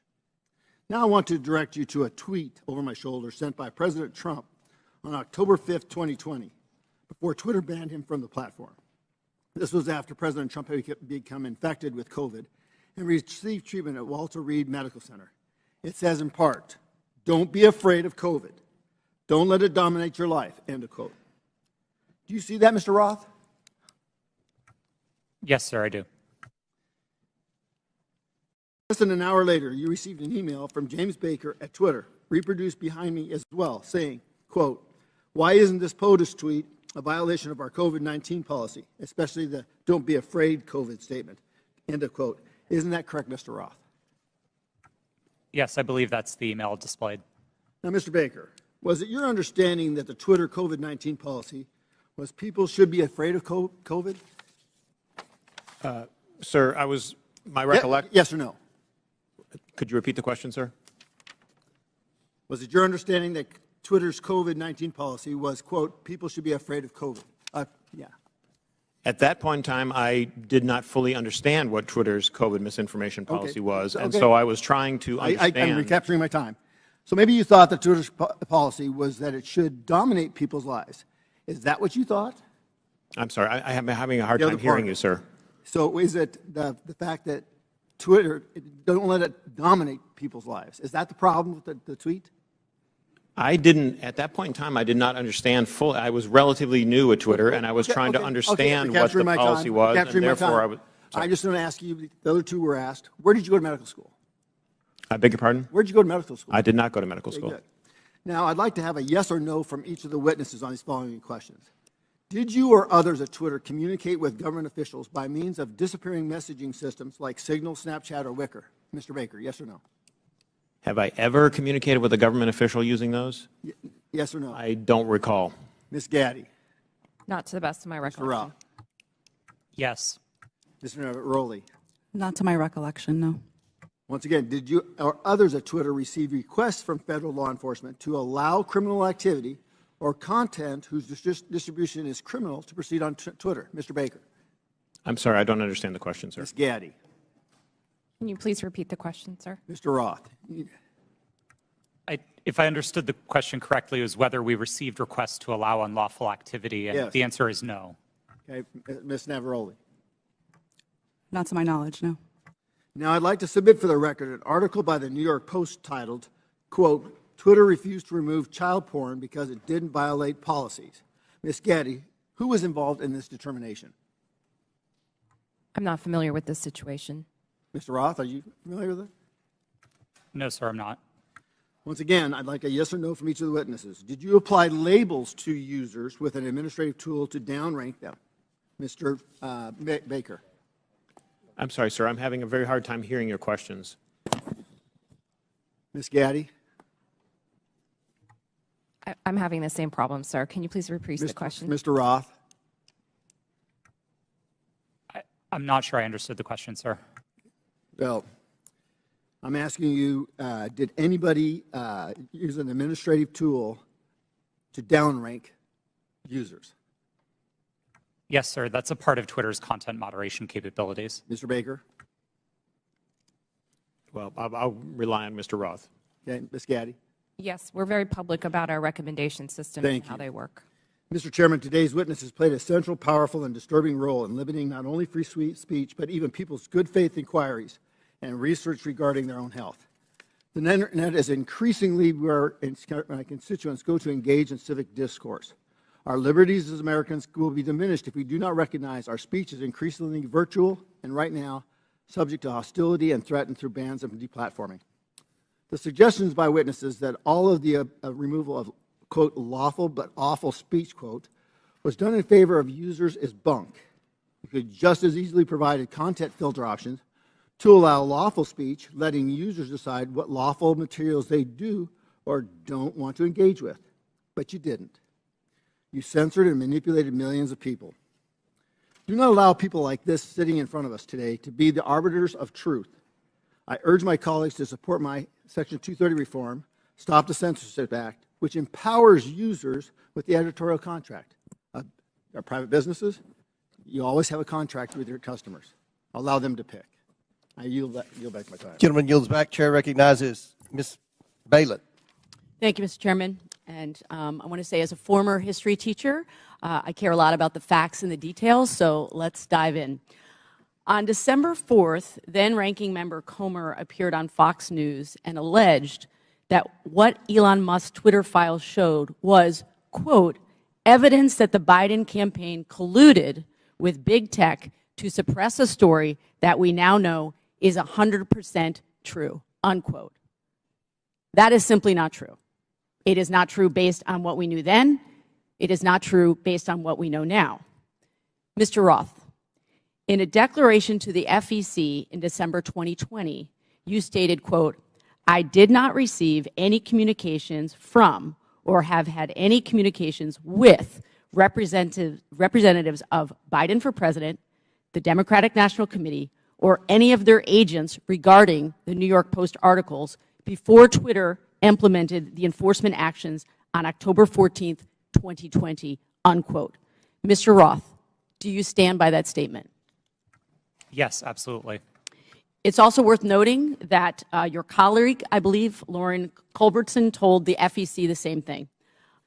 Ms. Gaddy, did anyone from the Biden campaign or the Democratic National Committee direct Twitter to remove or take action against the New York Post story? No. Mr. Baker, same question to you, please. Not to my knowledge, no. So, the evidence is clear. Neither the Biden campaign nor the DNC had anything to do with Twitter's decision-making about the New York Post story.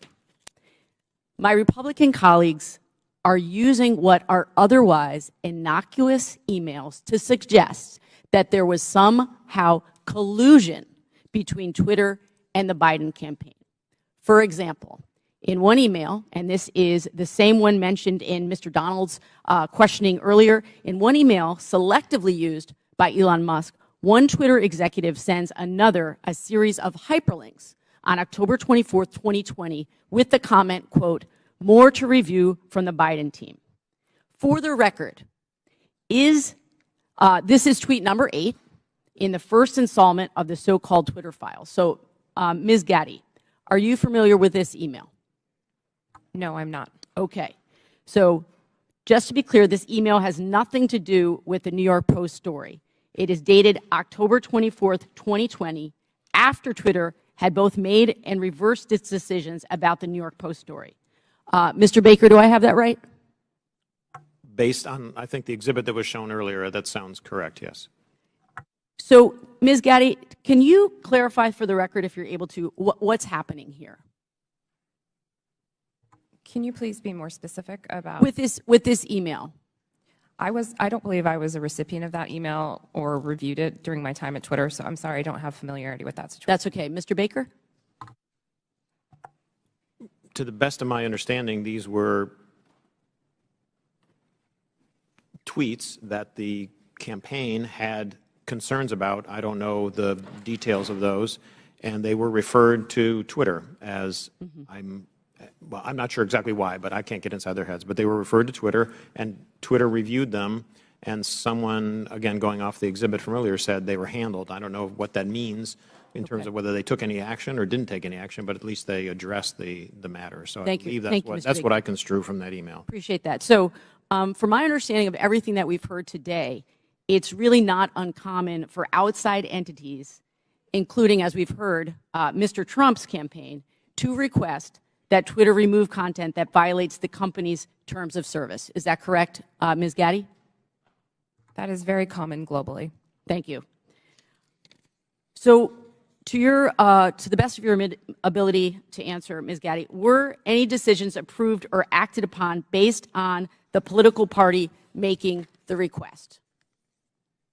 No, our teams were trained to enforce our rules consistently and fairly without regard to any sort of political ideology. Thank you. So I believe that what's happening here is my Republican colleagues know that the premise of this whole hearing is misleading. There is no evidence that the Biden campaign had anything to do with the Hunter Biden New York Post story. And the evidence we do have simply shows that the Biden campaign did what the Trump campaign and millions of Twitter users do routinely: flag content and ask Twitter to conduct its own review to determine whether it violates Twitter's own rules and policies. I yield back. Lady yield. Chair recognizes Mr. Palmer for 5 minutes. Thank you, Mr. Chairman. I'd like to submit a June 22 study conducted by Princeton University called Powered by Twitter, the Taliban's Takeover of Afghanistan. Without objection, so ordered. This study covers the time frame of April to September of 2021, which is 4 to 5 month period between President Biden's official announcement of America's intentions to withdraw and the chaotic end of the American troop presence in Afghanistan. The study found that the Taliban weaponized Twitter and that Twitter's moderation policies failed. There were more than 126,000 accounts in the Taliban support network, and 83% of these Taliban-associated accounts were created before 2021, well before Twitter could claim that these accounts represented a government. These accounts shared graphic images and videos depicting dead and decomposing bodies and rampantly spread disinformation about the facts on the ground in direct violation of Twitter's public policies. Taliban tweets were shared millions of times in the summer of 2020. The study also found that 3/4 of Taliban content was produced by only 20 accounts, which is suggestively straightforward. By the way, the U.S. government classifies the Taliban as an insurgent group, in case some of my colleagues don't understand what real insurgencies are. Mr. Roth, why wasn't Twitter more effective at curtailing the clear-cut content violations by Taliban Twitter accounts? Thank you for the question, sir. At the time that you referenced, I wasn't responsible for Twitter's work on counterterrorism. Do you have any idea why Twitter would allow clear-cut violations by an insurgent group? And by the way, they carried out multiple suicide attacks during the time frame they were sending out these tweets, killing dozens and injuring hundreds. It's my understanding that Twitter's policies at the time distinguished between some of the more violent portions of the Taliban and some of the more political portions of it. I'm not rendering judgment on it. That stuff's still up on Twitter, and I just wonder how many content moderators were assigned, if any, to check on these accounts. Additionally, it appears that Twitter was profiting from Taliban's presence on the platform in the lead-up to the overthrow of the Afghan government. Twitter placed ads from U.S. companies, including Amazon, Disney, McDonald's, and on the Twitter accounts of the Taliban news organization and their spokespersons and their senior leaders. Ms. Gaddy, did Twitter make money off placed ads on Taliban Twitter accounts on August 26, 2021, when 13 U.S. men and women died in a suicide bombing? I have no knowledge of this matter.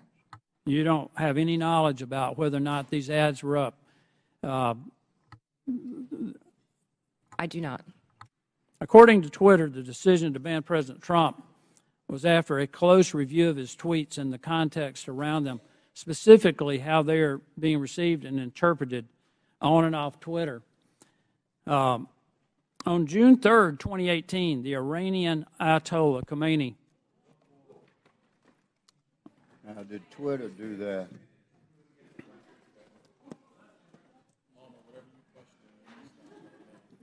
Sounds like the Green New Deal to me.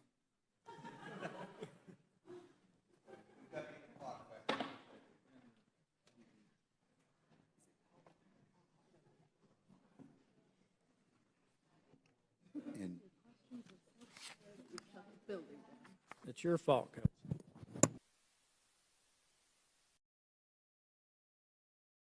Minutes remaining, so I now yield 3 minutes to Mr. Palmer.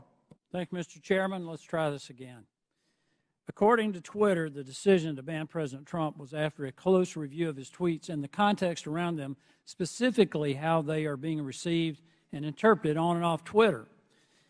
On June 3rd, 2018, the Iranian Ayatollah Khomeini tweeted, "Israel is a malignant, cancerous tumor in the West Asian region and has to be removed and eradicated. It is possible and it will happen." This tweet remains on Twitter to this day. Mr. Roth, how do you believe this tweet from the leader of Iran calling for the eradication of Israel was received and interpreted on and off Twitter? I couldn't say for sure how that tweet was interpreted. You would have a pretty good idea, though, of how many retweets and the amount of traffic it got. Only from what I can see in that illustration. Why does the Iranian leader who has explicitly pledged to eradicate the Jewish state of Israel get to remain on Twitter? Mr. Roth. Like all of Twitter's users, the Ayatollah is subject to the same set of rules. And while I can't speak for Twitter's decisions today, I can say that Twitter took a number of enforcement actions against the Ayatollah's account, the same way that we would against That's still up. You understand how hypocritical this is, right? You banned a sitting U.S. president and a sitting member of Congress, Marjorie Taylor Greene, while a man who has pledged death to America and can openly call for the death of millions of Jewish people and yet not be removed from Twitter. Do you understand how that looks? How hypocritical that is? I'm asking Mr. Baker, Ms. Gaddy, Mr. Roth, Ms. Navarro. That's amazing. But it shows hypocrisy at Twitter. I want to pivot here, Mr. Chairman. Mr. Goldman made a very troubling statement claiming that as Vice President Joe Biden fired the Attorney General of Ukraine, since he had knowledge of this prior to becoming a member of Congress, Mr. Goldman should provide to the committee documentation about this action. We should know who authorized Vice President Biden to take this action against the Ukrainian Attorney General. We need to know, was there an investigation to justify the firing of the Ukrainian Attorney General, and if yes, who conducted it? He needs to provide all details involving this action, including Vice President Biden's threat to withhold $1 billion of U.S. funding if the Ukrainian AG was not fired, and who authorized Vice President Biden to make that threat. I would request that the committee look into this, and I yield back.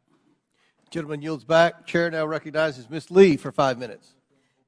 Thank you, Mr. Chair. This has been an incredibly electric hearing. It'd be funny if it weren't real life. I understand my colleagues on the other side of the aisle want to be victims so very badly. But Ms. Navaroli, if I understand you correctly, public criticism and allegations of anti-conservative bias are actually making Twitter and other social media companies less willing to enforce their own policies against political conservatives, correct?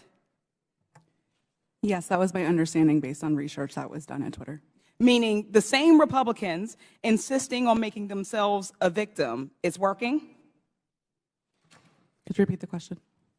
The same Republicans, folks on this panel who are insisting on making themselves victims in this conversation about Twitter censorship and other accusations they've made, is this working because of the conservative bias and the implications of it? Or the allegations of conservative bias? In other words, are the allegations of conservative bias making it harder for those in Twitter or those who are working there to enforce these policies against folks who incite hate speech or make... Thank you for rephrasing that question, and thank you for asking it. Yes, these allegations are very much having an impact on the leadership within every social media company as they hope to not receive allegations of being biased or in any way being politically leaning. Thank you.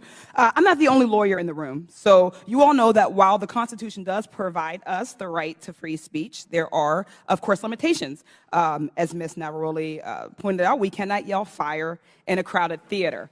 Compromising freedom of speech may seem dangerous until we weigh that compromise against the men and women massacred in Buffalo, for instance, or the many other places where radicalized violent extremists found their motivation to kill on social media.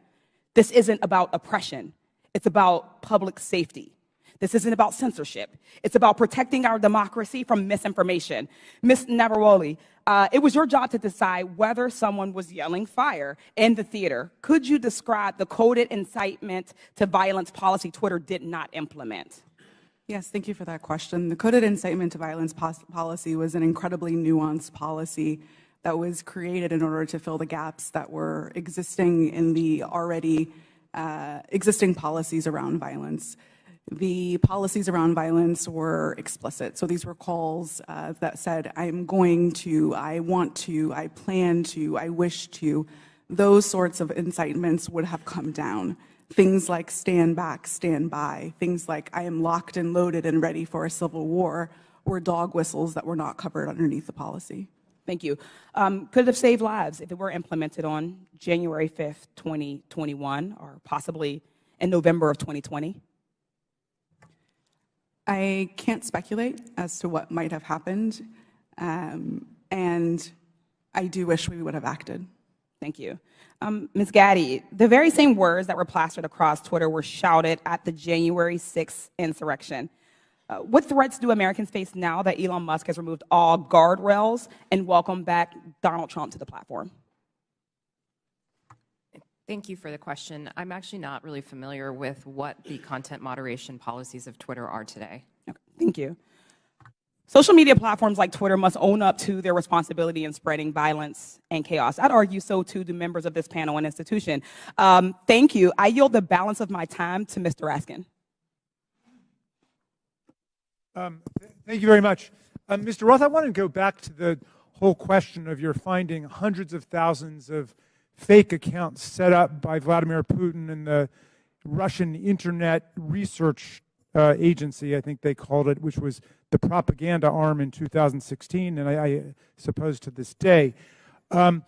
Some have been suggesting on the other side of the aisle that it's illegitimate for the FBI or any representative of the federal government, presumably even Donald Trump, who did a lot of this, to contact private media entities in order to apprise them of anything, whether it might be the penetration of organized crime or child pornography or foreign malign influence. And I'm just wondering if you would give us a sense of how much work is actually being done, and I was going to check with you and Mr. Baker about that.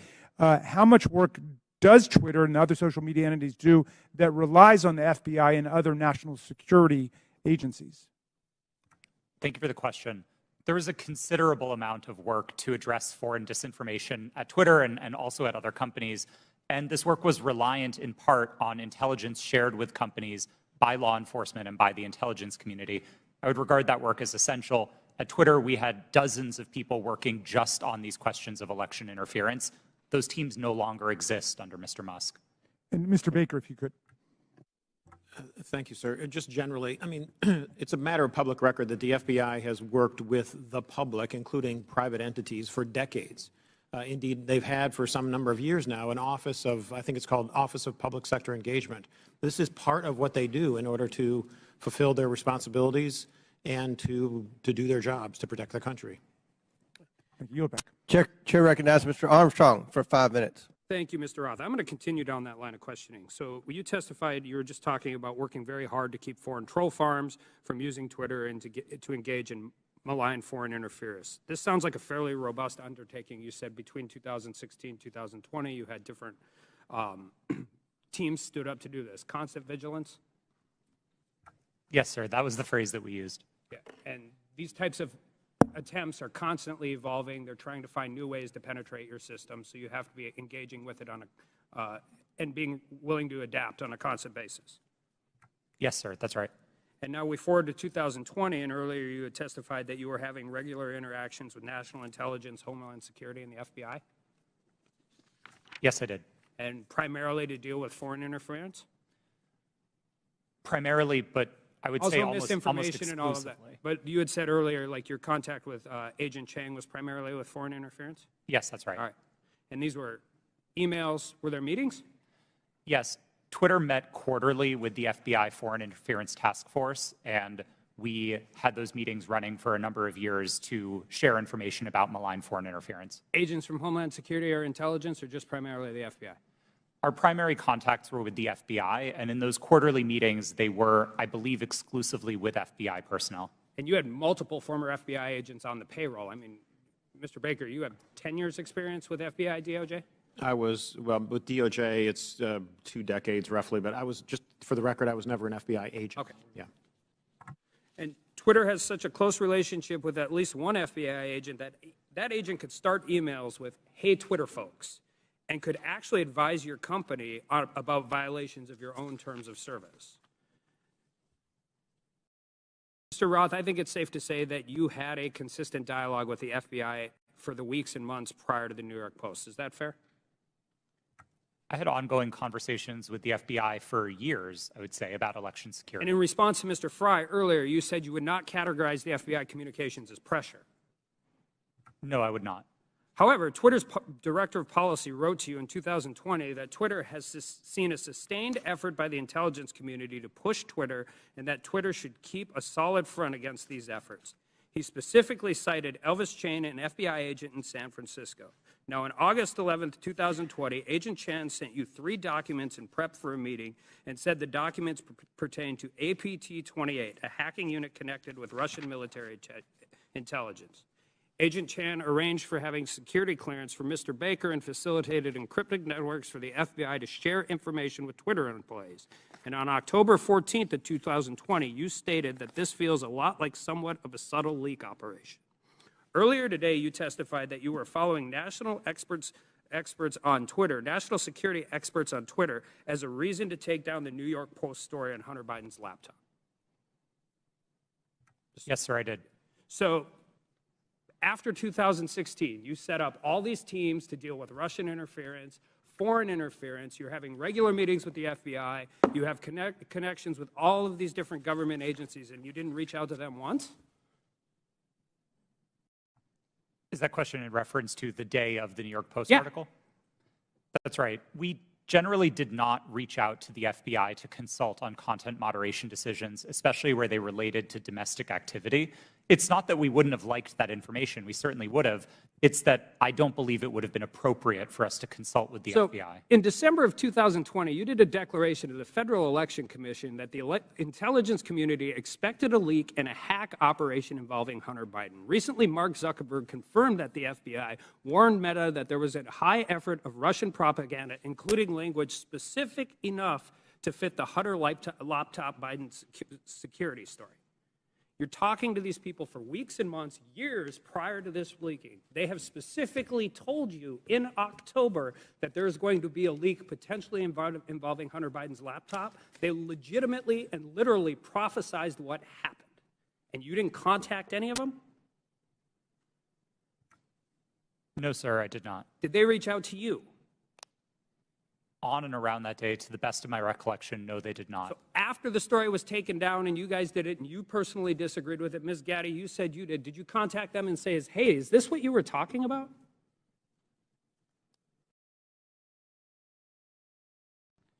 If that question was directed to me, no, I did Ms. not. Gaddy, did you talk to anybody from the FBI?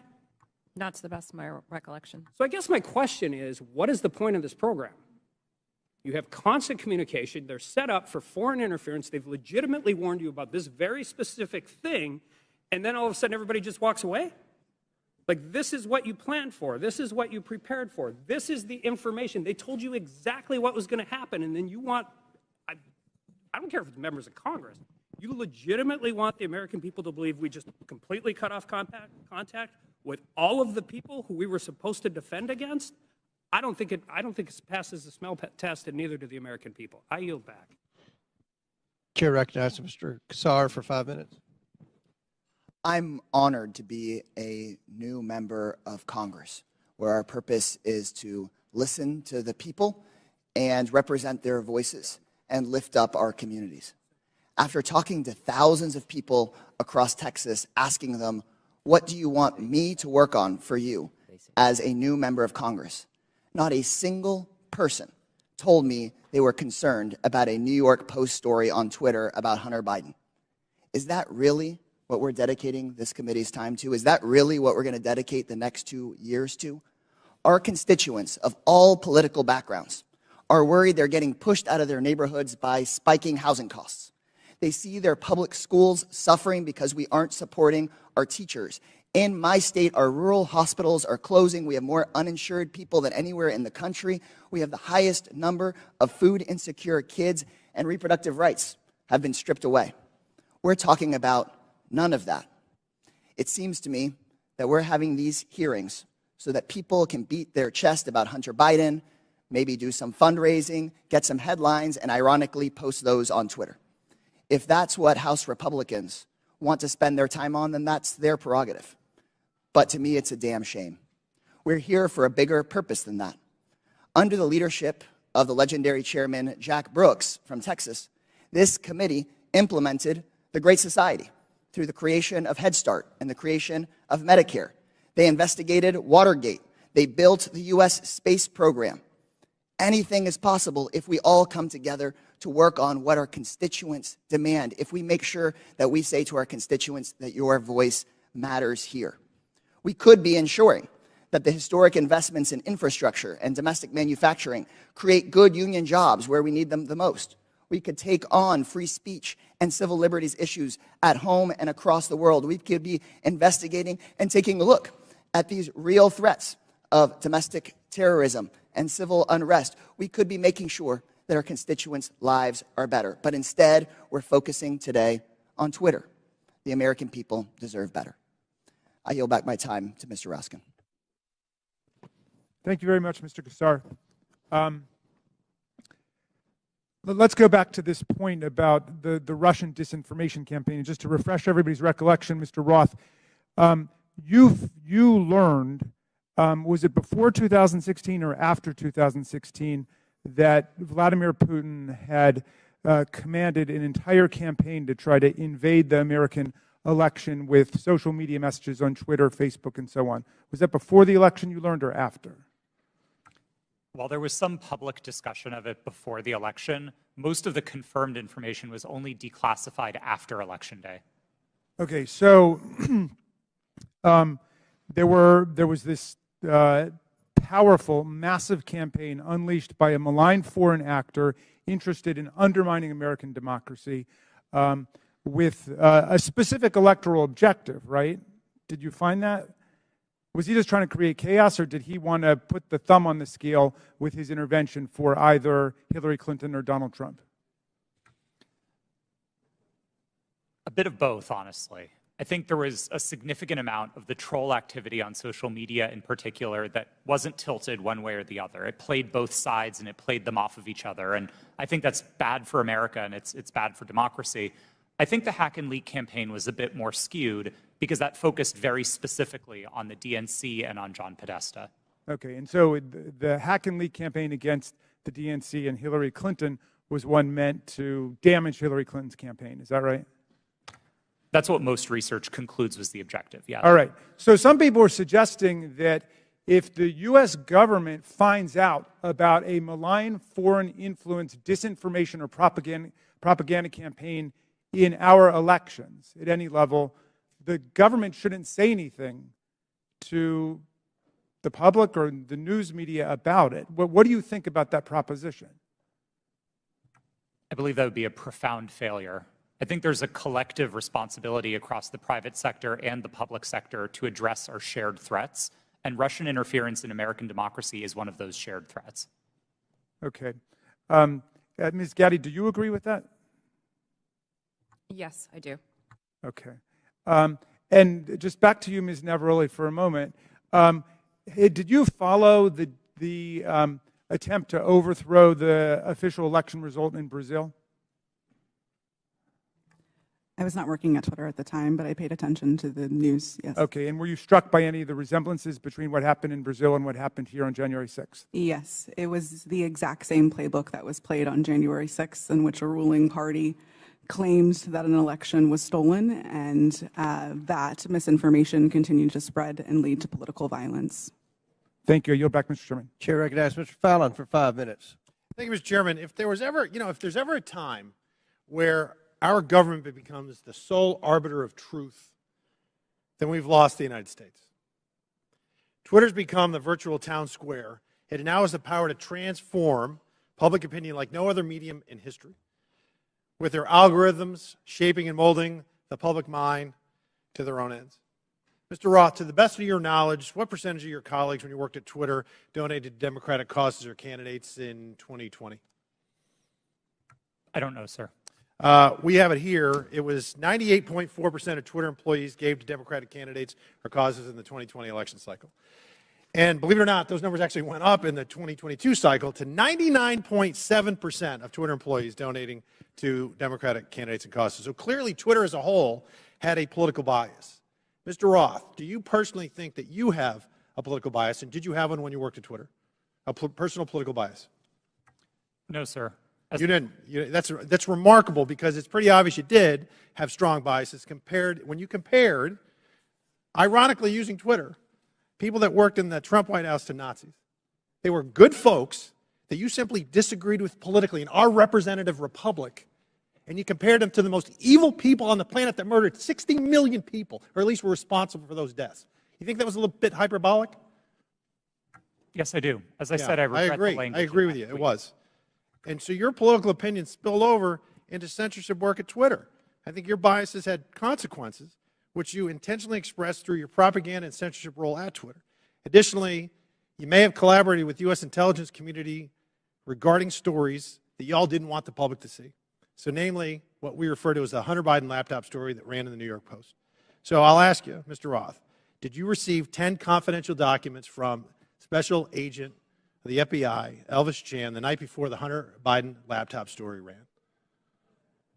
Yes. You did. See, because it's interesting, with the immediacy with which you all acted to censor the New York Post Hunter Biden laptop story seems to be very indicative of foreknowledge.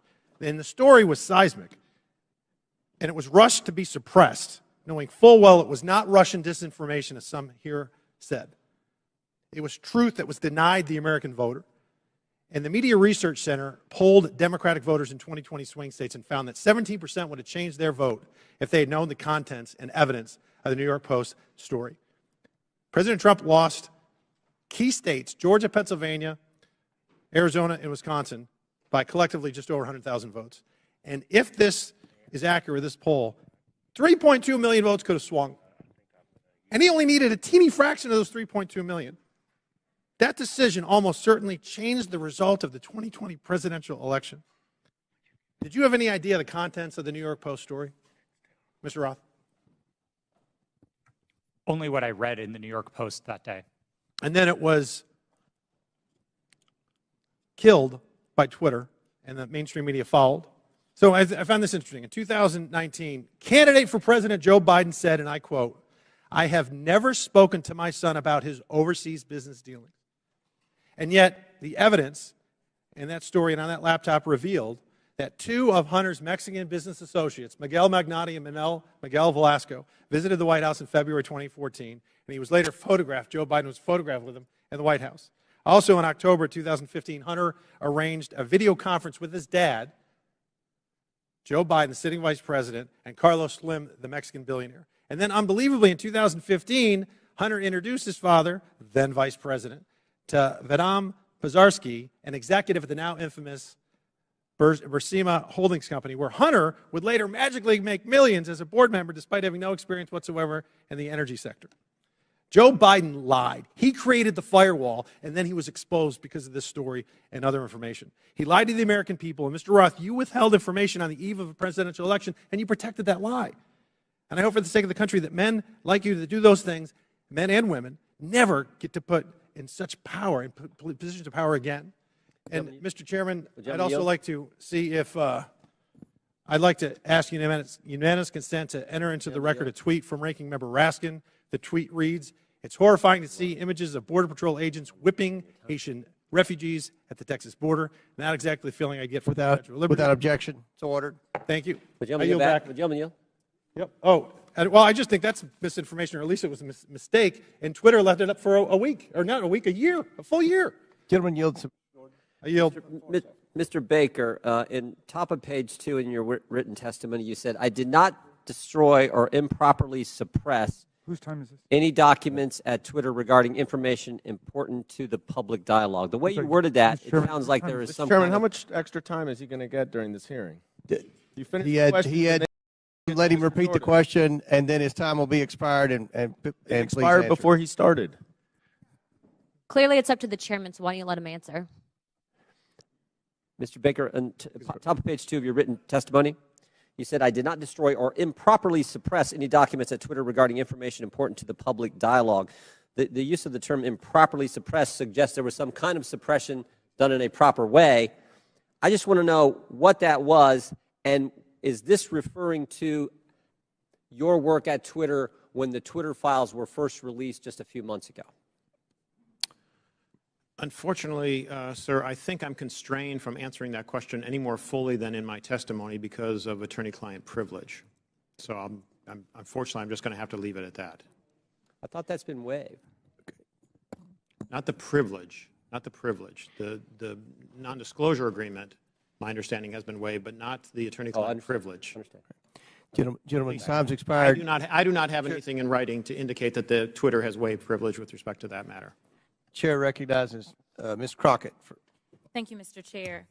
MAGA Republicans can't let go. That should be the name of this hearing.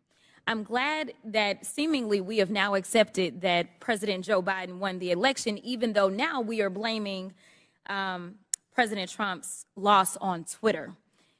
Can we finally let it go? This is why Democrats are reinforcing that in this hearing, we should be talking about the threats to our democracy. That's the real threat, not an old article that seemingly couldn't reach the viewership it sought through its own platform to disparage and attempt to skew the election in favor of a twice impeached former president who lost a secure and fair election. As a Texan who served in the House and fled the state as MAGA Republicans there pushed an agenda just as insidious as the foreign interference we experienced in the 2016 election, we should be talking about what they don't want to talk about as they continue to cut you off as you try to talk about things such as interfering with our democracy, and how there has been an inciting of political violence against individuals as well as our democracy as a whole. We are supposed to live in the land of the free, and when some people are afraid of losing power, they engage in conspiracy theories and distractions, such as the Joe Biden, a candidate at the time, not government actor at the time, colluded with social media to win. So let me say thank you for showing up for this political theater. Unfortunately, the American people deserve better of its leaders. They deserve a robust conversation around the very real and very present threats to our democracy, the greatest democracy in this world. So with that being said, let me be clear. I believe that there has been testimony previously by Miss Navaroli. I hope I'm not just killing your name right now. At some point, you stated if January 6th and anything like it, that language, if we would have seen that happen in any other country with any other leader, Twitter would have acted completely differently. It is my understanding from this statement, and correct me if I'm wrong, that you almost felt as if Trump was treated differently. In fact, that you may have been of the impression that he was treated with more deference than other world leaders. Is that true? Yes. As I testified earlier today, Twitter bent and broke its own rules in order to protect dangerous speech, like the tweets that were directed towards Representative Ocasio-Cortez. And when we talk about bending, it's my understanding from another deposition that there were actual alarms that would go off if someone would access Trump's Twitter account other than, I believe, the CEO. It was my understanding that alarms would ring within Twitter if the account was accessed outside of a select group of individuals who had access to that account. Are you aware of this being an ongoing practice for other individuals' Twitter accounts? At my time at Twitter, the former President Donald Trump's account was the only account that I did not have access to. Okay, so we know that there weren't individual actors running around Twitter setting off alarms every other day. Is that correct? Not to my knowledge, no. Okay. Now, as we talk about January 6th, because I think that's the only thing we should be talking about, what I want to talk about is what, and anyone can answer this question. Did you see a correlation between a rise in homegrown domestic white supremacy online as it correlates to leading up to January 6th?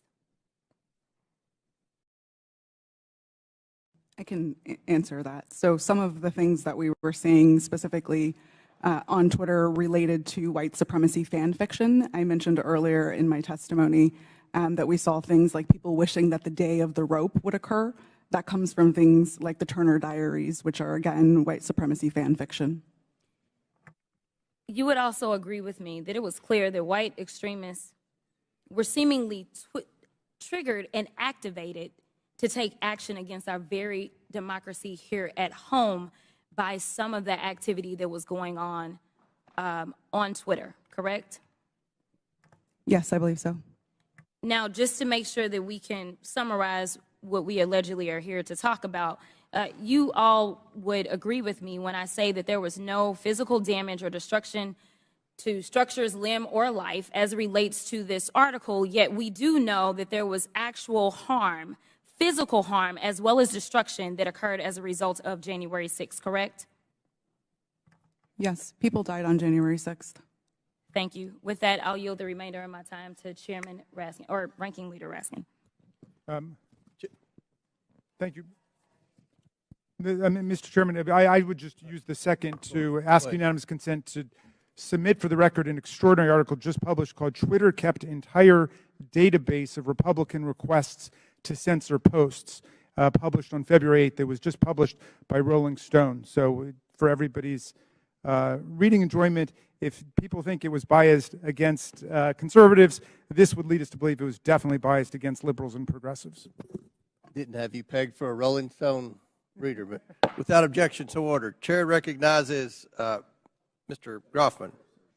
First of all, just a comment. When we talk about the Pledge of Allegiance, one of the lines in there is, "To the Republic for which we stand." Ben Franklin, when he was asked about our Constitution, he said, "We give you a republic if you can keep it." Just two lines that maybe some people around here haven't heard. Now, this is kind of a little story for the three of you on the left here. In January of 2021, the Christian magazine called The Daily Citizen tweeted about President-elect Joe Biden's announcement that Dr. Rachel Levine was his nominee for Assistant Secretary of Health. They commented that Dr. Levine is a transgender woman. This was banned from Twitter. Are you familiar with this story? I'm not familiar with it, sir. Do you have any reason why it would have been banned?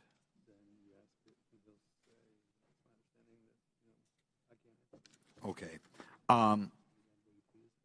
There are local talk radio hosts in my area, well-known media hosts out of the Madison, Milwaukee, Green Bay media market, widely listened to. They were shadow banned on Twitter. There's some very prominent doctors in the area that didn't agree, perhaps, with everything CDC or NIH said, that were banned. banned on Twitter. I'd like you to comment on that because, you know, normally I think when people make a major health decision, they always like to get two separate opinions. And some of these doctors who are wildly well respected, probably two of the most prominent doctors in Wisconsin, thought outside the mainstream. And I think if we're thinking outside the mainstream, they were taken off your platform.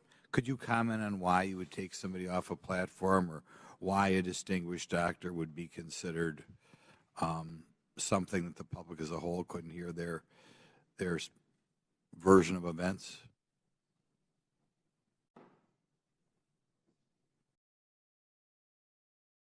No, you're not aware that ever anybody, any doctors who commented outside the mainstream version of what was going on with COVID, going on with the vaccine, going on with treatments, that there were people who disagreed with the NIH recommendations and you took them off of Twitter? You're not familiar with that? None of you are familiar with that. Okay.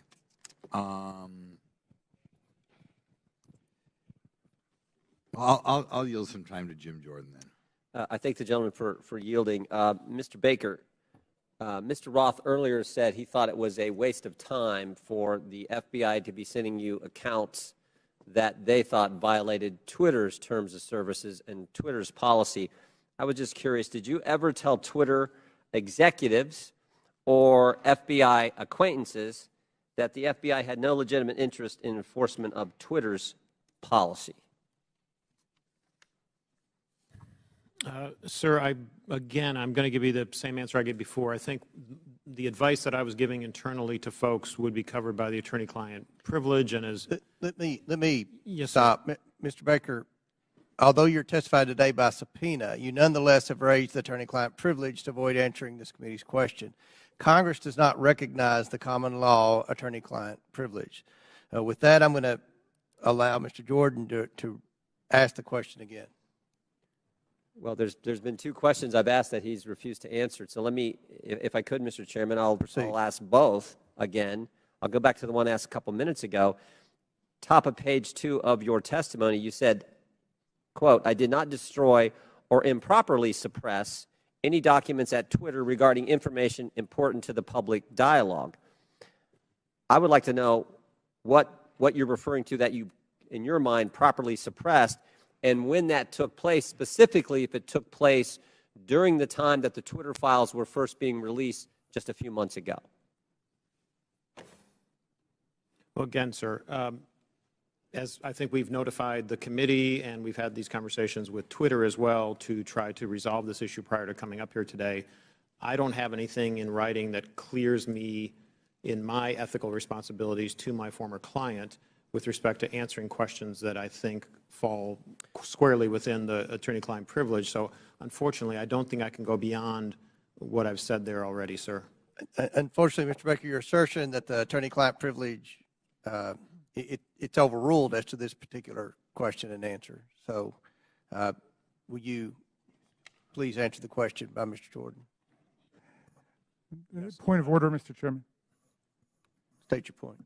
Well, as I understand it, because we just went through this in the January 6th committee where multiple witnesses asserted attorney-client privilege, including people who weren't covered by it at all. Ultimately, that's for a court to decide. So I don't think there's anything we can do within the committee at this point, unless I'm missing something. We'll give you one more chance to answer the question. If you don't answer it, then we'll have to deal with it after the committee hearing. Mr. Baker, could you answer the question, please? I apologize, but I believe I have ethical responsibilities to my former client, and I don't think I can go beyond what I've said already, unfortunately. Yeah, I just said that.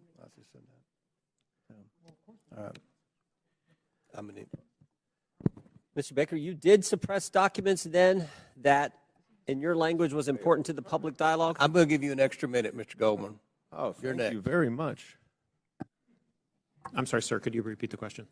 Again, going on what your written testimony. So you did suppress documents at Twitter regarding information that was important to the public dialogue. That's a yes or no.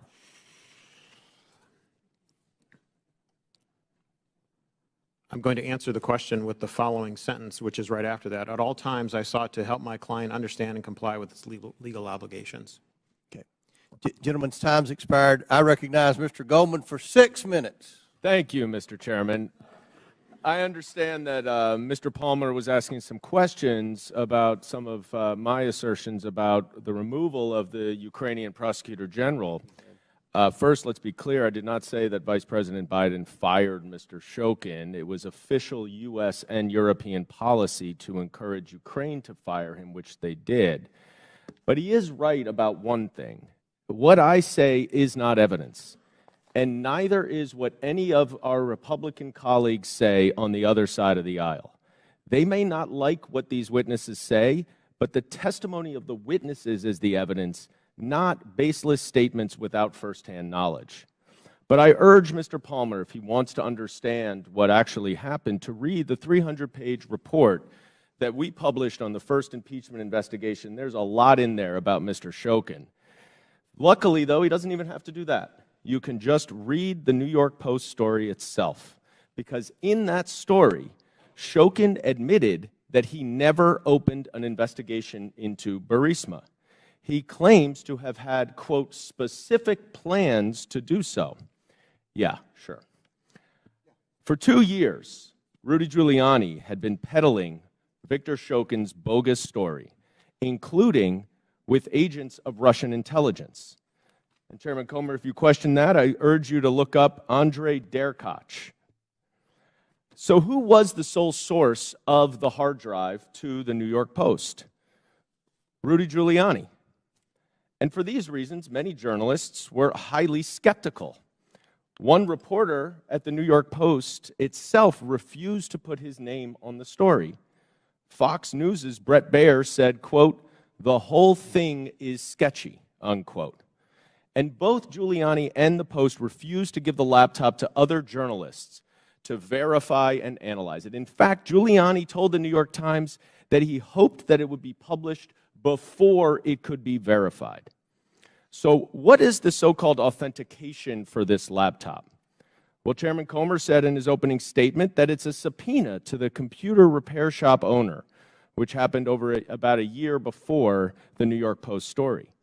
But that is not the same hard drive that Rudy Giuliani received months later from that repair shop owner and passed along to the New York Post after he was in possession of it for several months.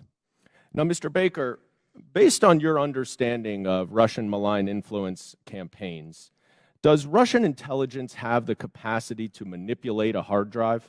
Yes. So it is possible that some of the materials on a hard drive could be authentic, and some could be altered, manipulated, or even added to the hard drive. Is that right? I believe so, yes. Mr. Roth, you have testified today that Twitter was keenly aware of the hacking efforts by Russia in connection with the 2016 election. Is that right? Yes, sir. And those efforts, I believe you said, and correct me if I'm wrong, by Russian intelligence to interfere in our electoral process continued up and through and including the 2020 election. Is that right? Russian efforts certainly continued through the 2020 election and even through the midterms. I couldn't say specifically if it was military intelligence, as was the case in 2016, but certainly the Russian government was involved. So let's run down what Twitter knew about this hard drive in this story when it was published. First, the sole source of the hard drive was Rudy Giuliani, who had been working closely with Russian intelligence agents throughout 2020. Second, Russian intelligence interfered in the 2016 election and was actively trying to do it again. And third, numerous journalists, including at the New York Post and Fox News, raised suspicions about the hard drive, and they refused to allow an independent analysis and verification of it. Now, Mr. Baker, based on your experience in law enforcement, wouldn't this give anyone concerned about Russian interference in our elections serious pause? Well, I think as reflected in the public record, at the time, I thought there were great concerns on that side of the equation. because in part with respect to all the things that had happened since 2016 with respect to the hack and leak or hack and dump issues, there were facts that indicated that the computer might have been abandoned and so on, but which made it a very difficult case, which is why we're sitting here today talking about it. Right, and there was a 24-hour delay in continuing to spread the publication of it. Isn't that right? Yes. Okay. You know, that is exactly what 51 former intelligence officials, many from Republican administrations, even the Trump administration, said in that letter that is being distorted by Mr. Jordan and others at this hearing. Let me quote one paragraph of what they say. We want to emphasize that we do not know if the emails provided to the New York Post by President Trump's personal attorney, Rudy Giuliani, are genuine or not, and that we do not have evidence of Russian involvement.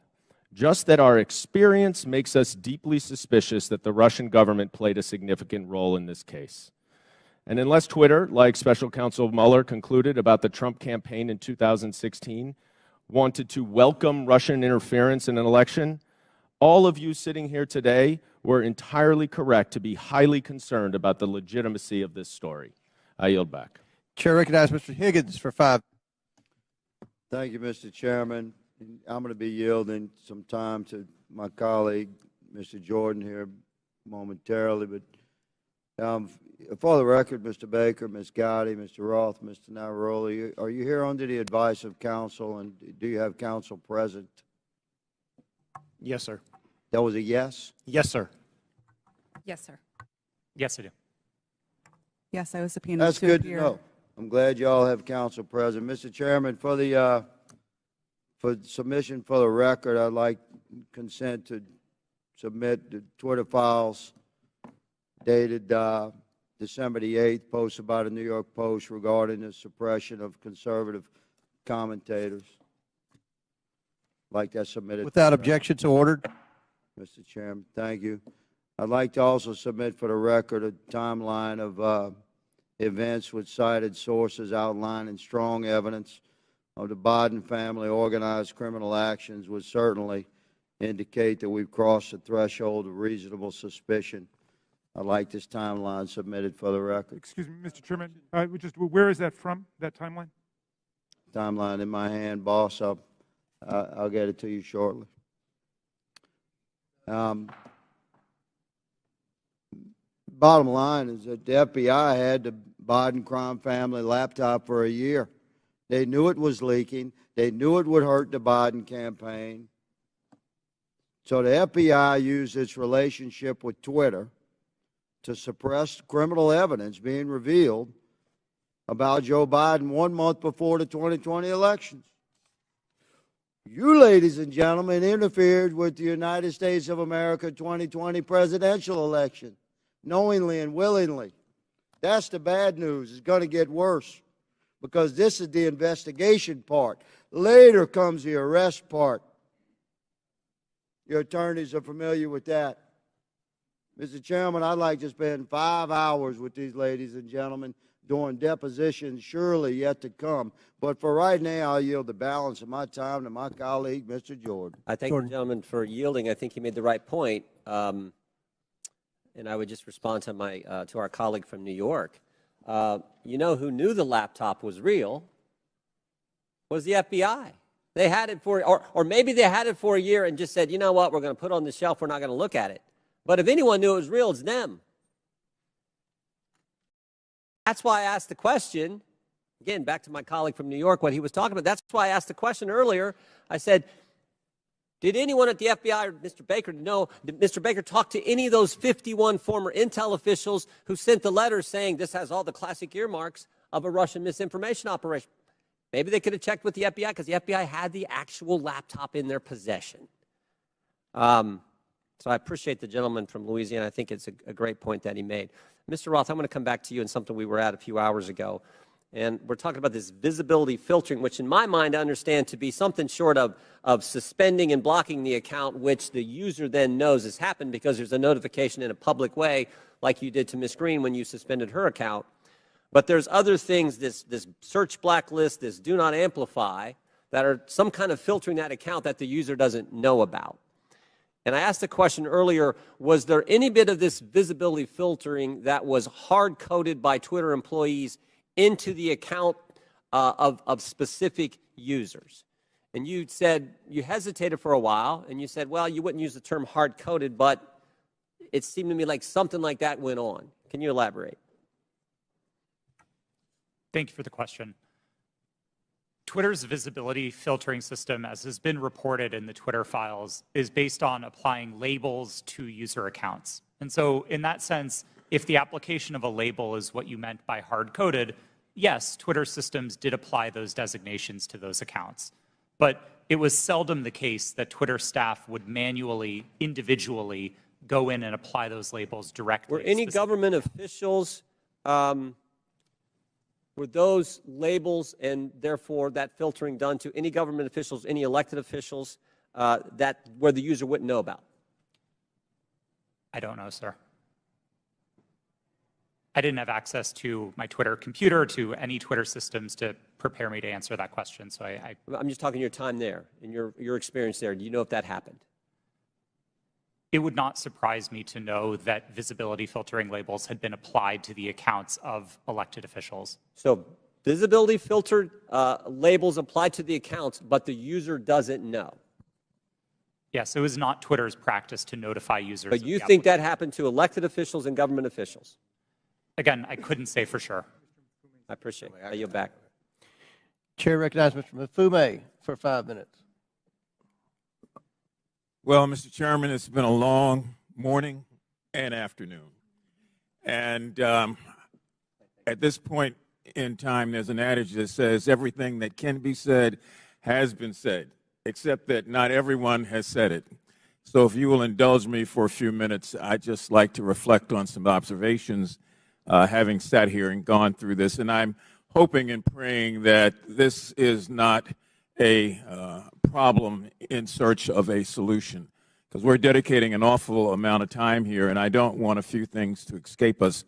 But having said that, I want to first associate myself with the remarks of Mr. Raskin, the ranking chair. His opening remarks succinctly, I think, encapsulated and put in place what many of us on this side of the aisle are feeling. And I also, as a point of personal privilege, would like to just express how many of us share the concern of the gentlewoman from South Carolina who indicated her ongoing medical condition, which she said she might have to live with the rest of her life. That just got me for a moment, and I wanted to make sure that that's on the record. Now, I would disassociate myself with her remarks when she said, as did the gentlewoman from Georgia, God bless Elon Musk. For me, it's God bless my country, God bless my family, God bless my friends. Mr. Musk can take care of himself. I would also caution, if I might, all of us, but particularly the gentleman from South Carolina who said earlier that there is proof that Hunter Biden committed multiple felonies.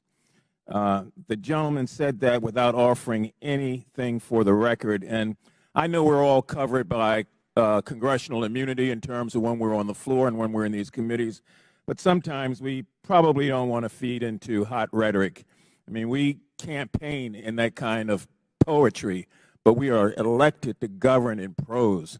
And when you do that, there's a different sense of responsibility that goes with all of us. Mr. Roth, I listened to you, and I feel bad that you were attacked. And, you know, you had to sell your home. You had to move your family. And I just want to remind you and remind myself that there are members of this committee who are also always under attack because of their race or because of their surname or because of their political affiliation. That kind of reckless incitement, I think, is best dealt with when you have content moderation. Otherwise, we gin up the rhetoric. The people who can't control themselves oftentimes don't, and then we see violence occurring against whether it's members of Congress through threats or persons like yourself in the private sector. Ms. Navaroli, you in your testimony stated that on the morning of January the 6th that you sent lawyers a message warning them that your team was hamstrung by leadership. And 2 days later, when it looked like that might happen again, you asked management whether or not they wanted more blood on their hands. What was their response, and what did they do? Yes, thank you for that question. On the morning of January 6th, I did send that message to a Twitter lawyer, specifically because I believe that Twitter was going to be facing liability for what was going to occur that day. I do not remember their exact response, but I do remember there coming in a response of confirming that the information had been received. Would you repeat the second question that you asked? I wanted to know, what was their response? What did they do? Nothing. Okay, you went on to say that in January of 2020, after the United States assassinated an Iranian general, that the president at that time, Mr. Trump, decided to justify it on Twitter, and management literally instructed you to make sure that we were not about to start World War III on that platform. Is that correct? Yes, that did occur. And what happened after that? It was up to me and my team to create what we called enforcement guidance, so a document that explained how we would apply our policies specifically related to content moderation in that specific instance. I believe the document was relating to foreign policy discourse.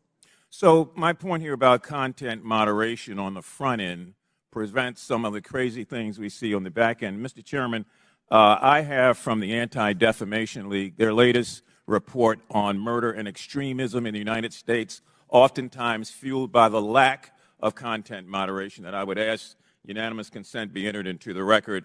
And I also have the National Threat Assessment done by the Secret Service of our country. This was just released, and it talks about how 25% of all of these acts are being conducted by people who are not moderated, but who in fact end up breaking the law and threatening the lives of people. And I would ask unanimous consent that also be. Without objection, so ordered. Thank you, sir. Chair recognizes Mr. Sessions for 5 minutes. Mr. Chairman, thank you very much. So I will say it, God bless Elon Musk, because I think I feel that way. It was Elon Musk that revealed data that uncovered a disturbing cabal. Let's be clear, we're here today because Twitter got caught, not because people wanted to admit mistakes got made, or perhaps because they got bought. If not for the Twitter files released by Mr. Elon Musk, this activity we're discussing today would still be going on. It's no secret that the political bias of Twitter and their previous leadership bled into politics and merged that with practices of the company. And that is a big concern. But a bigger concern is where our government, on a political basis by law enforcement, becomes engaged in things that a timeline would show were not truthful. That's the concern. The fact that Twitter was working hand in glove with the Federal Bureau of Investigation and the intelligence community to suppress free speech and things that were not true is disturbing. That is why we are here today. So, Mr. Roth, I would engage you, if I could, for a minute. By the way, I want to compliment all four of you. You've been here all day. This is hard to do. You've kept your cool. To the best of your ability, you're expressing honesty. I admire that. Mr. Roth, can you please tell me about the meetings with the FBI? How many? Where did they take place? How do they accomplish what they wanted? Thank you for the question. Yes, sir. Twitter met with the FBI, I would estimate, several dozen times over the course of multiple years. These meetings happened in person, in the Twitter office, in the offices of other technology companies, and at times they happened virtually. We issued press releases about these meetings. They were not happening in secret. They were not anything that the public sector or the private sector strove to hide from anybody. But in these meetings, we used it as an opportunity to discuss the shared threats of foreign malign interference, to discuss the preparations that the public and private sector were implementing, and to use that as an opportunity to make sure that we were having open channels of communication about those malign interference threats. Ms. Roth, did you at any time believe that the Bureau might not be honest about the things they knew and the information that they shared and passed to you? I would say I have a personal healthy skepticism about any type of law enforcement, but no, it was never my experience that representatives of the FBI were anything but forthright in those discussions. Do you believe that they, today, in looking back, misled you? I don't believe so, no. So you believe that the things which they told you, in looking back, are truthful even today? To the best of my recollection, yes. So the chance for FBI numerous times, dozens of times, to meet with you, did you put out information of the substance when you said you provided the public with information? Did you discuss what those meetings were about? I believe the public statements were fairly high level and talked about preparations for upcoming elections in the United States. Any internal records or meeting minutes would be on my Twitter computer, which I don't have access to. And does that reside, to the best of your knowledge, currently at Twitter? Yes, sir. I returned all Twitter property to the company when I chose to leave. Yes, and that would be a requirement, generally speaking. Yes. So you believe that the Bureau met with you, they did not mislead you, that you were as forthright as you could be to the public, and that you were playing the role that you felt like was responsible. Is that your testimony today? Yes, sir, it is. Thank you very much, Mr. Chairman. I yield back. Gentleman yields back, and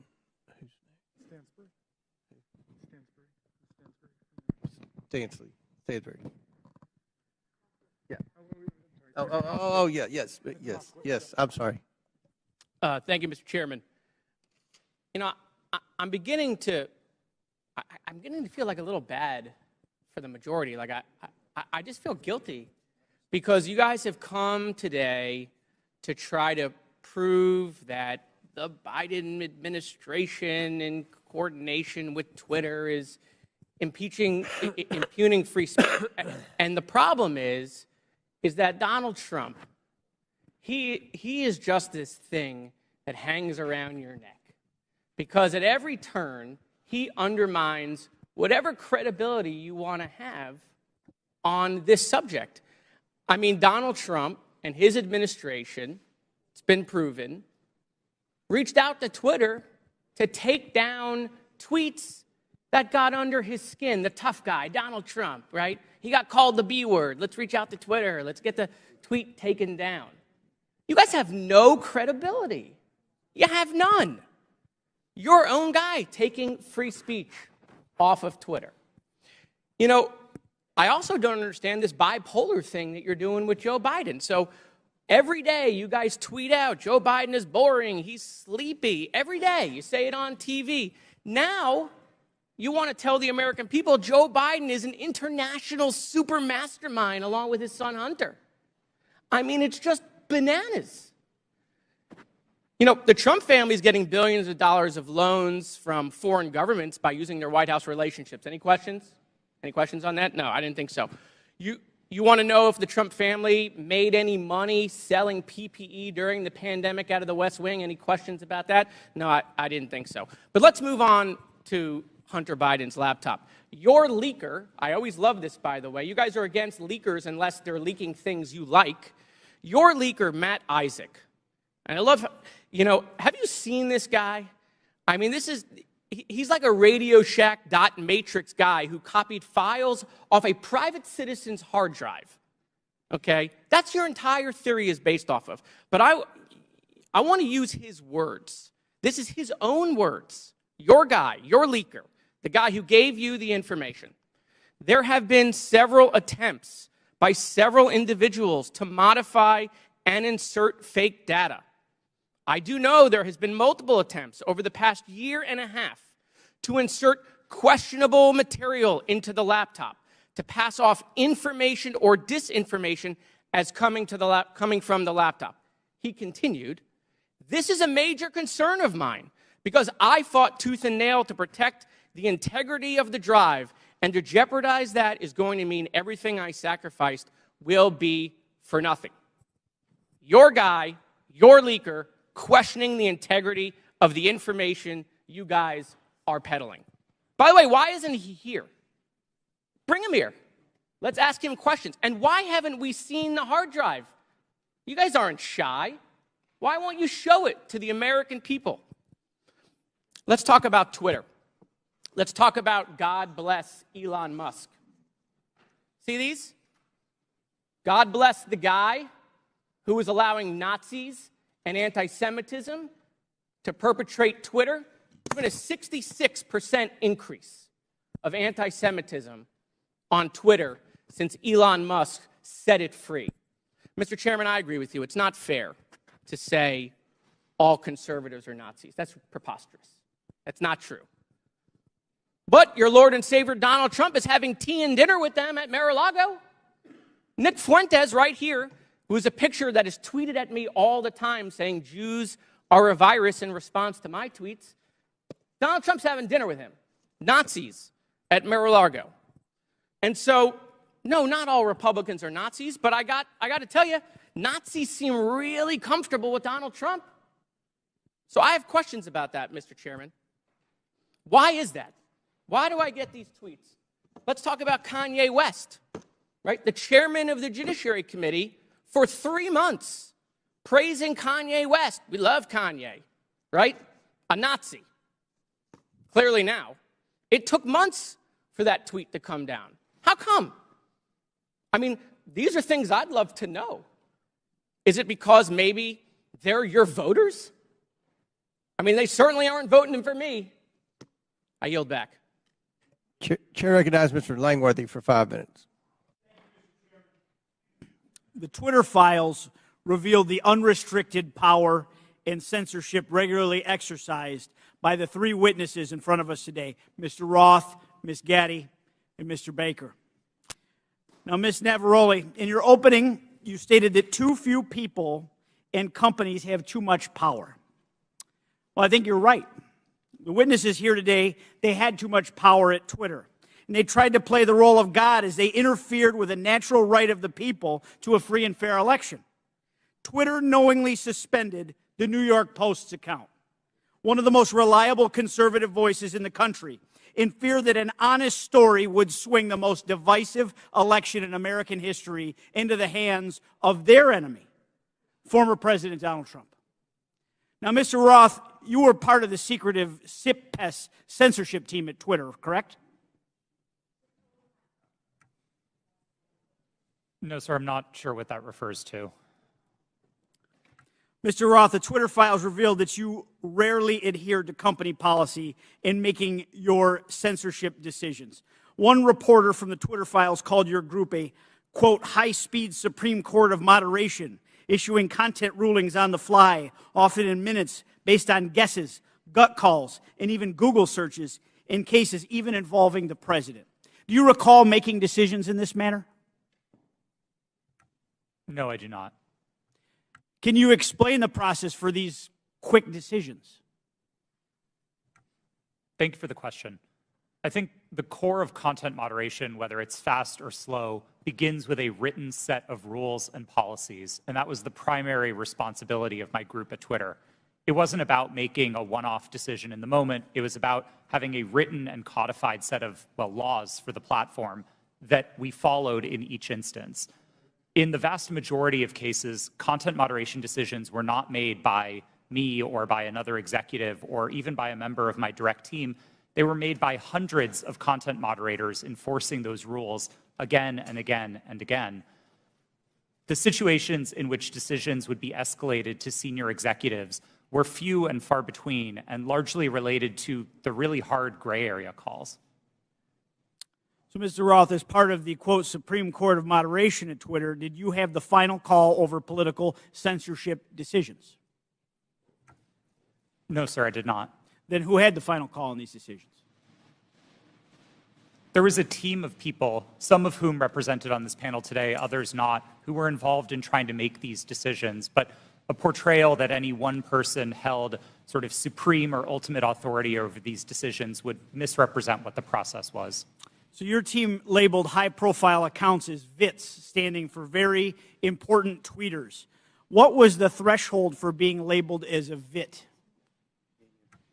That's an excellent question for which there is not a consistent answer. I don't think Twitter was particularly well put together on that definition. So was the New York Post labeled a VIT? I believe the New York Post's account is verified, and verification conferred some of that status of being a VIT. But again, the definitions here are a little squishy. Now, is it true that the Twitter comms director, Trenton Kennedy, said in regard to the Post story, I'm struggling to understand the policy basis for marking this unsafe? Yes, it's my understanding that Mr. Kennedy said that. Was the New York Post story regarding Hunter Biden's laptop marked unsafe regardless of uncertainty? It is true that Twitter marked links to that story as unsafe in a number of our systems, which resulted in restricting people's ability to tweet it. That was the decision that Twitter reversed 24 hours later. Well, it's clear from this panel that too few people had too much power. The New York Post Twitter account was suspended in an attempt by Democrats and big tech to go ahead and play God and interfere in a natural, free, and fair election and the free flow of information in this country. The censorship is unbounded. The New York Post has been a reliable source for decades, including their coverage of the nursing home scandals in New York during the pandemic. Now that you and many others are gone from the company, there is hope that this platform will once again be a place where voices can be heard and respected, and it can return to be a town hall for all points of view, no matter if you agree with them or not, sir, and that our elections will never again be controlled by big tech. I yield back. Gentleman yield? Will the gentleman yield to Jordan? Mr. Jordan. Okay, thank you. Mr. Roth, in Missouri v. Biden, your declaration to the FEC, you said, I also learned in these meetings with the government that a hack and leak operation would involve Hunter Biden. Mr. Chan has testified in his deposition in that same case. In my estimation, we never discussed Hunter Biden specifically with Twitter. Who told you about Hunter Biden in these meetings? Gentleman's time has expired. My recollection is that a representative of another tech company may have mentioned it, but those meetings were several years ago. I truly don't recall. Okay. Chair recognizes Ms. Stansberry for 5 minutes. Thank you, Mr. Chairman. And I want to just start this afternoon by thanking our panelists who have been sitting here all afternoon, and many of the members of the public who are with us. I see a lot of tired faces out there, and I want to thank you all for spending your day with us. But I also want to start out by asking, what are we doing here in this committee today? Why are we here? Why is this committee devoting a day-long hearing to a political conspiracy theory that was planted in the media by Rudy Giuliani to support Donald Trump's reelection campaign? Of all the topics we could be focused on in this committee to support the American people, how people are going to put food on their table at the end of the day, how we're going to address the economy, how we're going to address critical issues that are on people's minds every day. We are devoting an entire day to this conspiracy theory involving Twitter. Now, the mission of this committee is to root out waste, fraud, and abuse, and to conduct oversight on behalf of the American people. And if you need any evidence of waste, fraud, and abuse, how about the use of this committee's precious time, space, and resources to commit to this hearing? You know, I don't even understand why we're here right now, but I do want to clarify some key facts about what we've heard today. So I'm going to get into it for just a few moments.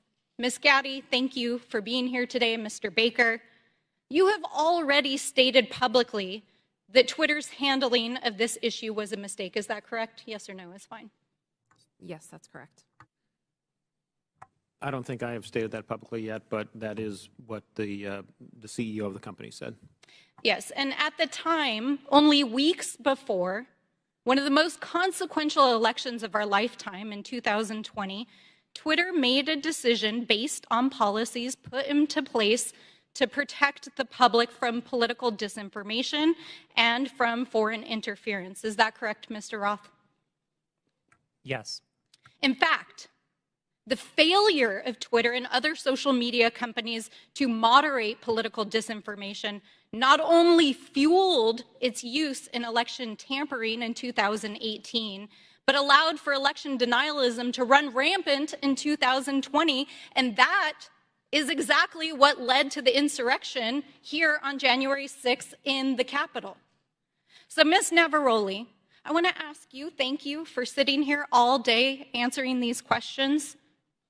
Do you believe that Twitter has put into place policies that would adequately protect free speech, but also protect the American people from another violent insurrection and the kind of hate speech that we are seeing run rampant right now on the platform? Thank you for that question. I cannot speak to Twitter's current policies because I have not worked there in quite some time, but I can say that my job at Twitter was to balance free expression and safety. And one of the things that I constantly pushed for was for us to include more analysis within that simple balancing act. And instead of asking just free expression versus safety, to say free expression for whom and safety for whom. So whose free expression are we protecting at the expense of whose safety? And whose safety are we willing to allow to go to the wind so that people can speak freely? Exactly, right?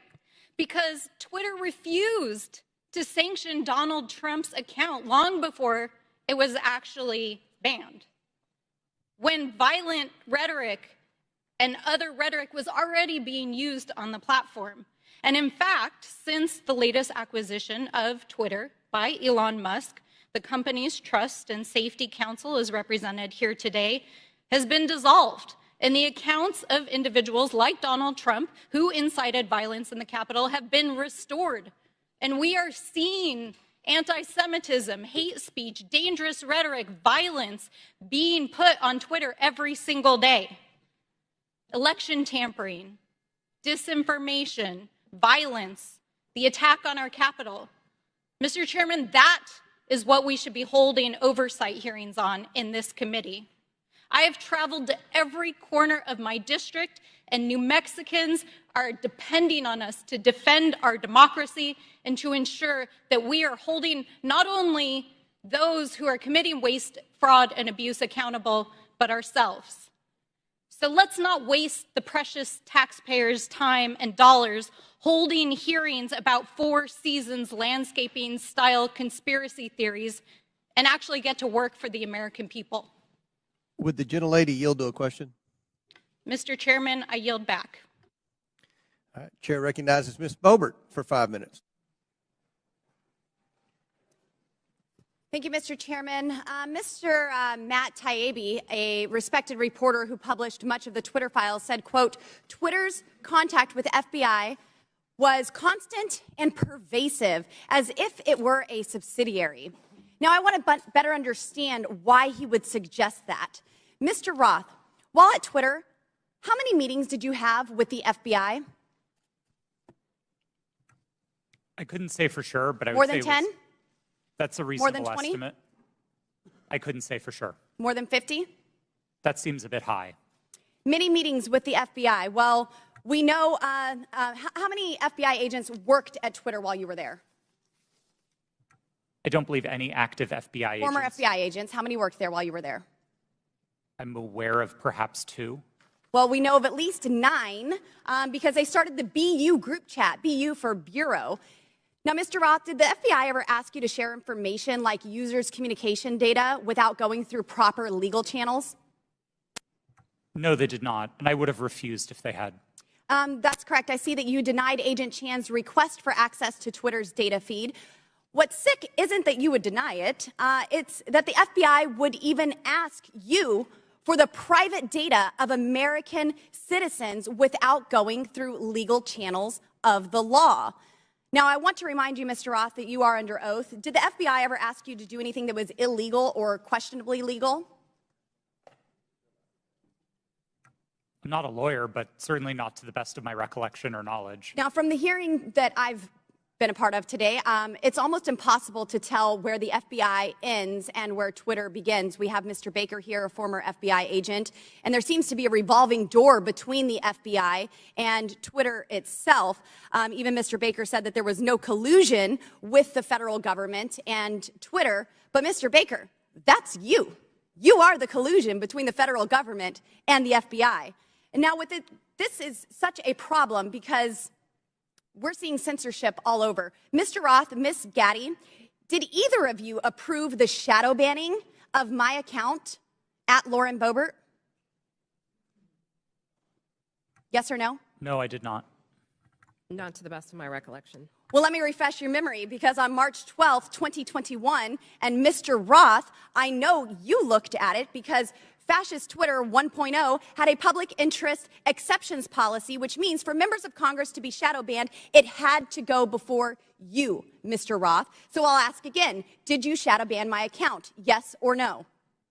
Again, not to the best of my recollection. So the answer is, Mr. Roth, yes, you did. I found out last night from Twitter staff that you suppressed my account for this tweet.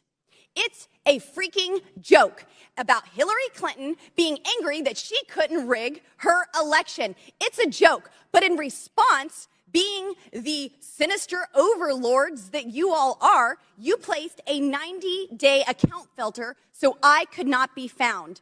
And now we see here that Twitter staff said the visibility filter on my account excluded me from top searches, prevented notifications for non-followers, and much more. This is considered an aggressive visibility filter. You silenced members of Congress from communicating with their constituents. You silenced me from communicating with the American people over a freaking joke. Now, who the hell do you think that you are? Election interference? Yeah, I would say that that was taking place because of you four sitting here. The Hunter Biden laptop story was suppressed. A sitting member of Congress was suppressed.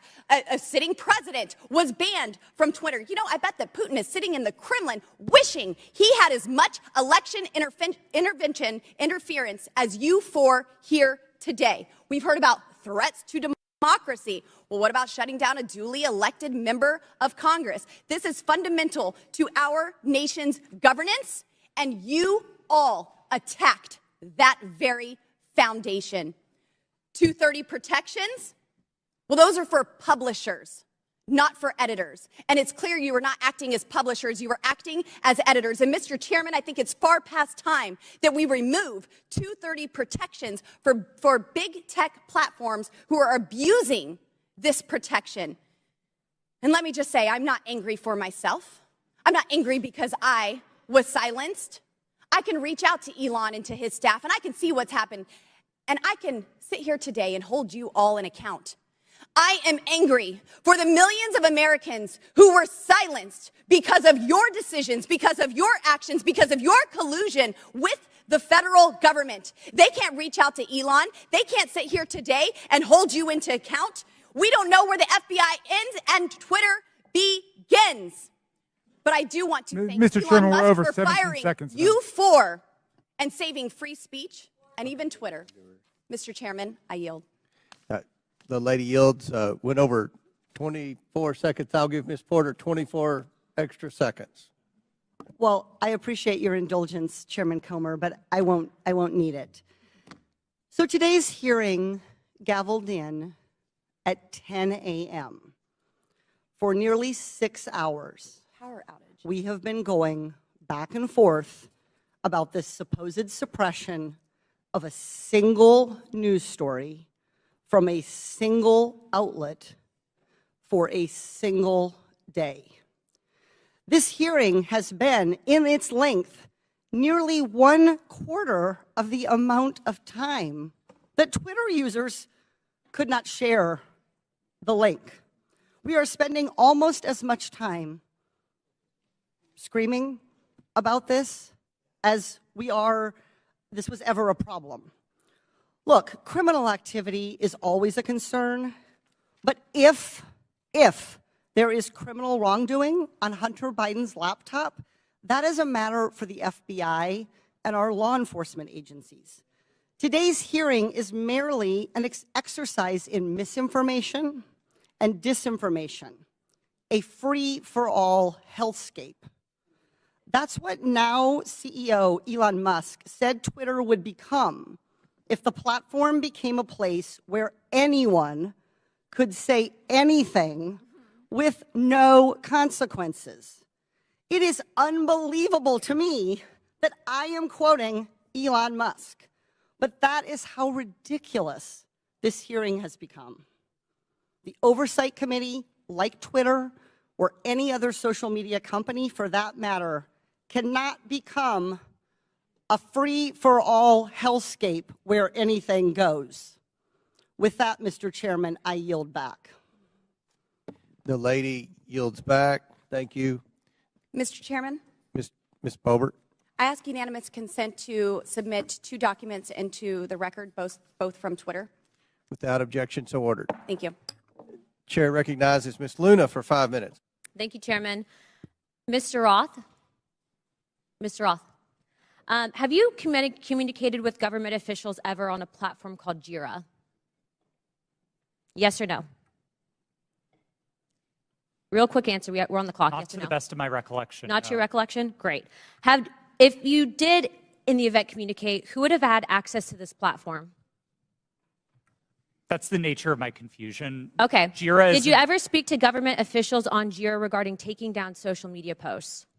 again, not to the best of my recollection. Can you explain to me why the federal government would ever have interest in communicating through Jira, mind you, a private cloud server, with social media companies without oversight to censor American voices? I want to let you know that this is a violation of the First Amendment, and the federal government is colluding with social media companies to censor Americans. Mr. Chairman, I ask for unanimous consent to submit these graphics into record. And Mr. Roth, I'm going to refresh your memory for you. This flow chart behind me. Ordered. Thank you, Chair.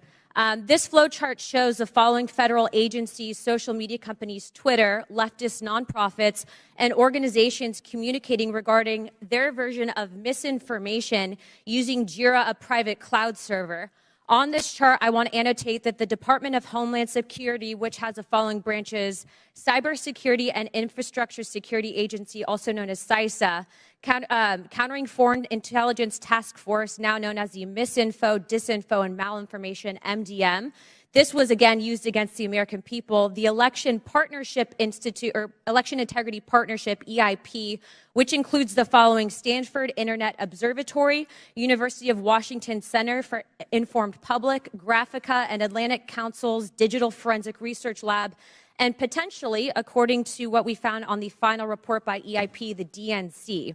The Center for Internet Security, CIS, a nonprofit funded by DHS, the National Association of Secretaries of State, also known as NASS, and the National Association of State Election Directors, NASED, and in this case, because there are other social media companies involved, Twitter. What do all of these groups, though, have in common? And I'm going to, again, refresh your memory. They were all communicating on a private cloud server known as Jira. Now, the screenshot behind me, which is an example of one of thousands, shows on November 3rd, 2020, that you, Mr. Roth, a Twitter employee, were exchanging communications on Jira, a private cloud server, with CISA, NASS, NASED, and Alex Stamos, who now works at Stanford and is a former security officer at Facebook, to remove a posting. Do you now remember communicating on a private cloud server to remove a posting? Yes or no? I wouldn't agree with the characterization. I don't care if you agree. This is your stuff. Yes or no, did you communicate with a private entity, the government agency, on a private cloud server? Yes or no? The question was if I Yes or no? Yeah, I'm on time. Yes or no? Ma'am, I don't believe I can give you a yes or no Well, answer I'm going to tell you right now that you did, and we have proof of it. This, ladies and gentlemen, is joint action between the federal government and a private company to censor and violate the First Amendment. This is also known, and I'm so glad that there's many attorneys on this panel, joint state actors. It's highly illegal. You are all engaged in this action, and I want you to know that you will be all held accountable. Ms. Gaddy, are you still on CISA's Cybersecurity Advisory Council? Yes or no? Yes, I am. Okay.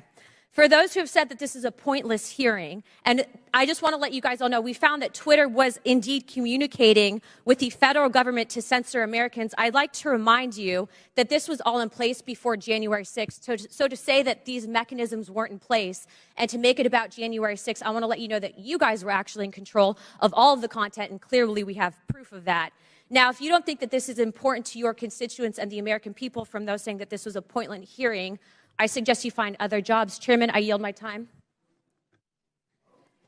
Mr. Chairman, point of order. Chair. Yeah, I just want to call to the attention of the chair and members yes, that we're getting awfully close to witness intimidation, and I would ask the chair to intervene. I'm sorry, I didn't hear what you said, Mr. Mafui. I said I would caution all members that we were getting very close to witness intimidation, right on the verge of it, and I would ask that the chair and the ranking member agree how we will proceed from this point on. It was the threats that were just made. Ms. Ocasio-Cortez. Thank you, Mr. Chair. And in follow-up to that, I am curious about the committee's rule or the committee's disposition, accusing witnesses of a crime, discussing arrest, discussing, making these allusions and threats. I want to clarify for the record, what is the committee's policy around threatening a witness?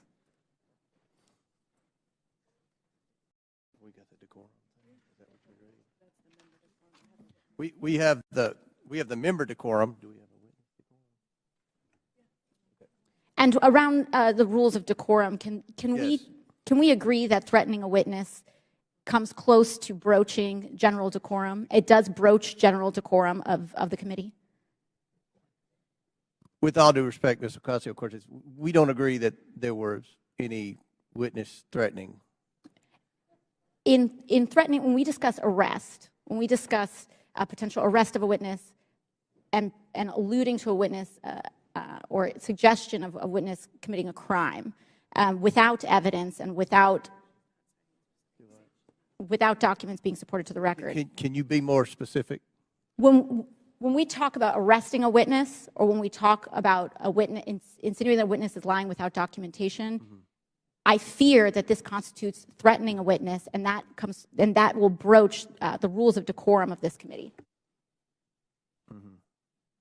And I'd like to ask that we request witnesses be treated with respect. Thank you. Appreciate that, and I will remind everyone of the member decorum and witness decorum to treat everyone with respect. Thank you, Ms. Ocasio-Cortez. Do you have anything to add? No, thank you. I agree with you, Mr. Chairman. I have a separate point of order I just wanted to raise, which is it seems as if several members now seem to have access to some information from Twitter that people on our side don't have, and I would just hope that anybody who's communicated directly with Twitter or received any information relating to the witnesses who has that, who plans to use it, distribute it to the committee in advance. If that's okay. I think that most of the evidence is coming from. I think a lot of the quotes and emails are on the laptop. Well, I think that at least one member indicated the Twitter files that Elon Musk has. Well, one member had indicated that she had received information directly from Twitter. Okay. Chair recognizes Mr. Edwards. Thank you, Mr. Chair, and to our witnesses, thank you for being with us today. I know it has been a long one. Just so that we're clear, and to stage my next line of questioning, in December 2019, we've established that the FBI subpoenaed Hunter Biden's laptop from a computer store owner. And then we've established that nearly a year later, in October 2020, the Hunter Biden laptop story is published by the New York Post. Within hours, Twitter and other social media companies began limiting the distribution of the Hunter Biden story. My question is for Mr. Roth. In September 2020, a few weeks before the New York Post published the first story on the Hunter Biden trading on his name, you participated in an exercise hosted by the Aspen Institute with other media outlets, social media companies, and national security reporters. Isn't that correct? Yes, I did. And Mr. Roth, that event was hosted specifically by the Aspen Digital Hack and Dump Working Group. Is that correct? I know it was hosted by the Aspen Institute. I couldn't say who specifically within that.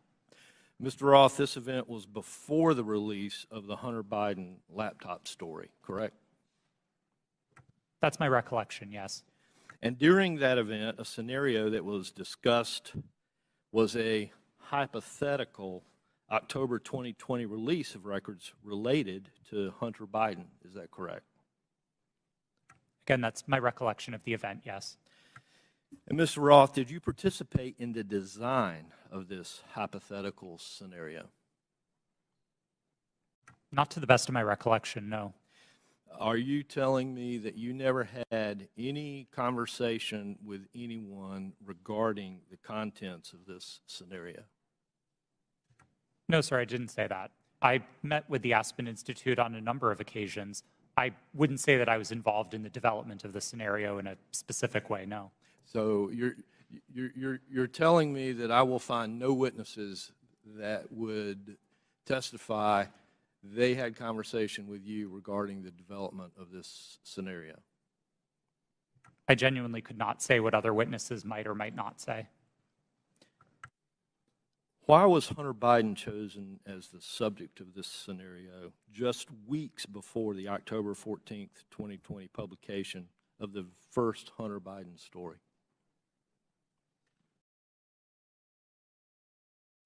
I don't know.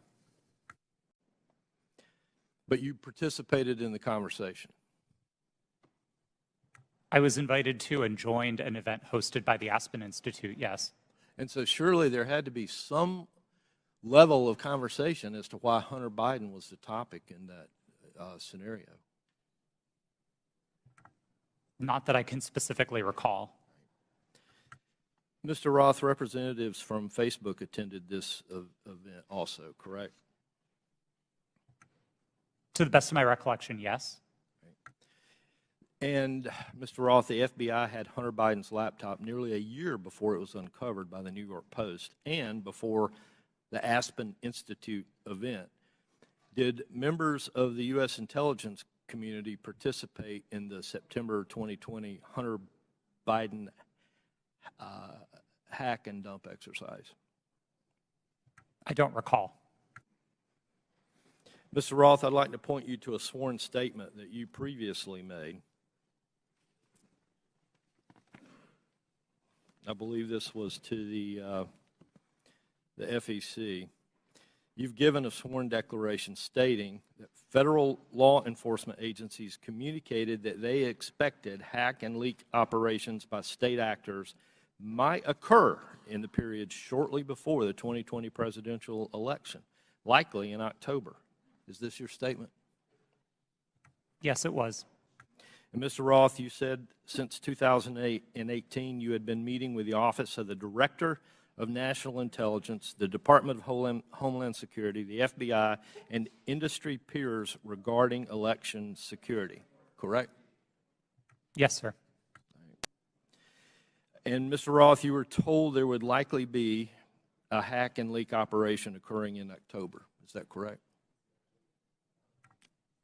I believe the FBI has objected to the word likely or expected, but we certainly discussed that possibility with them. All right. Thank you. Mr. Chair, I yield back. Gentleman yields back. Chair recognizes Ms. Bush for 5 minutes. St. Louis and I are here today to talk about the crisis posed by the power of private companies that operate social media platforms. Republicans are holding this hearing because of their ridiculous, politically motivated obsession with Hunter Biden. This is a distraction from their inability, again, to govern and it hides the shared concerns raised by Republicans and Democrats alike about the vast power, impunity, and lack of accountability of social media platforms. There are so many examples of these companies responding inadequately or inappropriately in crisis that we have come to understand misconduct as the norm for social media giants and not an aberration. Social media played a key role in fanning the flames of violence on January 6th, on that attack on our U.S. Capitol. The impact has spread all over the world. Last fall, after Reuters reported that disinformation about Chile's proposed constitutional referendum was traveling 3 times faster on social media platforms than facts, several members of this committee wrote to Meta, Twitter, and TikTok demanding further action to reduce the dissemination, reduce the lies, reduce the hate. They did nothing. Ms. Gaddy, you were at Twitter on January 6th and asked repeatedly for a retrospective meeting to discuss what happened in the lead up to that day. Management told you, quote, it wasn't a priority for the company. Why was it not a priority for Twitter to learn lessons from January 6th? I don't believe you're referring to me. Apologies. I'm the chief legal officer. I did not make that statement.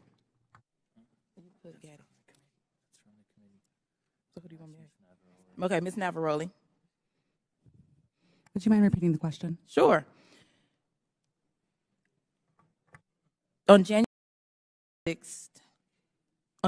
6th, you were at Twitter and asked repeatedly for a retrospective meeting to discuss what happened in the lead up to that day. Management told you, quote, it wasn't a priority for that company. Why was it not a priority for Twitter to learn the lessons from January 6th? I can't speak to leadership's motivations or why it would not have been a priority for them. What I can say is myself and individual members of my team repeatedly asked that we do a retrospective to understand not just what happened on January 6th, but leading into January 8th and the permanent suspension of the president. What can you say is Twitter's top priority?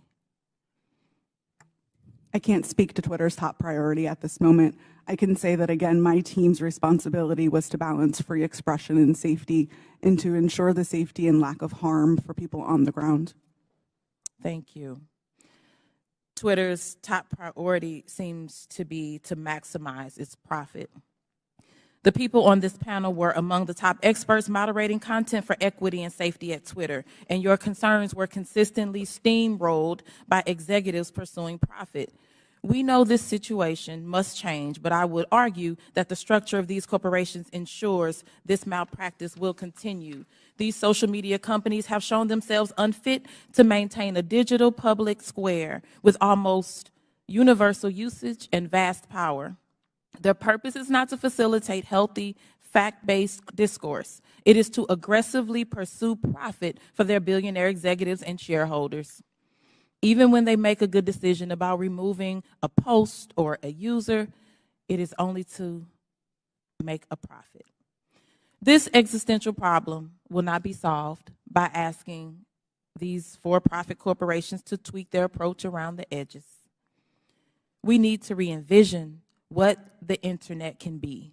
Digital platforms, including social media, are here to stay, but we need to make sure that they operate for the public good and not the private interests. We need to invest in better alternatives to big tech, and we need to establish public ownership and control to ensure these platforms serve everyone fairly. Thank you, and I yield back. Chair recognizes Mr. Perry for 5 minutes. Thank the chairman. I thank the witnesses. It's been a long day. Mr. Roth, going back to your statement Mr. Edwards talked about, I want to just kind of revisit that a little bit, where it was communicated to you, at least per your statement, by the FBI that there was expected hack and dump or hack and leak operations, and that they would occur before the election, and that these, at the bottom here, the meetings that were rumored, and those meetings were rumored that the hack and leak operation would involve Hunter Biden. Subsequent to that, well, first of all, who told you that? Was that Did you get that? Can you tell us where you got that information, if you know? The subject of a possible hack and leak was raised by a number of representatives of the FBI. Was one of them Mr. Chan? Elvis Chan? Yes, Mr. Chan was a part of it. So are you familiar with the fact that in his testimony in November of 2022 that he says we did not see any similar competing intrusions to what happened in 2016? And of course, you have been talking to intelligence agencies and law enforcement agencies for some time, and they were referring to the 2016 hack and dump operation. Are you familiar that he said that subsequent to you saying this? They didn't have any evidence? I was not aware of Okay, Mr. that's Chan's fair. deposition. That's fair. No. Did they ever give you any evidence of the hack and dump operation that happened in 2016? And what I think I'm referring to is the allegation that the Clinton campaign, the DNC server was hacked and that information was spread about through WikiLeaks or other information channels. Did they ever give you any evidence of that occurrence during these discussions? That information was made public by the intelligence community in the Mueller report and by the Senate Intelligence. Yeah, evidence. Did they ever give you evidence? Because as far as we know, CrowdStrike looked at the servers. Did the FBI ever look at the servers from the DNC, to your knowledge? I think that would be a question better directed at the Fair FBI. enough, but the point is you never saw any evidence, right? You're just taking it on, and I'm not blaming you, because a lot of people want to believe the FBI. I've always wanted to believe the FBI. The question is, did they ever give you any evidence to believe that? Because they're making the case. They're making the case that there's a hack and leak operation coming, and it's going to be about Hunter Biden right before the election. Did they ever give you any evidence? It didn't come up. Okay, yeah, I didn't figure it did. And then you all set up a secret channel between Twitter and the FBI. Who did that from the FBI? Was that Roth? Or you're Roth. Was that Elvis? I'm sorry. Mr. Chan was a part of that work, yes. Yes, he was part of that. And so you set up, and you actually set up a war room as well, right? I believe the FBI operated a war room. Okay, fair enough. I didn't And you join participated in that? No, sir, I did not. You did not. Did Twitter participate in it? I believe Twitter may have sent a representative. Okay, fair enough. And then you did this table talk exercise about Hunter Biden and about a leak about Hunter Biden that would come out right before the election, essentially 10 days, and that happened in September, right before the election. And you participated in that, right? Yes, I did. Who facilitated that exercise? I know the Aspen Institute, but who facilitated the exercise proper? Was anybody from a government agency facilitating any part of that? Were they involved in the discussions during the exercise? No, I don't believe so, no. So they were just spectators? I wasn't aware that they were spectators either, but I don't recall exactly who was there. I know you don't recall who was there. Then who facilitated it? Do you recall that? My recollection is that the event was facilitated by Garrett Graff, who was a member of the Aspen Institute and Aspen Digital. All right. Do you find it odd now, after the fact, and I know you've already testified here, that you don't see, to Mr. Sessions, that you didn't see that you were misled or potentially duped? It sure seems highly coincidental. Would you agree? It at least seems highly coincidental. Knowing that the FBI had the laptop, that the FBI set up the war room and the channel and told you, per your statement, that this was going to happen, do you find it highly coincidental that it actually happened and it was Hunter Biden at all?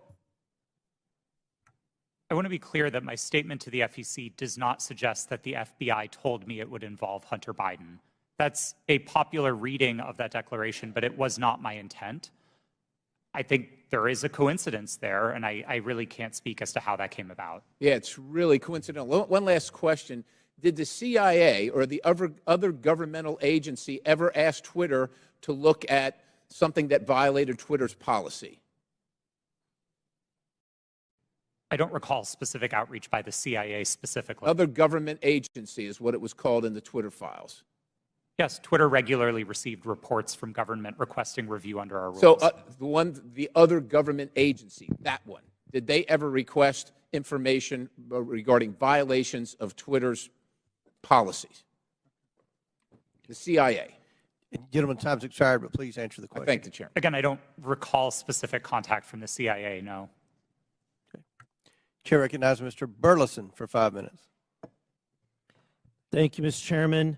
I've sat here listening. I'm glad to be last in rank. I get to listen to all the testimony. And what's become clear to me, there are a few things, and that is that the censorship efforts of the big tech, the intelligence community, and the media were all working in concert to affect the 2020 election.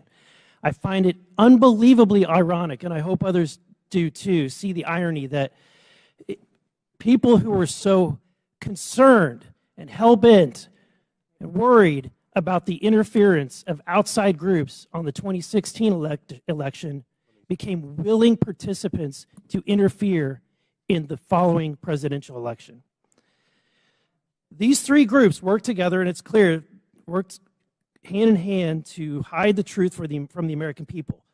The fact that the FBI had the Hunter Biden laptop, heck, it was in their possession for a year before the election, is appalling. But that didn't stop them from spreading a lie and a bogus claim about it being Russian interference again. And you know, it's clear to me why they reached out to you, because they knew you would buy the lie. They knew that an organization with 99% of its employees donating to Democratic candidates and efforts would absolutely not look at any information with a jaundiced eye. You would take it as the gospel truth. And so they knew that, because it was clear from your tweets before that you have an opinion about the president, you have an opinion about the Republican Party. And so when all of that leading up to the October 14, 2020, when the New York Post published its story, everything was already in place. So, Mr. Roth, my question to you is, when 51 intelligence officials told us that the Hunter Biden laptop was Russian disinformation, the Democrats, the mainstream media, the president, all repeated this lie. Now that you know what you know years later, do you still believe that the Hunter Biden laptop is not real? Or do you believe it's real? Sir, I never held that belief. Do you believe that the story is Russian disinformation? No, sir. I didn't then, and I don't now. Okay. I have a question for Mr. Baker. You started your role as Twitter's deputy general counsel in June of 2020, correct? Yes, sir. Who hired you for that role? Who specifically hired me? My boss was a person named Sean Edgett, who was the general counsel. Sean Edgett? Edgett. Edgett. E-G-E-T-T. And that's who you interviewed with? I interviewed with numerous people, but Sean was my boss. Anyone that comes to mind outside of Sean? Ms. Gotti I interviewed with. You're saying other people that I interviewed with at Twitter? But ultimately, the hiring agent was Sean Edgett. I'm not sure exactly who made the decision, to be frank with you, but Sean was my boss. Okay.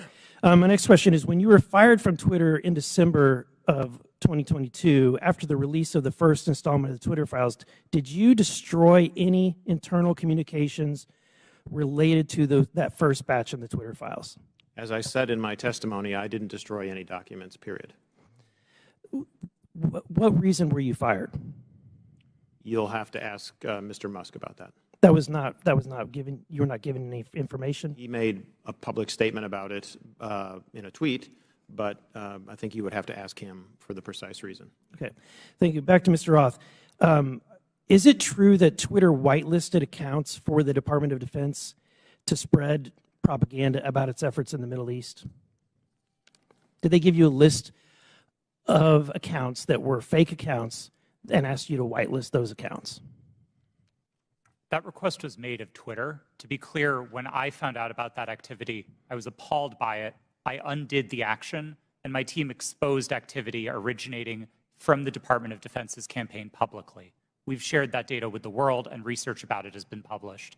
Was that only in efforts against foreign entities, or were there any efforts against citizens of the United States? I think the nature of public social media activity means that anybody might have seen it, but My understanding was the activity was predominantly focused outside of the United States. Okay, thank you. And Mr. Chairman, I want to just say thank you for this hearing. I would hope that we would be asking for documents in communications, whether it's on personal devices or private devices between these individuals and government officials. So noted. Very good. Thank you. Chair recognizes Ms. McClain for 5 minutes. Thank you, Mr. Chairman, and thank you all for being here today. It is a long day. I'm going to try and make this quick and easy. Mr. Roth, part of your job at Twitter dealt with assessing dis and misinformation, correct? Yes. Here today. It is a long day. I'm going to try and make this quick and easy. Mr. Roth, part of your job at Twitter dealt with assessing dis and misinformation, correct? Yes. Wonderful. How did you determine what disinformation and misinformation was? What's your criteria for making that decision? Twitter had established policies covering each of those areas, and I'll take them in turn. We used the term we actually generally didn't use the term disinformation, but we focused on platform manipulation. So behaviors like running inauthentic accounts out of a Russian troll farm, we would address as the behaviors that they are, and we would look for technical signs of that type of manipulation, and we would remove those accounts. So technical, it was all technical? On that side of things, yes. Okay. When it comes to misinformation, which broadly is a question of the content of tweets, Twitter would establish written policies. Which was? I'm sorry? Which was? Which policies did Twitter maintain? Yeah. I mean, I think what the problem with America is we have one set of rules for this team and another set of rules for this team. So we're trying to look at what is the equal playing field. I'm under the assumption that when we use disinformation and we use criteria, the criteria is the same for both sides. So I'm trying to figure out what is the criteria that you had in place to determine which information was misinformation, and did you apply that equitably, inclusively, so to speak, to all sides? So what is the criteria? Thank you for the question. We used a 3-part test across all of our misinformation policies. Okay. The first is whether the tweet advances a claim of fact stated definitively. Not an opinion, not a viewpoint, but a claim of fact stated definitively. Okay. The second part of that test is whether the claim of fact is provably false. Not iffy, not maybe, not gray area, definitely provably by multiple expert sources false. And then finally, and this is a really important part, we looked for evidence that those claims of fact could cause harm. So if a tweet met all 3 parts of that test, that it's a claim of fact, that it's provably false, and that it's dangerous, Twitter might intervene under its policies. No part of that test is viewpoint-based. And in your opinion, was that applied to all tweets? No. Thank you. Mr. Roth, you're familiar with the reports that the Biden administration was considering establishing a disinformation governance board under the Department of Homeland Security. I am aware of public reporting about that, yes. Thank you. And that board was never established, correct? That's my understanding. That is correct. It seems to me that the federal government had far more powerful disinformation governance board in its relationship with Twitter. Again, Mr. Roth, question, how often were you meeting with people from the federal government while you were at Twitter? Weekly, daily, monthly? I would estimate somewhere between weekly and monthly. Okay. And were you aware that Mr. Baker was also taking these meetings with the federal government as well? I was not aware of Mr. Baker's calendar, no. So you had no idea that he was meeting, there was no you just worked in silos? I mean, Mr. Baker and I were in some of the same meetings together, but no, I did not know the ins and outs of what he was doing. Okay. What did you understand Mr. Baker's role to be at Twitter besides offering general legal advice? Mr. Baker supervised the primary legal team that advised the trust and safety team. He was the supervisor of the attorneys who advised my team. Okay. And how about Ms. Gaddy's role at Twitter besides offering general legal advice? For the final, I believe, year and a half of my tenure at Twitter, Ms. Gaddy was my direct supervisor. Oh, okay. What was her role? Just to supervise you, to make sure you followed those 3 claims? Ms. Gaddy supervised what my team's goals and objectives were. She made sure I was doing my job. She made sure that if there was conflict in the workplace, she guided me on how to address that. She did the job of a manager. Okay. And she oversaw you and the trust to make sure that your three claims of fact, provable, false, and would cause harm, she oversaw that? Yes, Ms. Gaddy ultimately oversaw Twitter's policies and enforcement decisions. Thank you. Mr. Roth, in Ms. Navaroli's testimony, she states that her expertise is in media, technology, law, and policy. How often per week did you meet with Ms. Navaroli to discuss these areas while you were both at Twitter? We did not. You did not. Okay. Thank you so much. Gentlelady's time has expired. Chair recognizes Mr. LaTurner for 5 minutes. Thank you, Mr. Chairman. Based on everything I have seen regarding this issue, it is clear to me that government officials colluded with Twitter employees to censor the New York Post's legitimate reporting of the Hunter Biden laptop story. Democrats on this committee have so far characterized this hearing as unnecessary and a waste of time. I'd invite any of my colleagues across the aisle to talk to folks in Kansas, because I can promise you they do not feel that way. In fact, my constituents are very concerned, and rightfully so, that a social media company collaborated with a government entity and a political party to suppress certain social media accounts and filter news ahead of an election cycle. Americans deserve answers on this outright attack on our First Amendment rights, and I look forward to gaining clarity from our witnesses. Mr. Baker, your testimony focuses heavily on the fact that Twitter acted lawfully in its reaction to the Hunter Biden laptop story. But this isn't a criminal trial. It's a congressional hearing. I'm here because my constituents are genuinely concerned that they will be kicked off these platforms for any statement that managers at those companies disagree with. They feel that social media companies like Twitter are forcing them to play a game that they don't know the rules to. I want to know your opinion on if you think it is appropriate for people in positions of power to determine what information gets shared. If not, what criteria is acceptable for making those determinations? Excuse me, sir, that's a very broad question on people in power. I'm not sure I can answer that effectively and address your... Could you try? Well, I mean, the Congress is in power. Congress is restricted by the Constitution of the United States. Congress passes laws. Those laws impact how, for example, private sector actors exercise their power or spend their money, that type of thing. Government agencies have to act in accordance with the Constitution, the laws you pass, internal regulations, executive orders. There's a whole panoply of ways that that people in power, writ large, are held accountable and have to comply with rules and regulations and laws and the Constitution. Mr. Chairman, I would like to yield the rest of my time to Mr. Jordan. Mr. Jordan. I thank the gentleman. Mr. Roth, I want to go back to your statement in your declaration to the FEC. I learned that a hack and leak operation would involve Hunter Biden. Who did you learn that from? My recollection is it was mentioned by another technology company in one of our joint meetings, but I don't recall specifically whom. You don't know the person's name?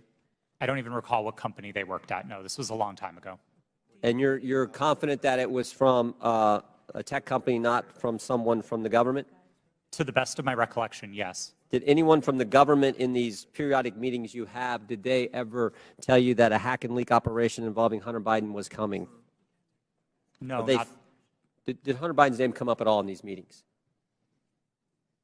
Yes, his name was raised in those meetings, but not by the government, to the best of my recollection. Okay. Mr. Baker, I want to go back to the question we had a few hours ago. But I want to frame it in a way I think you can answer. Did you ever tell the FBI that they had no legitimate interest in enforcement of Twitter's policies?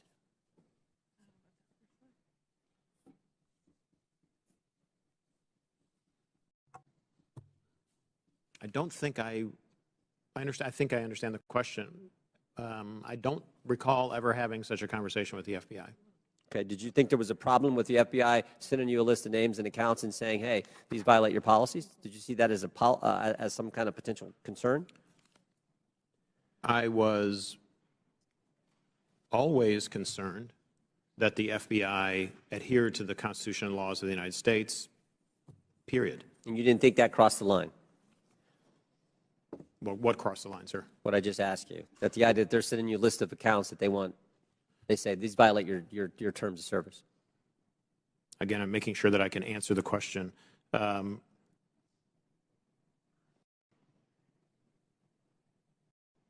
Had I thought that they were doing something unlawful, I would have taken appropriate steps to address it.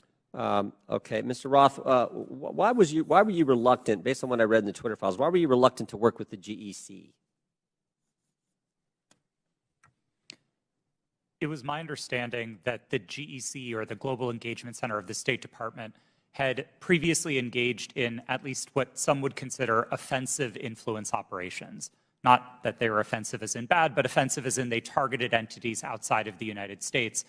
And on that basis, I felt that it would be inappropriate for Twitter to engage with a part of the State Department that was engaged in active statecraft. We were dedicated to rooting out malign foreign interference, no matter who it came from. And if we found that the American government was engaged in malign foreign interference, we'd be addressing that as well. Yep. Gentlemen's time's expired. In closing, I want to again thank our panelists for being here. I know it's been a long day. We apologize for the electricity going out. That's never happened in my 6 years in Congress. But before we close, the ranking member and I are going to have very brief closing statements. I yield to the ranking member. Well, thank you kindly, Mr. Chairman. Thank you to the witnesses for your endurance and patience today. I hope you don't feel as bad about the day as you seem to look right now, but it's going to be over soon. I want to start with a simple point that I hope will be sympathetic to you, and I began the long day with this. It's even more important now that we have members who are actually threatening witnesses with arrest and prosecution for clearly imaginary offenses, or at least offenses that might make sense in their minds, but I don't quite know what they would be.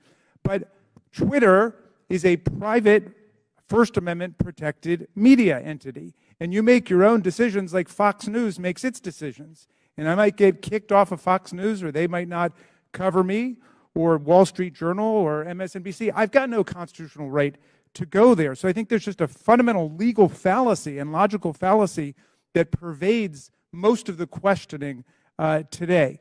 And my friend, the chairman, and my friend, Mr. Jordan, certainly know that under our First Amendment, there's a state action requirement. There is no state action here. Now, there's an attempt to perhaps jerry-rig some state action by claiming, well, it was really the FBI that committed whatever offense was there. But what do we have in terms of what we found today? Well, today's witnesses, each and every one, testified that no U.S. government official directed any of them to censor, remove, or take down the New York Post story. That was their mistake. 2, today's witnesses all testified that the Biden campaign did not direct Twitter to take action against the New York Post story.